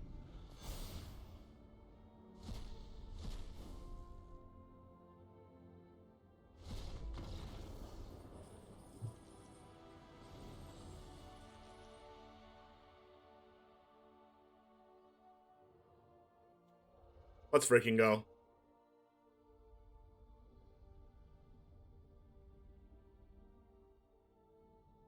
So they're a combo deck.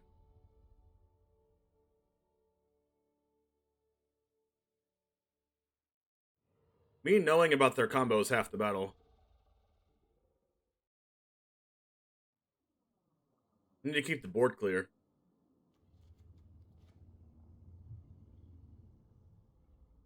Vanishing Verse is kind of bad.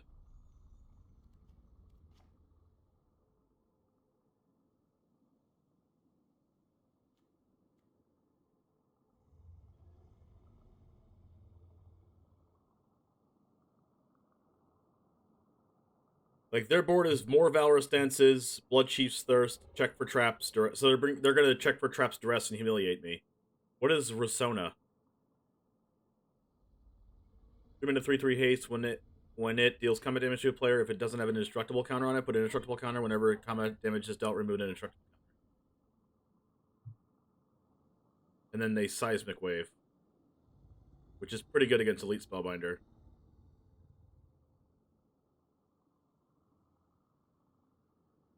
You have a lot of showdowns and spells and stuff. So it's probably just Duress and Graveyard Trespasser.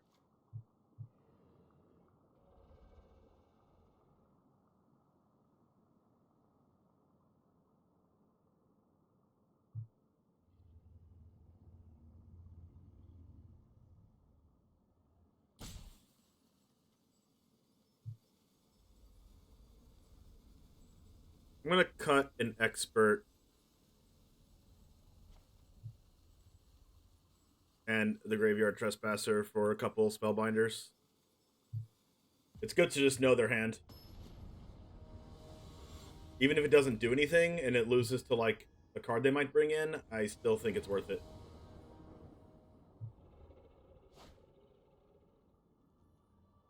This hand doesn't look good, but I think it's good. I'm on the draw. As long as I can duress their combo, I should be able to outvalue them.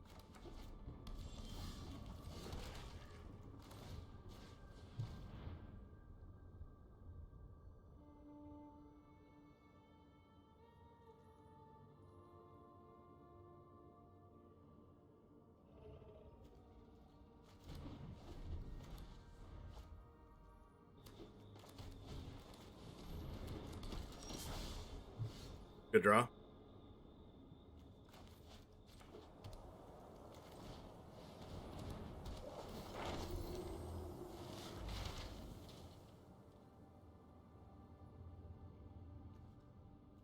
Let's get rid of their creatures.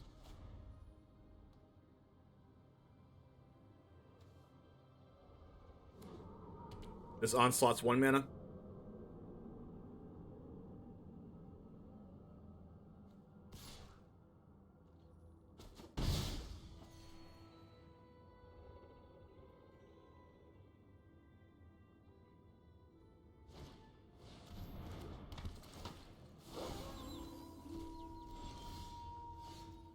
Wow, Expert's actually pretty nice here.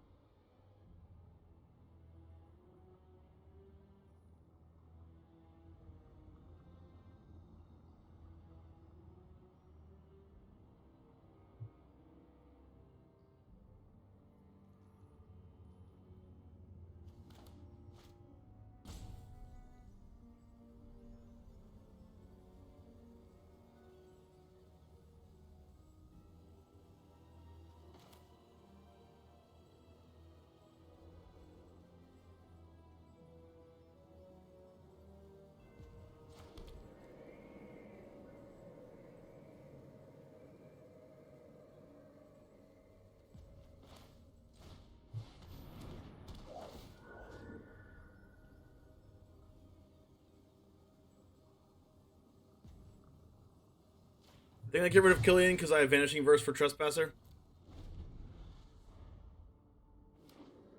Like, I don't really care if they... Oh, that's a showdown. Angel Fire Ignition. And a Blood Chief's Thirst. Yeah, that's a really, really good showdown. My only saving grace here is that they don't have another land. And I get to Acquisitions Expert them and take their Onslaught.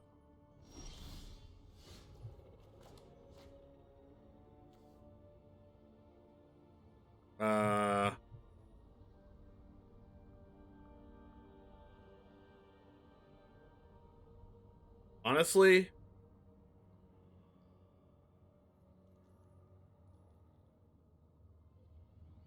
I might just Brutal Cathar this.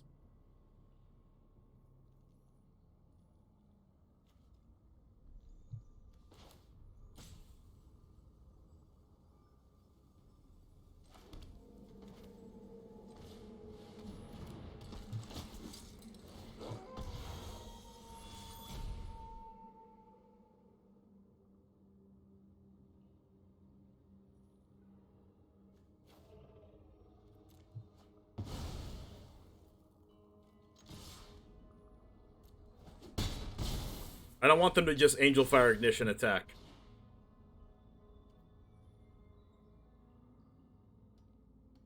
He's playing the Crows build. Crows build a deck with Angel Fire Ignition plus Hidetsugu's consumes all.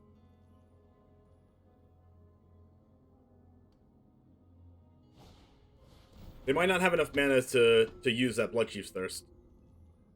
Or the Angel Fire, to be honest. They might just, like, check for traps now.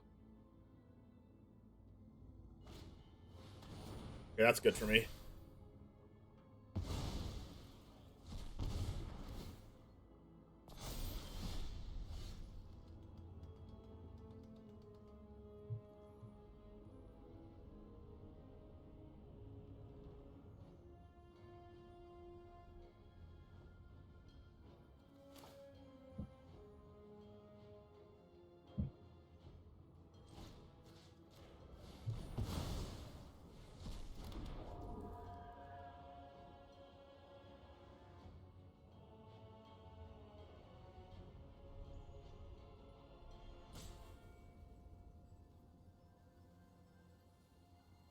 They don't block this.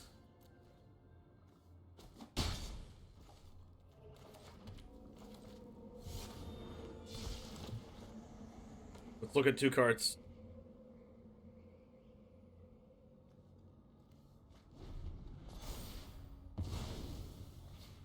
I will chump block.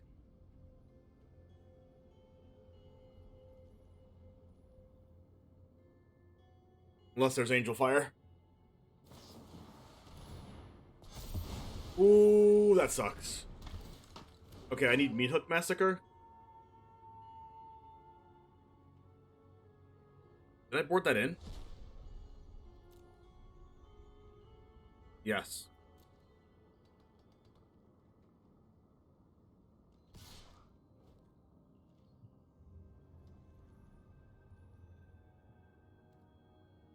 Honestly,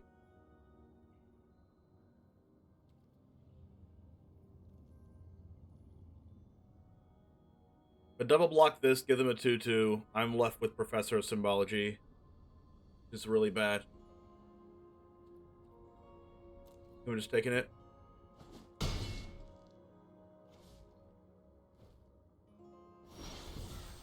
That's a decent draw.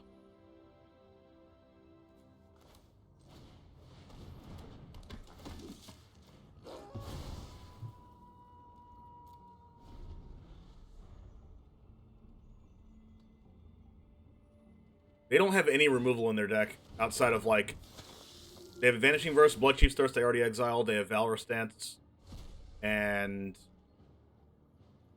like, that's it.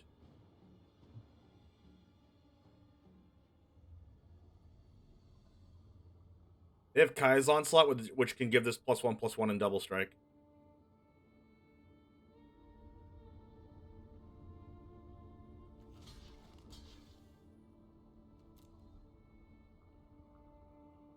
Maybe I should have double blocked it to force them to use it. That's not good.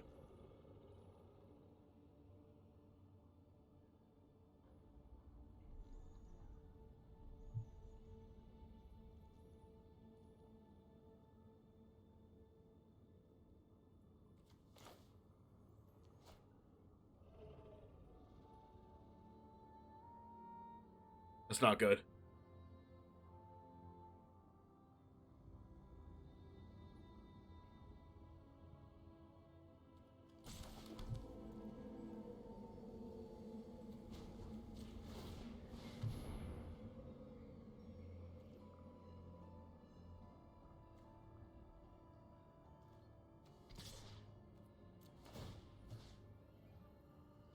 don't think they can use their graveyard.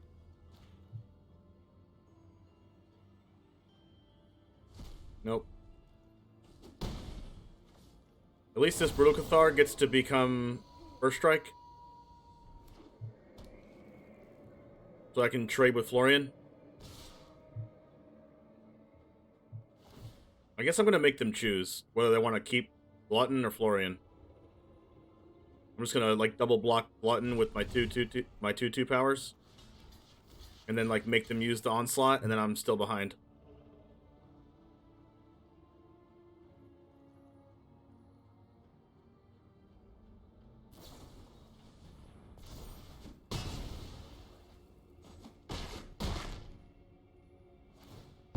I need to draw Meat Hook.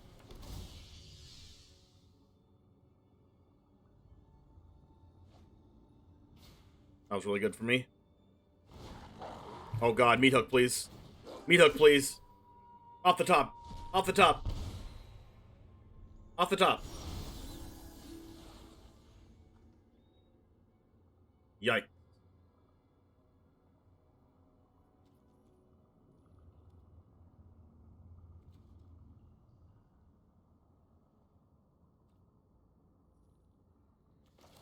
I need to survive till Meat Hook.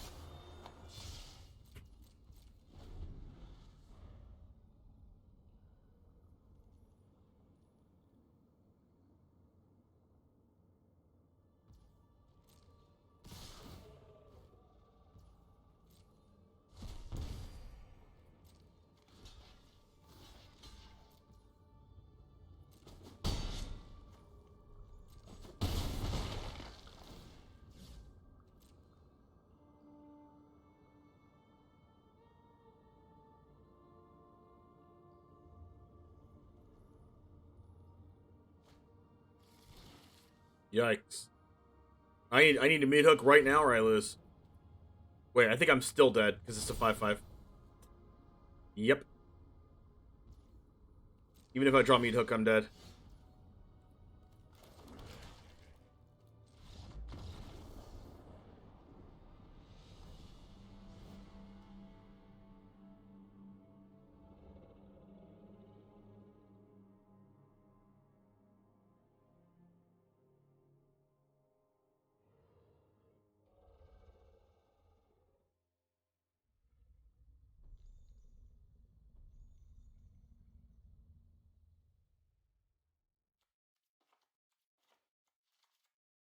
Bloodbinder a little bit more valuable.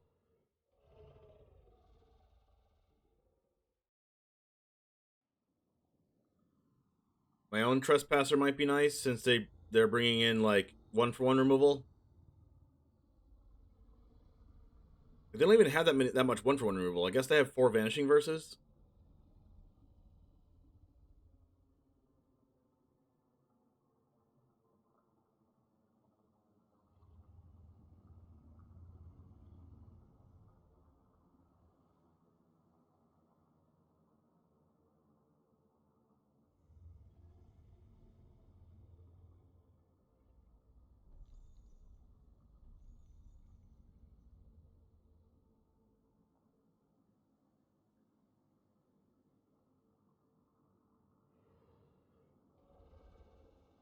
Like, their check for traps makes you want to play more Legion Angels.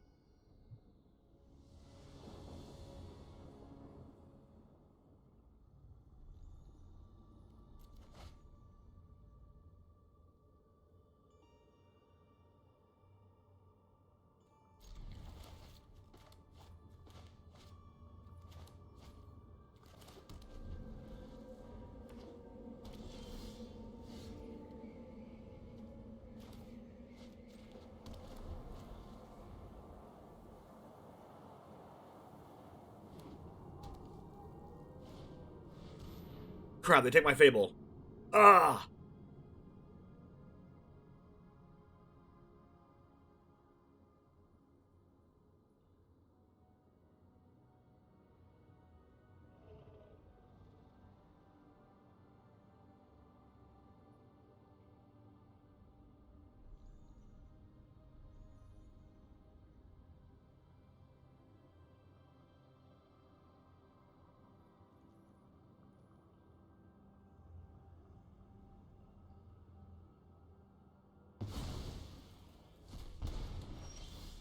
Okay, that was a good draw.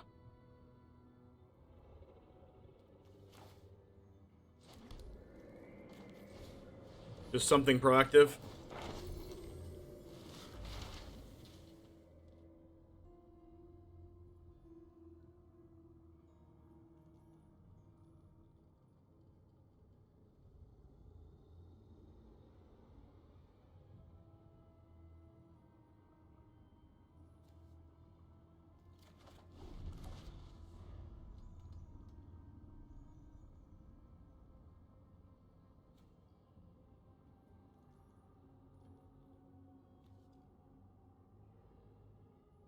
They only had 2 check for traps in the deck, and that was the most important time for them to have it.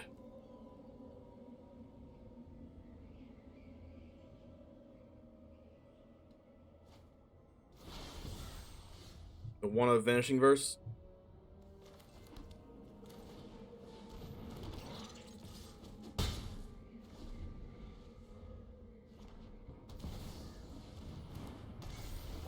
Goodbye, 1/1s.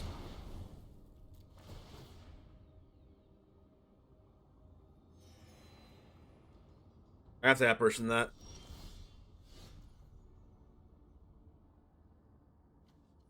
Think.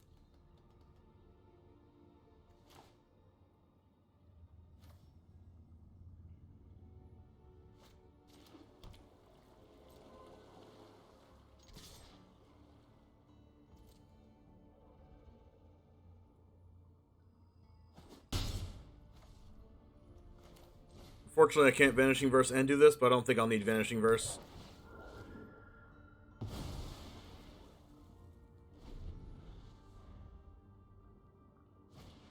I'm in an okay spot. Like, they're just casting cards that do nothing. Well, Vanishing Verse is going to be real good against this Hive.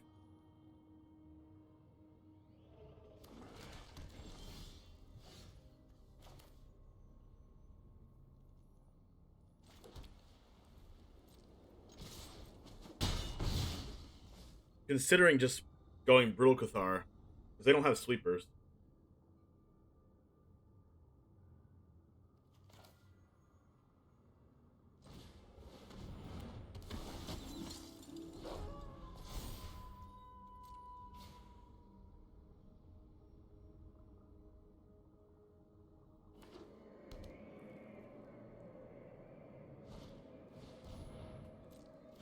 God, Vanishing Verse is so bad right now. They're going to Angel Fire Ignition that. They're going to gain a bunch of life right now, but I'm going to Apparition it.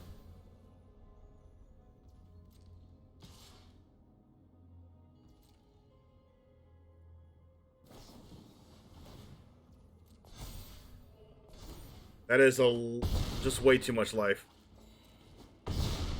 Oh my god.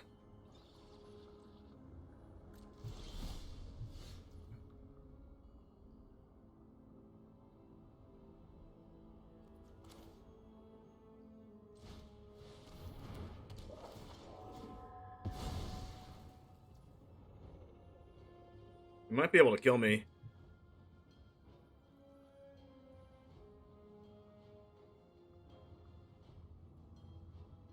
Within like another Kaya's Onslaught.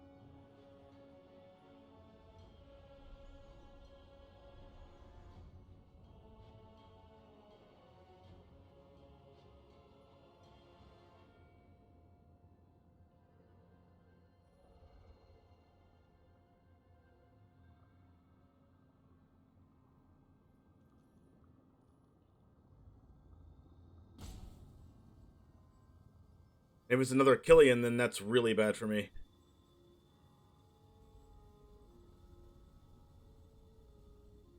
What are the odds that it's Graveyard Trespasser?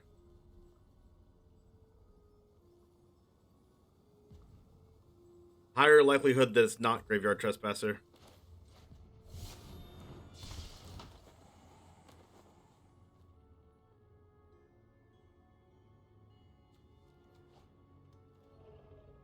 I just need to not die.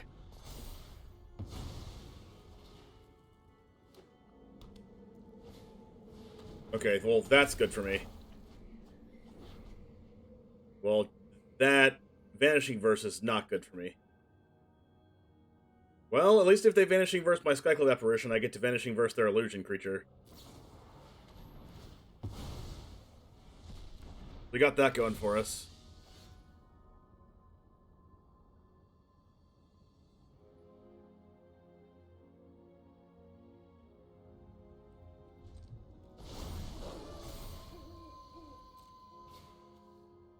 But they do have Shijiri Shelter.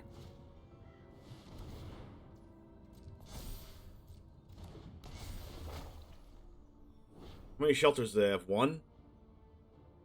I want to make them use their Angel Fire Ignition. Oh my god, that's so good. Did they play a land already? I really hope not. God, they gained like what, 16 life last turn?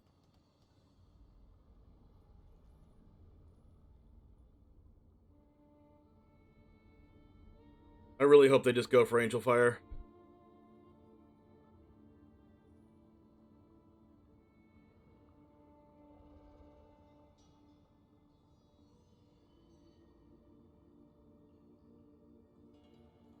They honestly could kill me with Hive of the Eye Tyrant. Because they have 2 showdowns in play. Wow.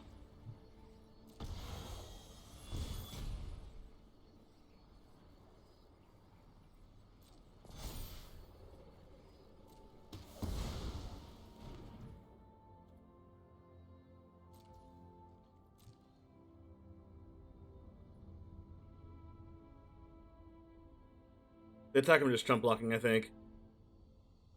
Oh, they're gonna kill you in Angel Fire next turn.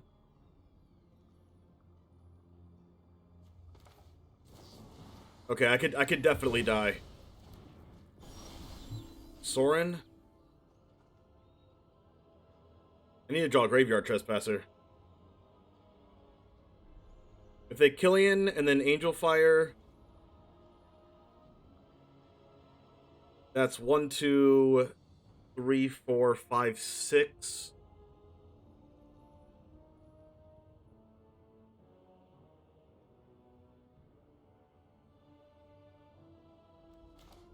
Am I plussing Sorin?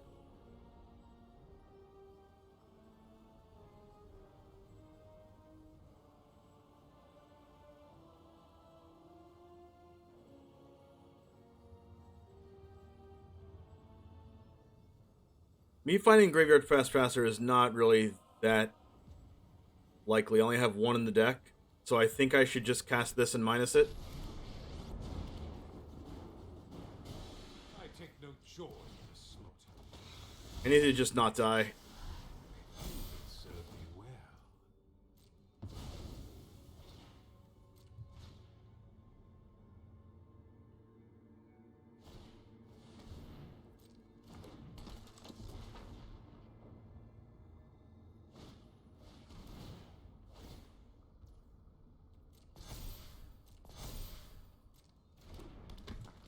If they have Kai's Onslaught, I lose.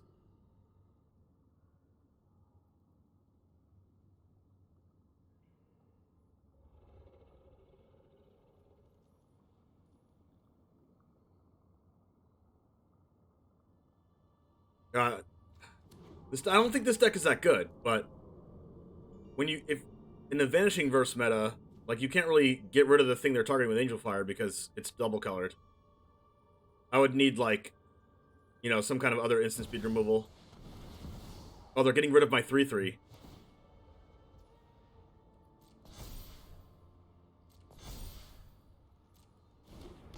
So they're not casting this? Maybe they have Angel Fire in hand as their last card?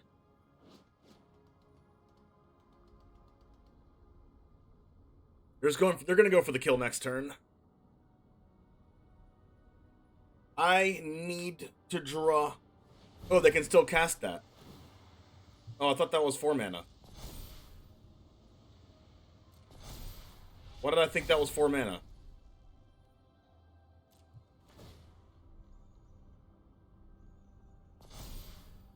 It was just an exile from the showdown, wasn't it? So this is 9. So I need to block. I need to just jump with Acquisitions Expert to take 7. Oh, it has Menace.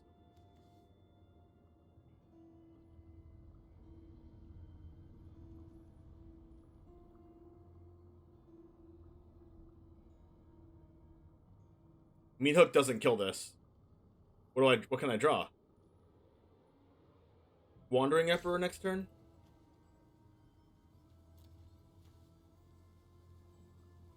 Blood Chief's Thirst?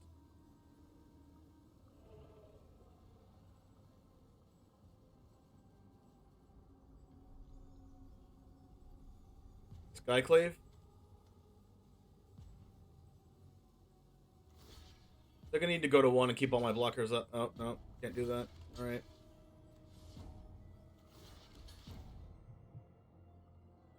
Okay. So annoying.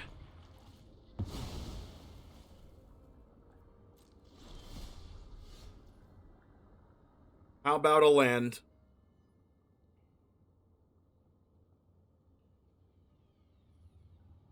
I'm dead to Hive the Eye Tyrant, aren't I? A second land. My ways are not. Ah.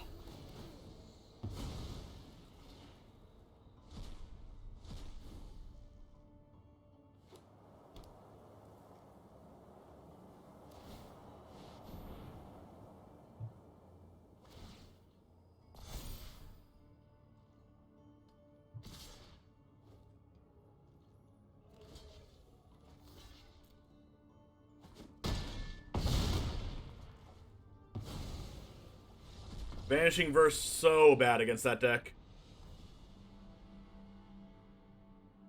The weakness of Angel Flyer Ignition against like cards like Vanishing Verse and other instant speed removal.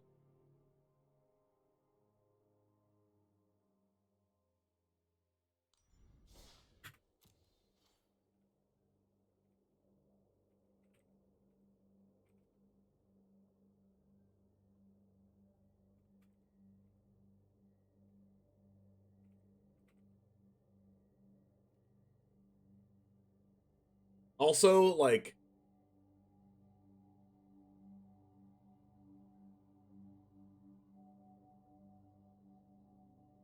three lands in a row is just not good enough. Sure, if we have access to it, Phoenix or someone, if you're in the chat, do we know if we can watch one of the 2 remaining players play?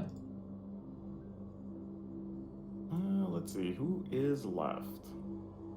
It is David Hollebeek and Dylan Hughes. I do not know either of those people. I think we watched one of them earlier. I think Dylan Hughes was the mono black player that we watched. Oh yeah. Against Hamish Shea. Okay, they're not streaming. So we just vamp for a little bit? Yeah, that's not a problem. Though, I know that you've been doing some YouTubing lately. So what have you been playing that you've been enjoying in Standard? X2 still live? Well, yeah, for sure. I just have to win next round. My blue-red. That's fine. I'm okay with having a winner trying in. to make those work. And trying to make but like, in order to beat that matchup, I would have to play cards like it's almost there. Like, you know, Infernal Grasp or Power Kill that I'm not playing. But it's like the only deck in Standard that doesn't run something super sticky. That was probably card if you for don't draw Crow's the right deck. cards in the right And order, Crow's then you can't played win. Even though Killian when you on do purpose draw them, because it's it doesn't super guide a powerful and Vanishing feels like you Verse, and can't it lose. also makes their cards cheaper. Yeah, I've been feeling kind of the same way about Is It builds, and I feel like my problem is I almost feel obligated to play Jeskai because the Hanada builds feel like they just do such big things by comparison. And that makes me kind of sad. I played a ton of Hanada in the early version of this Standard, and I hate to say it, but I think I'm off of it now. The removal for Hanada is just so good, and Magma Opus is just such a bad draw if you can't cast it, obviously. Sure. It's just clunky. Disdainful Stroke is everywhere now. Yeah, that's definitely become a thing. And I think that's kind of a good part about Standard right now, is you're starting to see almost like bi-weekly rotations of cards coming in and out of lists to kind of deal with the shifting targets that are happening. Two and guard the 3-2. And I think that's good. Go. You know, I think that's where we want to be. Sneak into 8th place. Because I was trying to tell people this a couple days ago that that's kind of my real issue with Alchemy. I mean, cost aside, obviously, but it's that when it was originally pitched, it was kind of like, okay, this is an alternate option to standard when we're kind of in a weird spot and we're having to ban stuff or whatever and figure things out. But like, standard's so solid right now, it's like, well, what's my motivation to play alchemy, right? It's just another way to play. But like, if this is good and I still have all these options, or if you're a brewer and you can thread the needle for a week or two, you want to end even at least? That'd be great. To just keep playing standard. Good. That's true. So I think like alchemy is supposed to be like an emergency release valve. Like when standard sucks and they won't ban Epiphany for like 3 months, people can opt to another format. But I feel like if alchemy is something that you're supposed to be able to drop in and out of when the other formats aren't great, they should probably make it a little more accessible. Like, also true. Who wants to invest in a format that they're only going to play for a couple weeks until the other formats get fixed? Yeah, and again, I don't think we minded it before when it was like, we don't really want to play against Epiphany, and some of these other cards are really ridiculous. So we're like, all right, we'll dabble in alchemy. Cool, this is a good change of pace. People are happy for a while. But I mean, if you run up and down the standard ladder right now, there is just so many decks you run into. I mean, today's tournament is an example where, even where we saw something like Mono Blue Tempo, I'm like, oh yeah, I've seen that deck. And then we go look at it, I'm like, this looks nothing like the other ones I've seen, and they're actually able to win some games. So when that's where it is, I think more people are happy with standard and they're just not going to look at alchemy. And I've heard the queue times in alchemy are not good right now. I saw no, the queue times in alchemy are trash. Post tweet yesterday, and he waited. Maybe it was not Chris Patella, but someone waited 2 minutes for an alchemy pairing in Mythic, and then got paired down to one of the new player decks in Bronze. Not really a fun experience for anyone. Yeah, that's not good for either side. Like, one side's just going to cause a blowout, the other side's just going to feel trampled on, right? Like, there's just no benefit there. Standard's fine really quick, though. Yeah, standard's been great. I mean, I have, like, long queue times for me in standard are, like, 25 seconds. It's been really good. And, like I said, for a while, you were seeing, like, a bunch of mono-white aggro, you were seeing a bunch of Orzhov mid-range. But now I feel like I'm still seeing more of the popular decks. Just want to make top 8. There's a good rotation of just random other things. Enough times that on stream, I've literally had to tell my chat, like, guys, I don't even know what my opponent's doing here. I'm just like, I'm flying blind, hoping for the best. I'm just going to kill this card and see what happens. Yeah, we are way off the map. Let's see. Yeah, and that's fun to me. Like, I would rather it be that, like, okay, let me think of cards that would make sense here for my opponent to play and see if this happens. Lost to the Angel Fire deck. The Nerd Girl back. We have just finished our last match. There's one left, but not two. Guess I should be playing at least one power word kill in this deck. For round 6. In the 75. We're just talking. Okay, sounds good. So like if that power kill was vanishing, if the vanishing verse in my hand was power word kill, do some giveaways. Because it was the only verse in my deck, which means it would be power word kill if I boarded it. And we will do. That would mean that I could kill the Killian. See you in an hour. There's 6 total round MTG Murph. I almost, for some reason, my brain wanted to read that as MTG Grump. I don't know why, but like with the 2 drops, the white card. My brain didn't process for a second. Hey guys, sorry to possibly interrupt a great conversation. Are you playing tomorrow? We have just a few minutes left before the next round. Or just this one? 6. What do we go? We're going into round 6. So let's go ahead and do the giveaway as well as do one more of the door prizes. So Iced Yoshi is going to win our $25 giveaway for the content giveaway here. Also, I know that we got a big raid. I'm so sorry about that for being MIA. Yeah, that was a big old pile of folks that came through. Awesome. With Amazonian. Thank you guys so much again. I'm gonna send ice. By the way, I want to take a second to say that, like, anybody who thinks that, like, you ladies can't draw traffic just for being good at games and being entertaining, you're stupid, because y'all draw some huge audiences, and it ain't because of just whatever, because you're a girl and you're pretty or whatever. Like, y'all are making good stuff and putting good stuff out here.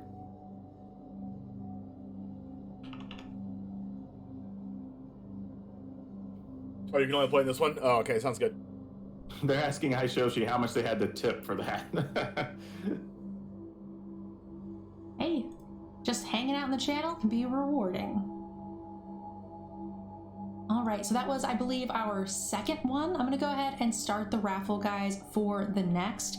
If you're enjoying the content and you would like to help us run more of these, make sure you guys check out the sponsor for the event, which is Ultra Pro, and use code DEGEN for 5% off any order, and that lets them know that we sent you, and then they sponsor more events, right? Oh yeah. And Ultra Pro at this point has pretty much everything you would need. Also, here's the thing too, I don't think people know about Ultra Pro, is that, one, we think about them because, like, you know, they have protective gear for all of our Magic stuff or whatever. But they have stuff for, like, Pokemon, they have a bunch of anime stuff, they've got wall scrolls, they've got board games, you know, like, so tons of stuff. If you might want to peruse their site. You'd be really surprised what they have over there. Sad you can't play tomorrow, but today it's worked out too. I'm also there going we to go. do Are the you next 3 and 2, 4 door and 1? prize for our round 5 contestants. And it looks like we have National Flame win? 29 players. So, you know, even if you guys aren't doing well, you still have a chance to win throughout the entire tournament today.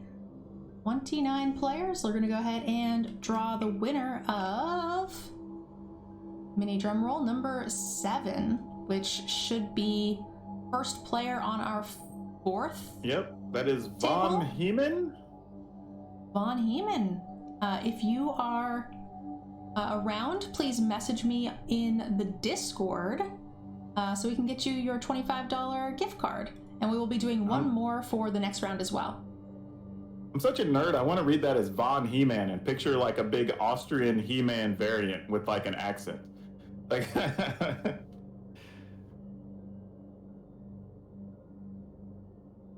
and then you guys can go ahead and enter exclamation ticket for another $25 giveaway. You're 5-0? Sick. What are you playing? It says somebody donated, but they think the drawing covered it up. We did get a donation. I think I actually might have removed the alert box. I'm not sure. So Yanks with the $50 donation. Thank you so much for that, Yanks. Really do appreciate the support. I will do some adventure spins for you at the end of the event. See, me and Holy are on the same page with Von He-Man. I gotcha. Yeah, I think so too. So let's take a look at some of the ratings here. We've got a 4-0. Yeah, I know your name's Tom Maxwell. For You've been to my tournaments. I've had to look you up for Orzhov mid-range. Is this a 5-0 aggro? Boros aggro? Oh, there you It are. is. Oh my goodness. Yeah. That's what I'm saying, like, Standard's pretty wild right now. Like, there's a bunch of stuff you can play that's still very, I want to very play good. against that. Announcement I feel like I have a received. good matchup against that. And I actually, it's funny because I was just building, well, not it's identical list, but similar. That I was just kind of putting Hey, into Goldie, my what's deck up? list to play this week. Hope everyone's doing well? Yeah, I'm For doing next well. week. I went 3 and 2 so far. If I win the next round, then I make the top 8. I'm pretty sure. Pretty sure if I win next round, I make top 8. And it's gonna be a party. Announcement received. Party. New We have pairing 3-2, received. New pairing. And we have an Esper. New pairing. All right. Round timer started. All right. Round timer started. I'm playing against Mono White Aggro. Feel like I have a good matchup against this. I've played against this deck in round 1. And I won. We'll see how I do here. My Bloodchief's Thirsts and my Vanishing Verses and my Brutal Cathars and my Skyclad Apparitions should be doing work here.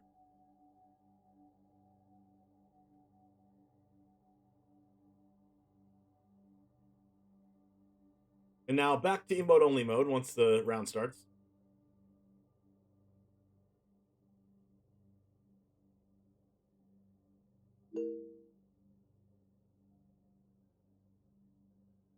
Alright, so we have 2 Wandering Emperor, 4 Elite Spellbinder, 4 Hopeful Initiate. Okay, so the name of the game is to not let the Hopeful Initiate grow. So if I'm on the draw and they go Hopeful Initiate into 2-drop, we might have a really hard time, especially if we don't draw a Bloodchief's Thirst right off the bat.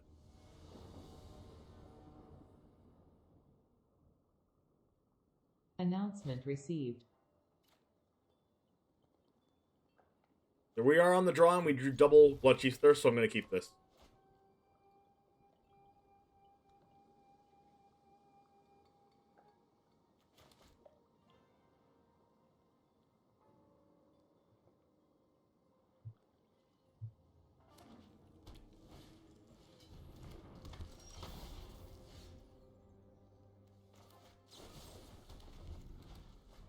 Off to a little bit of a really weird start with lands here. If they go Thalia, we're in trouble, because then we can't cast Bloodchief's Thirst. Ah! Untap land. Yes!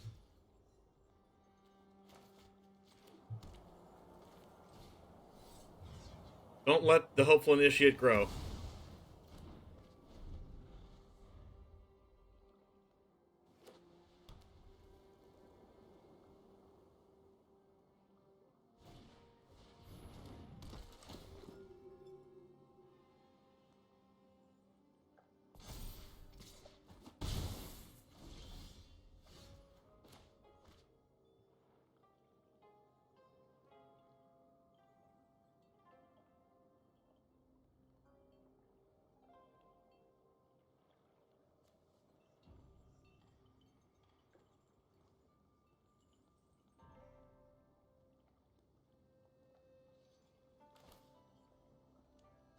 The 3-mana cards are Elite Spellbinder.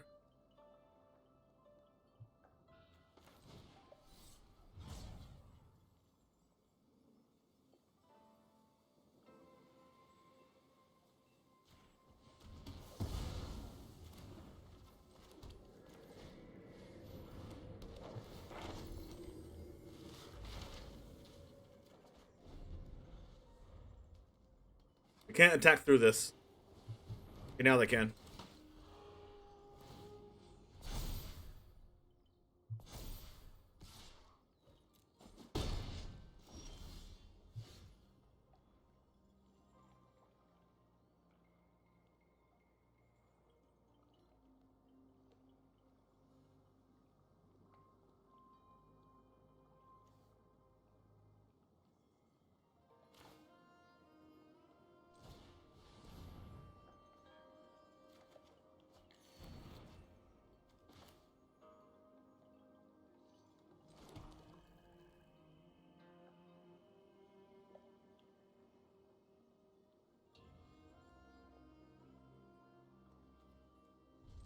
I like that Professor can block the adversary.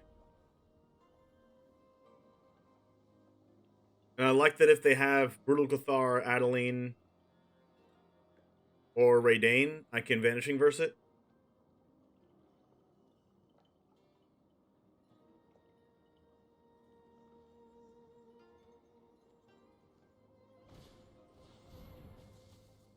Yeah, this works out for me.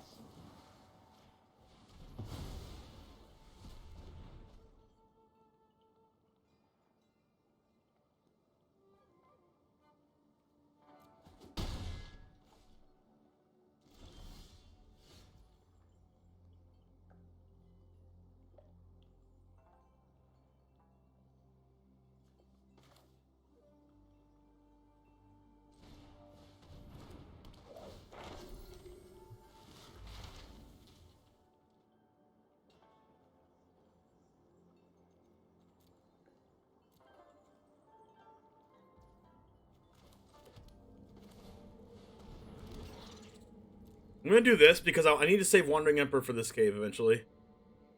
And this can more than block these.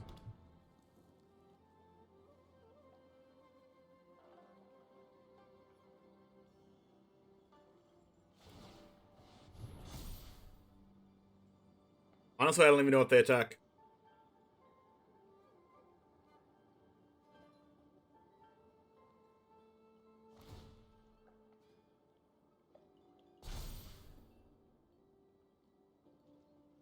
Perfect.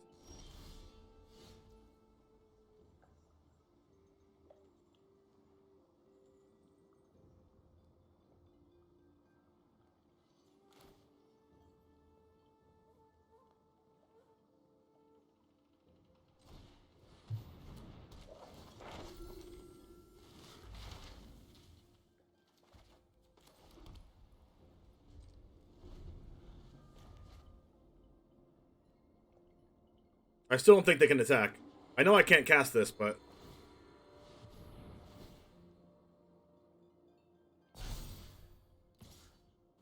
I wanted them to use all that mana.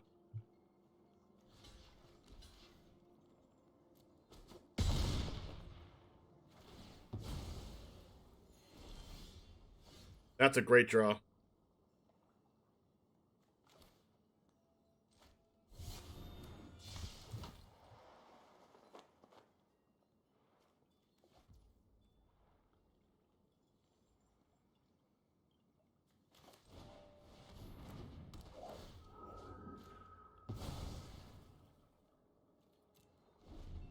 Gotta be patient.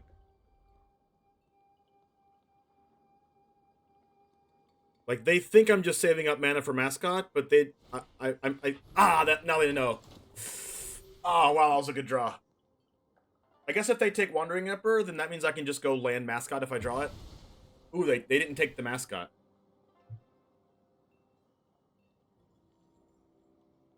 Okay, I need to out this flyer because there's another flyer right here. That's a really good draw.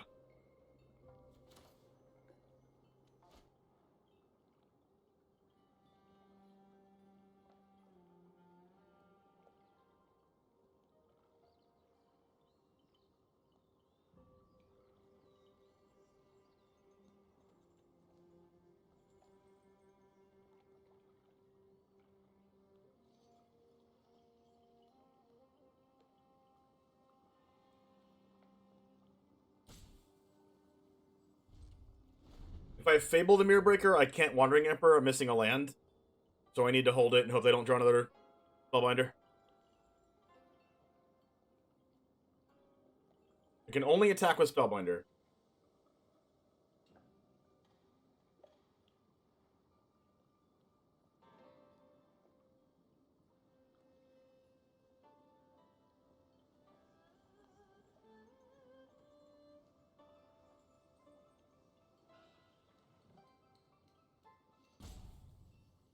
A Ganjo would be a good draw because then I can Fable and then a Ganjo. Wow. That means whenever they power up their cave, it's going to be a 5 power. Is that like 3 adversaries this game?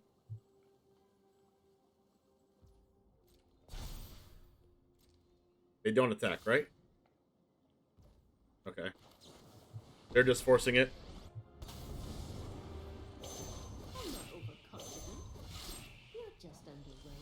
Oh, that's such a perfect draw.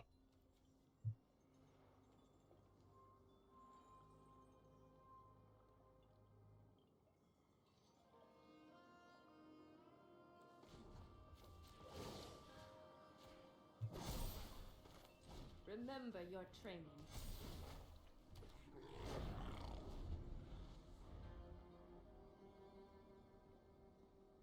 Yes, too. How's it going? You love to see it?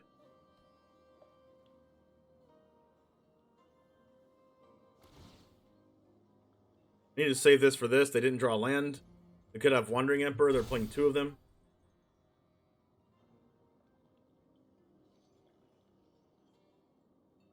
They might... What removal spells do they have? 2 Valor Stance and a Pounding? 2 Valor Stance and that's it? They might not be able to out this Fable. That's a draw.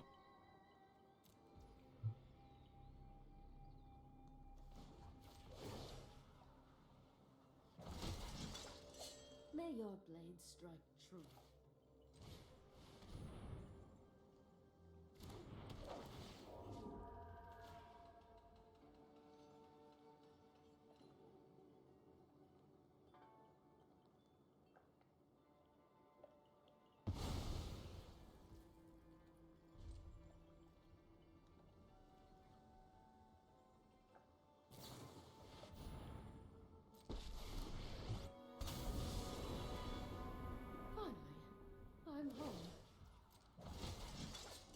So 4/4. Protect the people.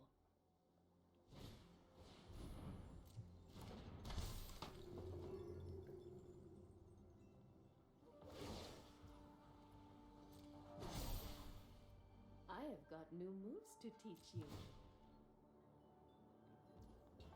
I think I'm trumping that.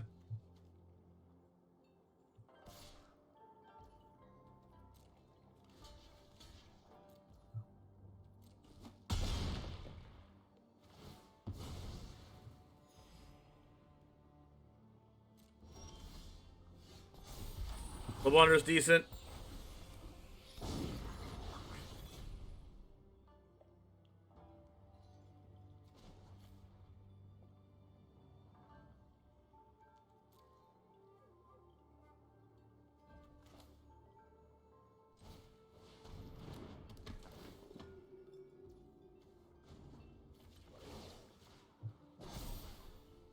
We've got the edge in this fight.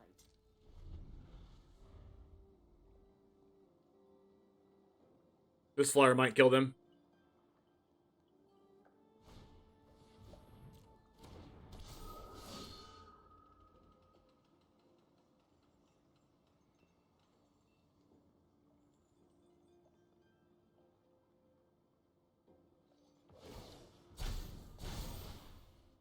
I have got new moves to teach you.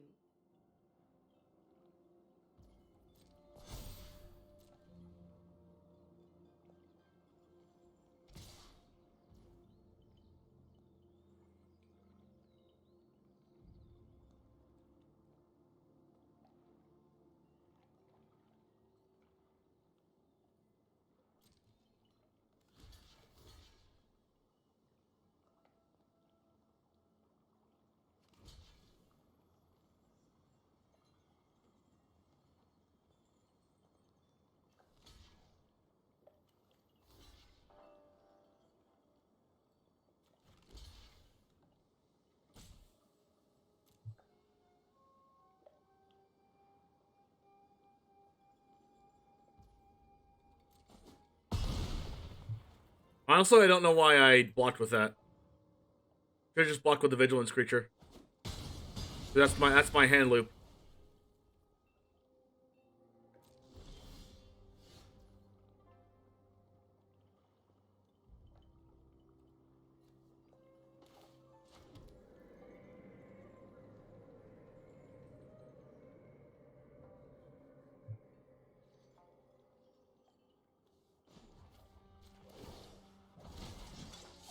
May your blade strike true.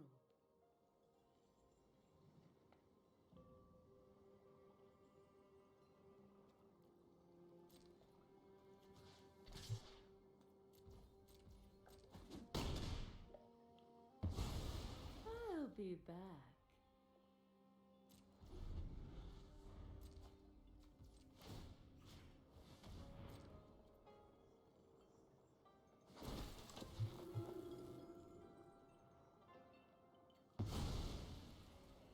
Like, they would have discarded that instead of just playing it.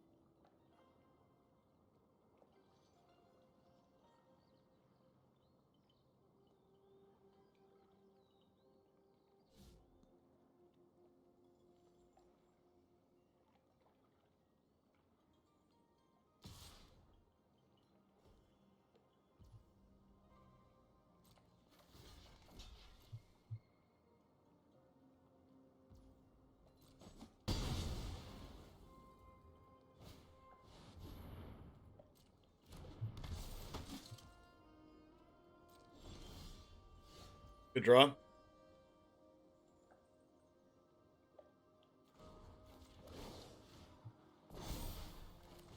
Remember your training.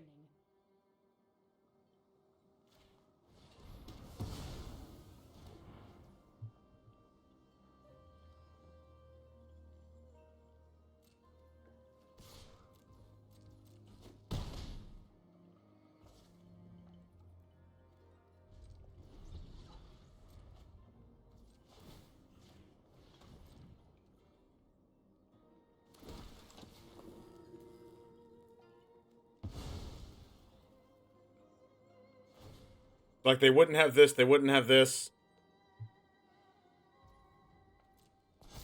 Unfortunate that I blocked like that.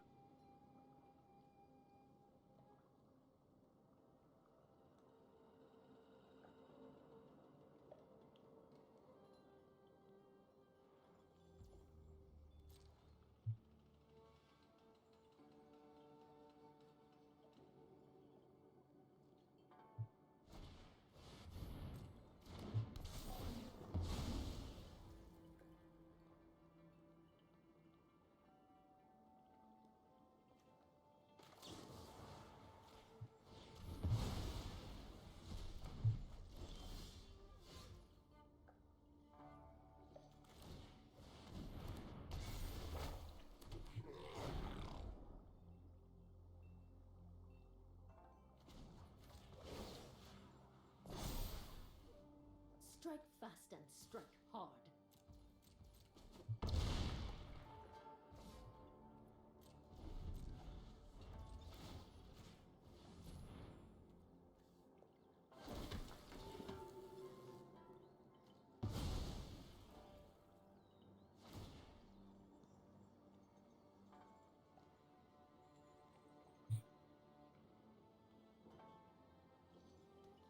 God, the game would be way, way over if I had the acquisitions expert in play.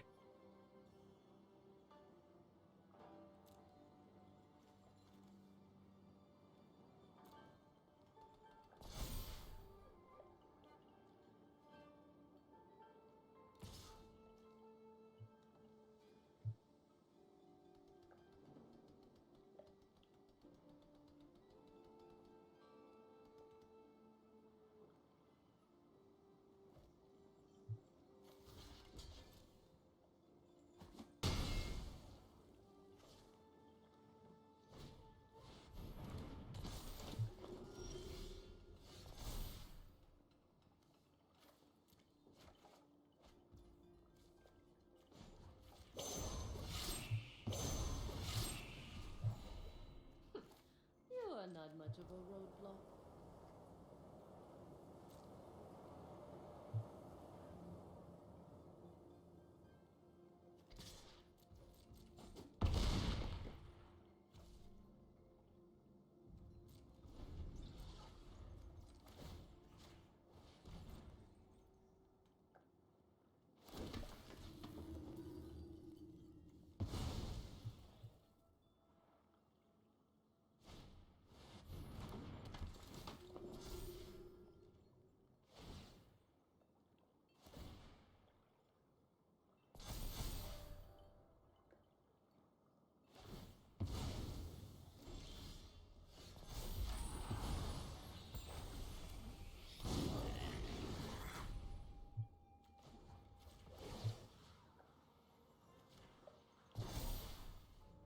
Show them how we greet our enemies.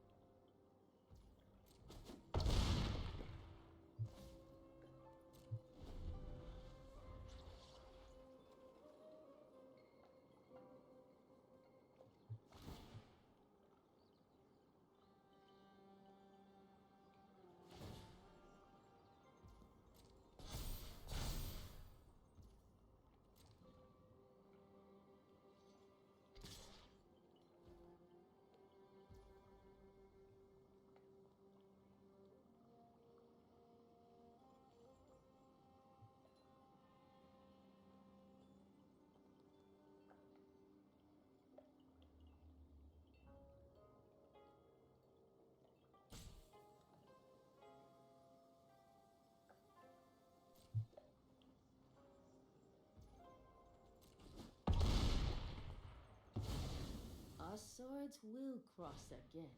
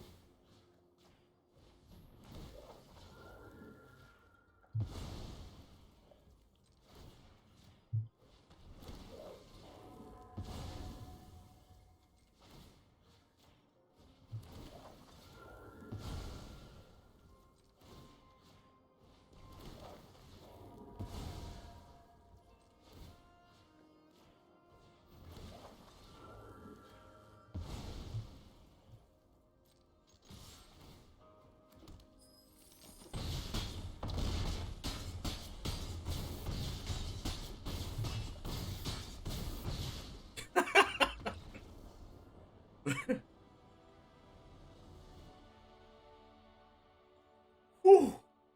Never got to do that. That was my first time ever doing that. And being in a tournament is pretty cool.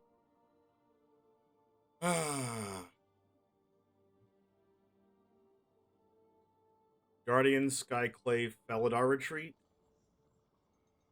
Portable Hole, March. Paladin class, Redain, Wandering Emperor. Exact lethal.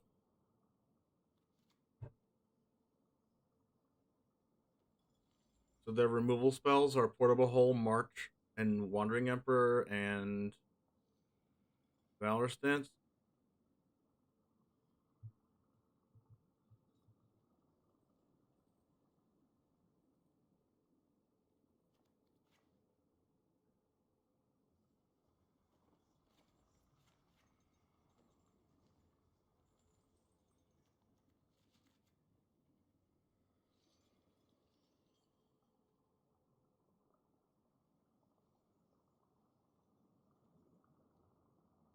Fable's kind of bad on the draw, especially in a Thalia world.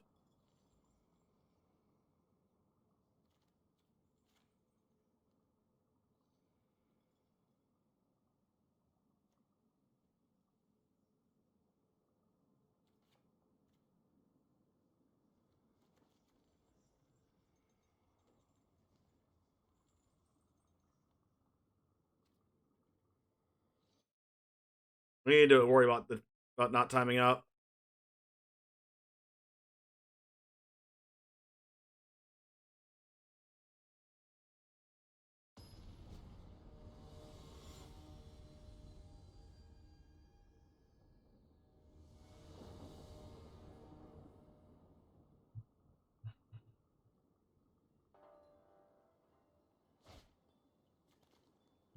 Doesn't have Blood Chief's Thirst, but I'll keep it.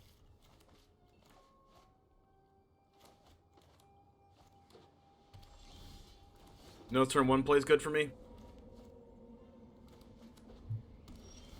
No turn 2 play. Could it just be like a bunch of Adelines, Brutal Cathars, and stuff? And Redains?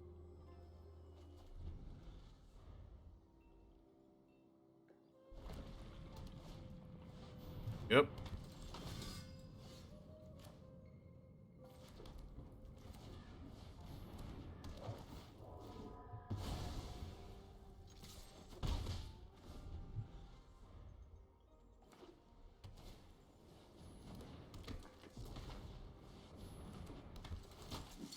Wow, this is so good for me.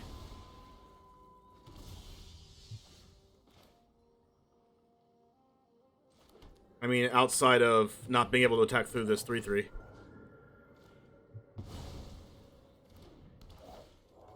But this is definitely what I want to be doing. Like, the flooding part is a little bit absurd.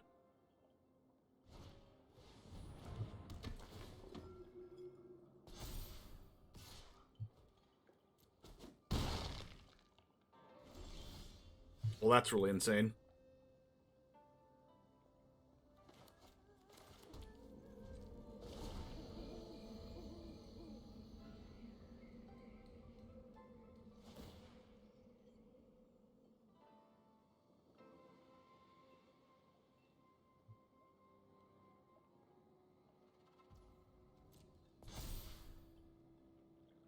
I'm gonna block this here.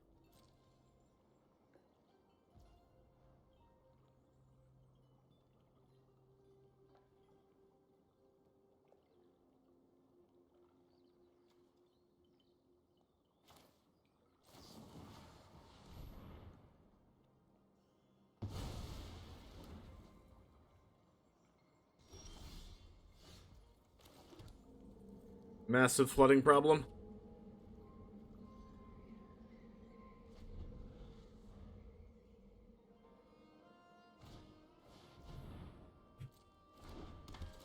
Okay, at least I can still cast Wandering Emperor after they hit it.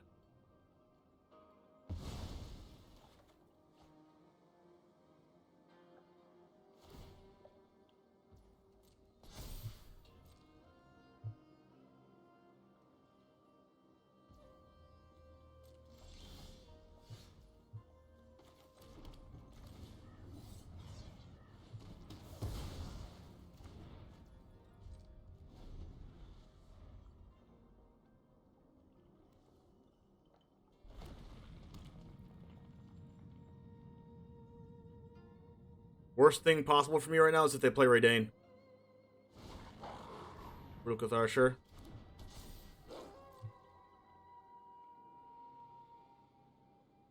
They play a second spell.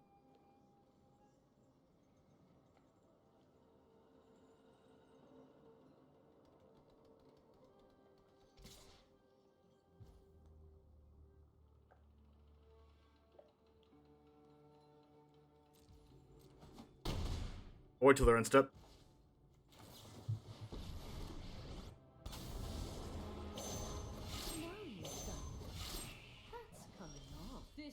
How about a land trap?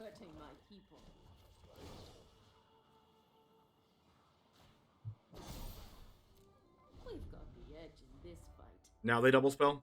Well, they have to draw a spell off the top, specifically. Yes!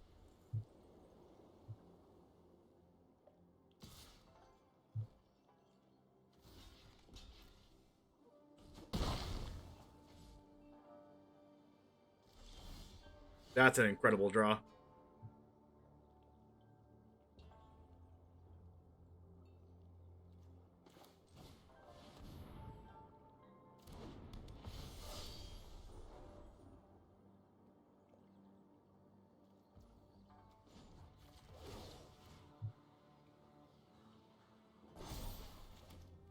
Show them how we greet our enemies. Unfortunately, I just cast 2 spells on accident.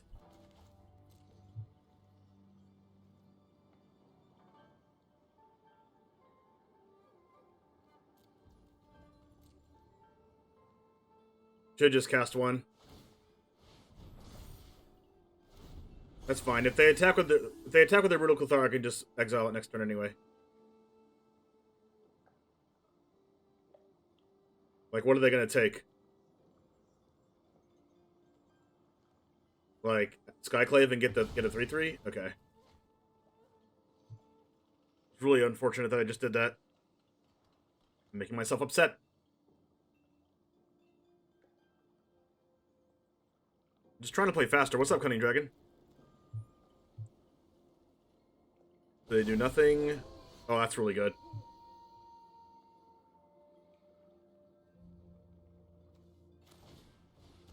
I just kill that.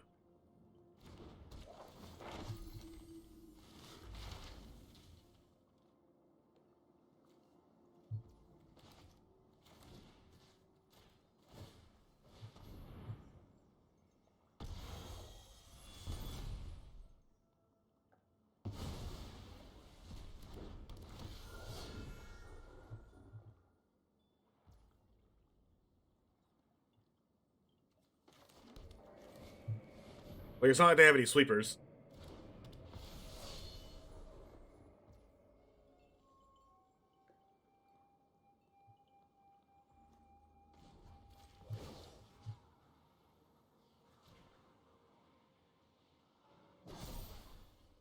I have got new moves to teach you. I'm gonna play around Iganjo when I attack. I'm firmly ahead in this game. I don't want to just, like, die to Iganjo. I want to plus this next turn and then do it.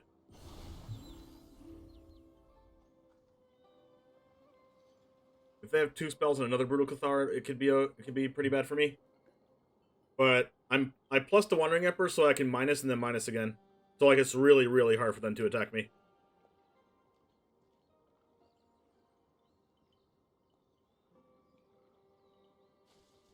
I also have a really good block here. Yo, sick land. Alright, playing around Iganjo here. We've got the edge in this fight.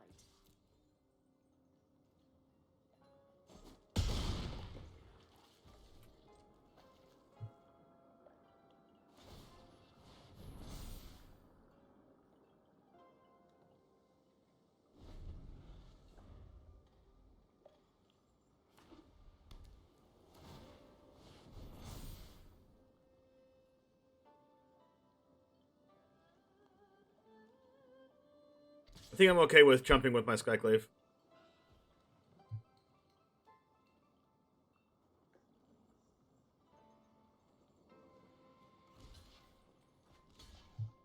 No, I'm just jumping with this. I still think they have Iganjo. There's 2 Iganjos in the deck.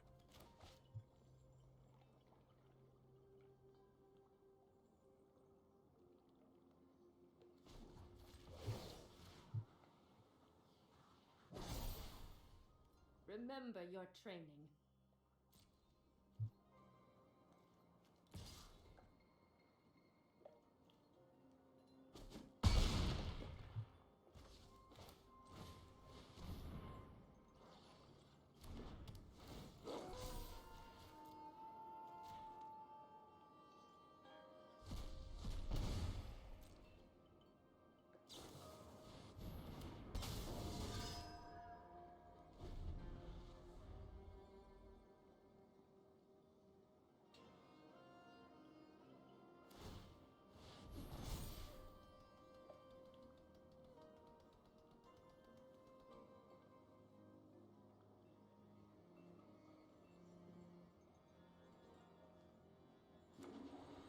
Ah! Yes! Yes! Yes!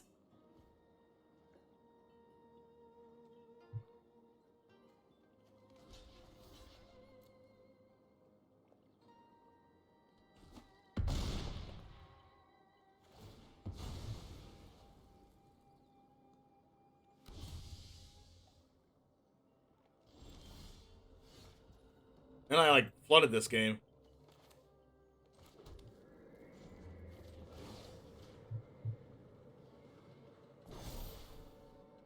Show them how we greet our enemies.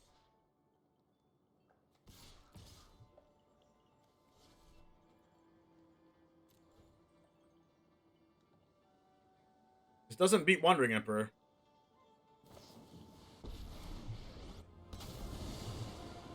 Okay. I am the Emperor of Kamigo, and I will protect my people. My judgment is final. But Graveyard Glutton beats them next turn.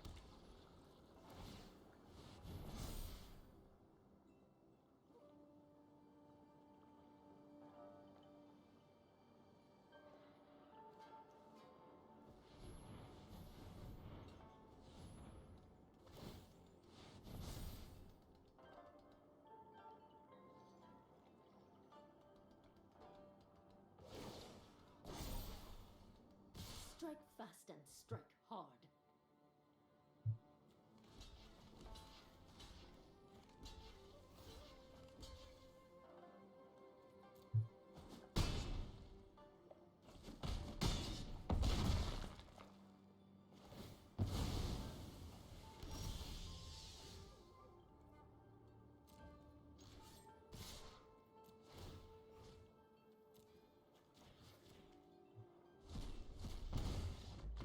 Ah.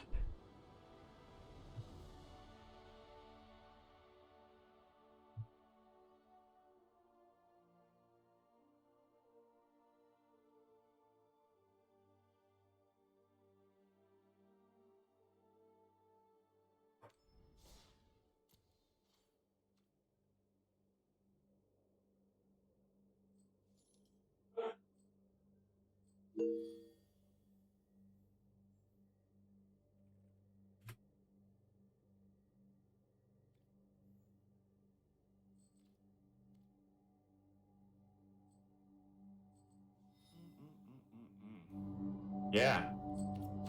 I'm trying to think if I don't know if there's anything hopefully else I make to it. pull out of this one. Another 4 Told you, just hit win. consumes Well, all. I mean, help hopefully I clear make up the top 8. board. Well, sort of. We just replaced them the next turn, though.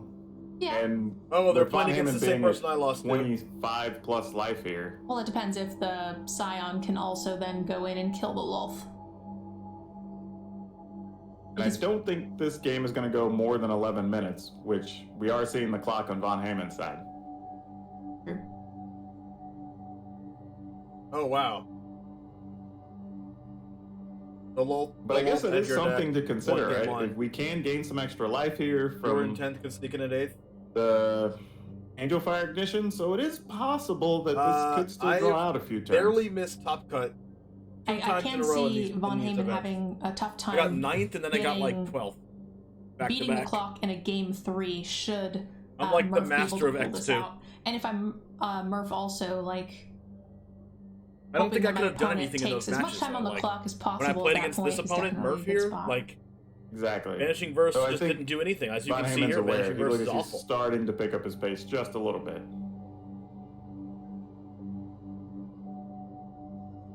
And this is always tough because you want to play quickly, but you don't want to play incorrectly.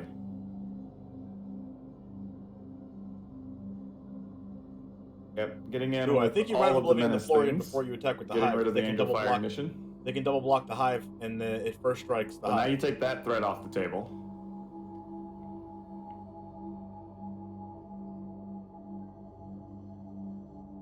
And give up one of our Hive of the Eye Tyrants here. Unless Silver Quill Which Silencer makes called sense right of because you get Oblivion. to first strike the land down with. Yeah, that's Florian. why Crows built the deck in the first place. Yeah. Still taking 4.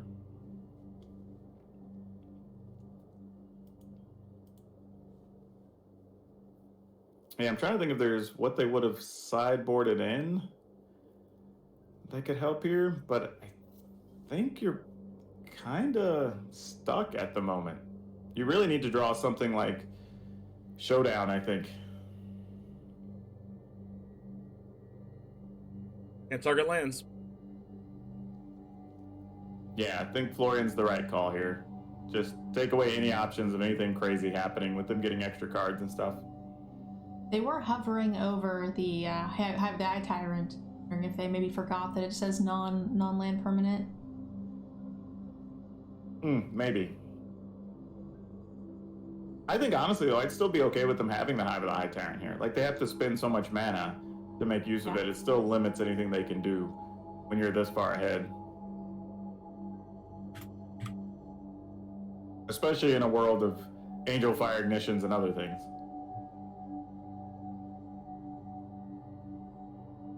It's like Murph is I'm gonna use trying to Russia real make quick. something happen. I'm not quite sure what, but... I'm with you. I was just kind of like, there's something. I mean, are we going to give it double strike with the +1/+1? Is that what we're trying to do here? But yeah, we do have, perfect knowledge. The opponent, our side of the board, Von Heyman, has no cards in hand. So I'm assuming there's got to be some tricks here. This could be like the Indestructible spell, double strike. There's the Indestructible. Destroy. Yeah, but my problem is like, what does that really do? It kills an Eye Twitch, which I'm not in We love just with. we just exchanged the Eye Twitch for either a removal or a mascot exhibition. Rite of Oblivion off the top. So yeah, the value from Von Heyman going Planeswalker into Deadly Dispute into Rite of Ritual, Rite of Oblivion into Rite of Oblivion is just so much value. Getting to remove 2 creatures for 1, getting to make 2 creatures, getting to draw 3 cards per turn, and that just kind of closed out the game here, even though Murph got the value in the early game. Yeah, and I think the toughest part for Murph is, I guess at some point we drew some cards that just weren't worth playing or weren't any good in this match.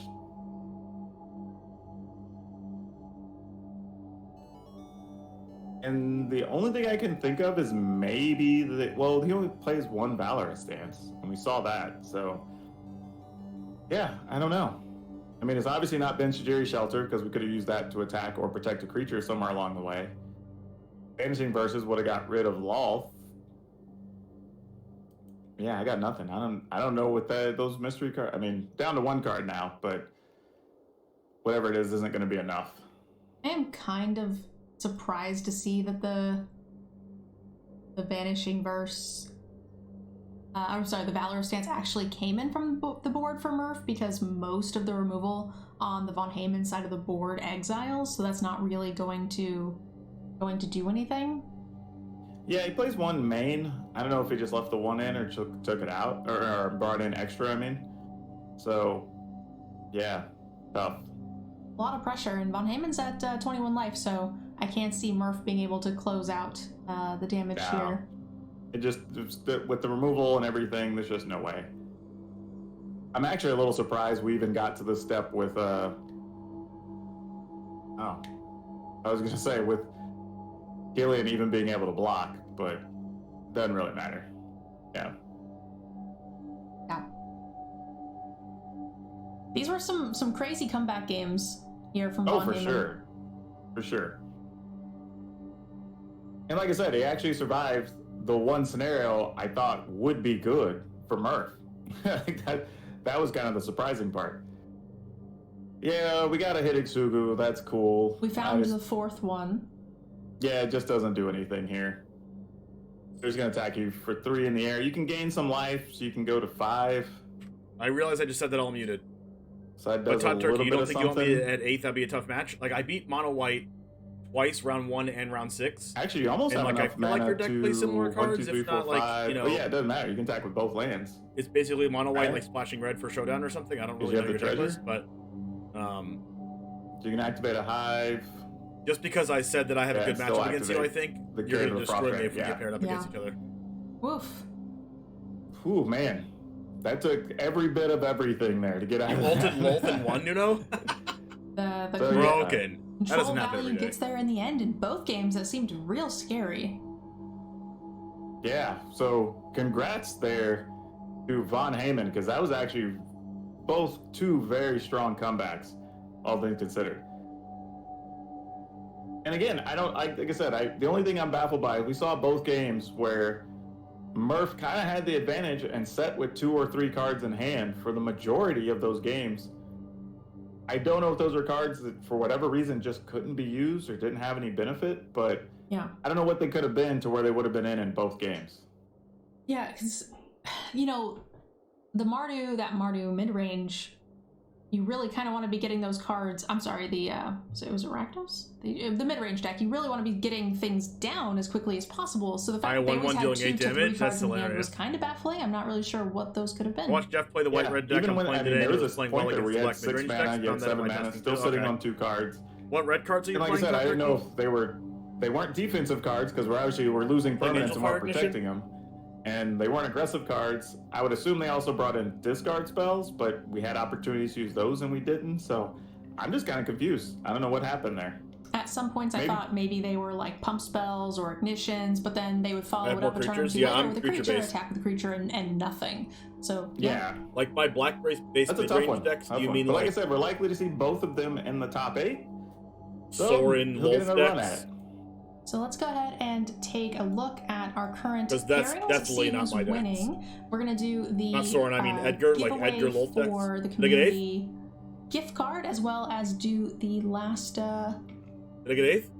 door prize for our current players. It looks like we have everybody is ready tell to me I go got and 8. submitted. So we're going to be getting top 8 situated. Please tell me. And congratulations to all of you guys who do make the top 8. We'll be doing the standings here you in know just what? a sec.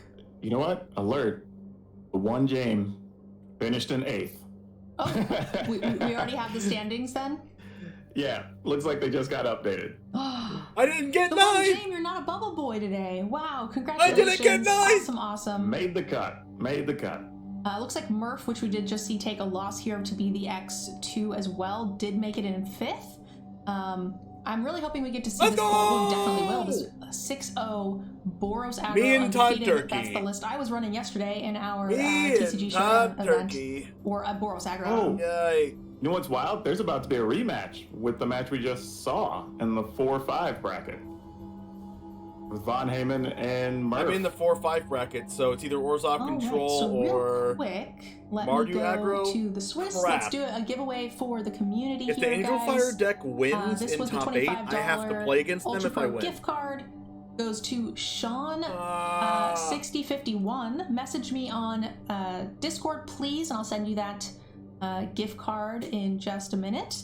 Congratulations. So I had the 4th And best then we're going to do X2 the breakers. last door prize for our round 6 players.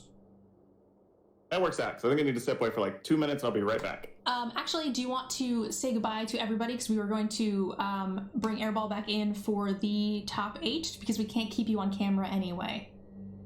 Oh, yeah, sure. That's totally fine. So, I love you, everybody. It's been good for the chat. I actually always enjoy these. I think everybody's super awesome. Come check out all my stuff at Power Dragon everywhere, or just come hang out on Twitter or whatever. Follow me around. I have no problem with that. I need an entourage. Somebody that plays music, someone in a room. So that'd be great, too. We'll post some links there for you. It looks like my mod has got it. There is the Facebook, Twitter, Color of Magic, Patreon, and YouTube channel of Power Dragon. Click those links, guys. Go show some love. He's one of our DEGENs, and I appreciate you coming in and doing coverage with me today. Always super fun. All right. Good luck to the top 8. I'll be watching.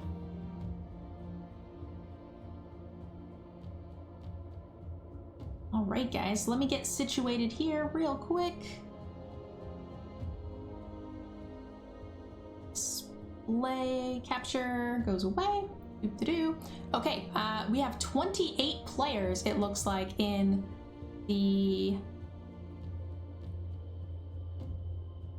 round 6 match. So good luck to the 28 players. Hope you guys get all the door prizes. Player number 16, that'll be player 2 in the 8th match. So Joseph, if you are still around, please message me on message me on Discord, and I'll hook you up with that $25 Ultra Pro gift card. And again, okay, guys, so if one you thing did happen, are enjoying the content, and that please is check out Anvil Ultra Pro. not We have making a the link top down 8. below and a 5% off discount.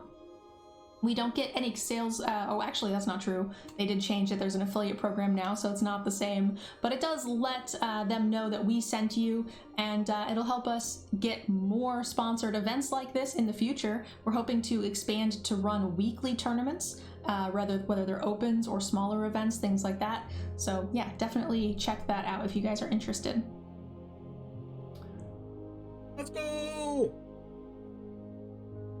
The last thing I wanted to mention before the top 8 as well, guys, is that the DEGEN Patreon is still up and running, and we are hosting Patreon tournaments that have prizes associated with them that you guys can jump into for free. We're going to be doing Patreon community nights. You can actually play EDH and things with our DEGENs.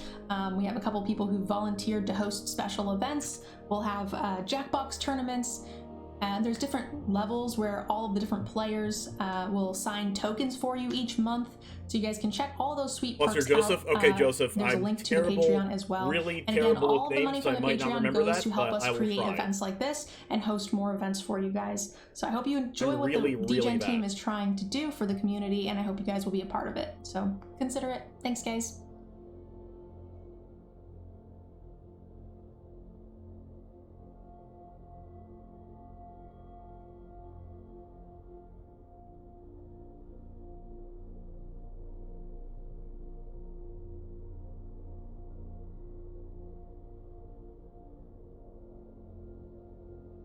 All right, let me send out these gift cards real quick.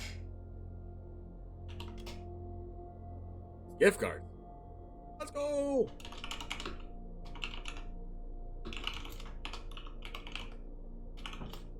Graveyard Trespasser was super good today so far. I only drew Sorin once, and when I did, I flooded out. And that was against the MARDU aggro deck, the combo Angel Fire deck. Got our door prizes today. That is Wandering awesome. Emperor was really good, especially against like other elite spellbinders and creature lands. Rulokathar was only really good like once or twice today, but still necessary. Apparition was good, of course. Honestly, like the Reflection of Kiki-Jiki plus Elite Spellbinder was pretty cool. And a big and thank also, you to Ultra Pro Acquisitions for Expert discorded a few key cards today. For giving us it those discarded, to give out.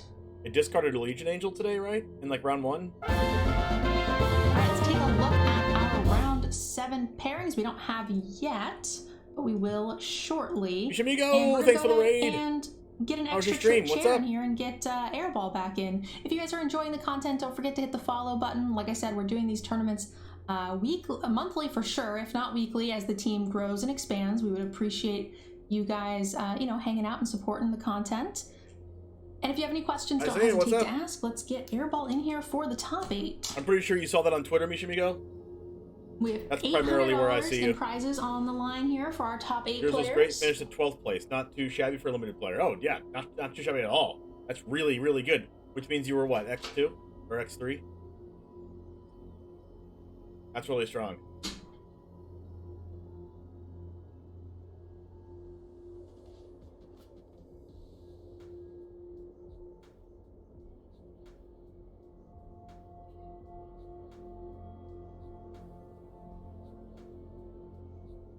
By the way, we're still looking for some more players to enter This is Stream one of League, my and that's sweet new tomorrow. sponsor shirts, guys. Tomorrow at 11 a.m. By the way, I'll be wearing from time to time. where you can play If you guys against haven't seen them yet, make sure you guys a check bunch of them out. streamers.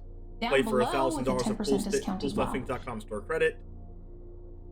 Play for around 9,000 MTG Arena gems within the top 8, and top 4 gets invites to the Streets of Capenna Championship qualifier. And $10 bounties if you guys beat any of our DEGEN players. So April 10th is our biggest event yet, and it's a $6 entry. Pretty good value, honestly. It is. Welcome back, Airball. Thank you. Make sure I have that sig. So we got our top 8. Good luck, Murph. I'm in your bracket, so if you win this round and I also win, I play against you again, and I really don't want to play against that James deck. messed up. I have too many vanishing verses in my deck to be good against that deck. He should have kept the streak alive, right? Is he the only DEGEN in the top 8? We have some standings up here. I believe so. Okay. Looks like there were 2, I think, MARDU Esper targets, Planeswalkers lists, and it looks like Vanishing they Verse both targets. made top 8, so that definitely did I seem don't like your deck just doesn't lose to Vanishing Verse at all. I've been jamming Boros. It's so really, I'm really excited hard see to have Tom Vanishing Verse in my Maxwell deck here against with you. the undefeated Boros list. Oh, you want to pull up his list? I haven't Thanks, seen it Michimigo. Okay. There's a lot of ways to build this. This looks like just mono white, splashing, rabbit, and Kazakhstan. Cool.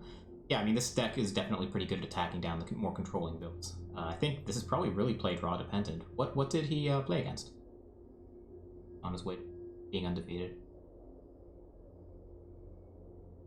For control, sure. Naya Runes, mono white, and then all of the MARDU, black, white, Control, X decks. Esper. So he played against one of everything and still managed to get there. Yeah.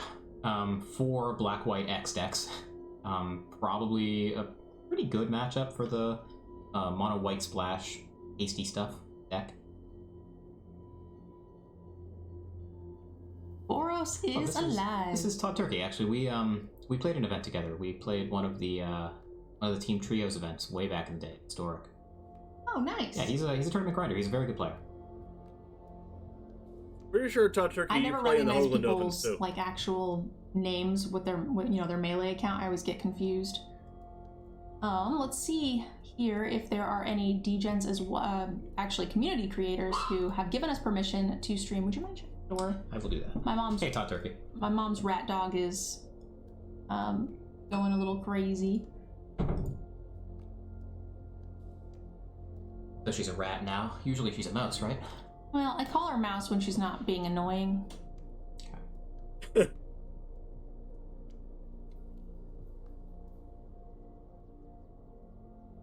Yeah, Von Heyman is in the top 8. Esper Walkers I don't really want to play against because they have a lot of like the pairings. It huge says Von sleepers. Heyman, and then here it changes to the real name, which is Leslie a Enchantments I little don't mind annoying. playing against. MARDU Aggro I really don't want to play against. About that. The only person I really don't want to play against is MARDU Aggro. I'm fine playing against Boros Aggro, fine playing... There's 2 Esper Walkers in the top 8? Oh, God. Good thing they're not in my bracket. Do we have some idea when the pairings for the top 8 are going to be? Good thing they're going to play against each other before I have to play Boros against is one. live. Like, the only way I'll play against Esper Walkers is in the finals. Looks like even though they there's are two in there. streaming. Let's go ahead because and they're check this both out. they're both playing against each other in top 8. Pretty good diversity in the top 8. And I'm not in that Probably bracket. Not going to be seeing the If same they make decks the over. finals, I play against it. Other than that, I'm dodging it. So I'm gonna say I want Murph to lose. I don't want to play against that. I'd much rather play against Orzhov Control than that MARDU deck. That is freaking scary. A Rune's deck made it? No. Rune did not make it.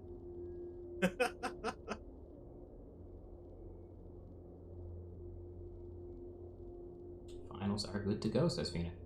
All right, so we're gonna go ahead and check things out from the Boros side of the table. Looking, I can make.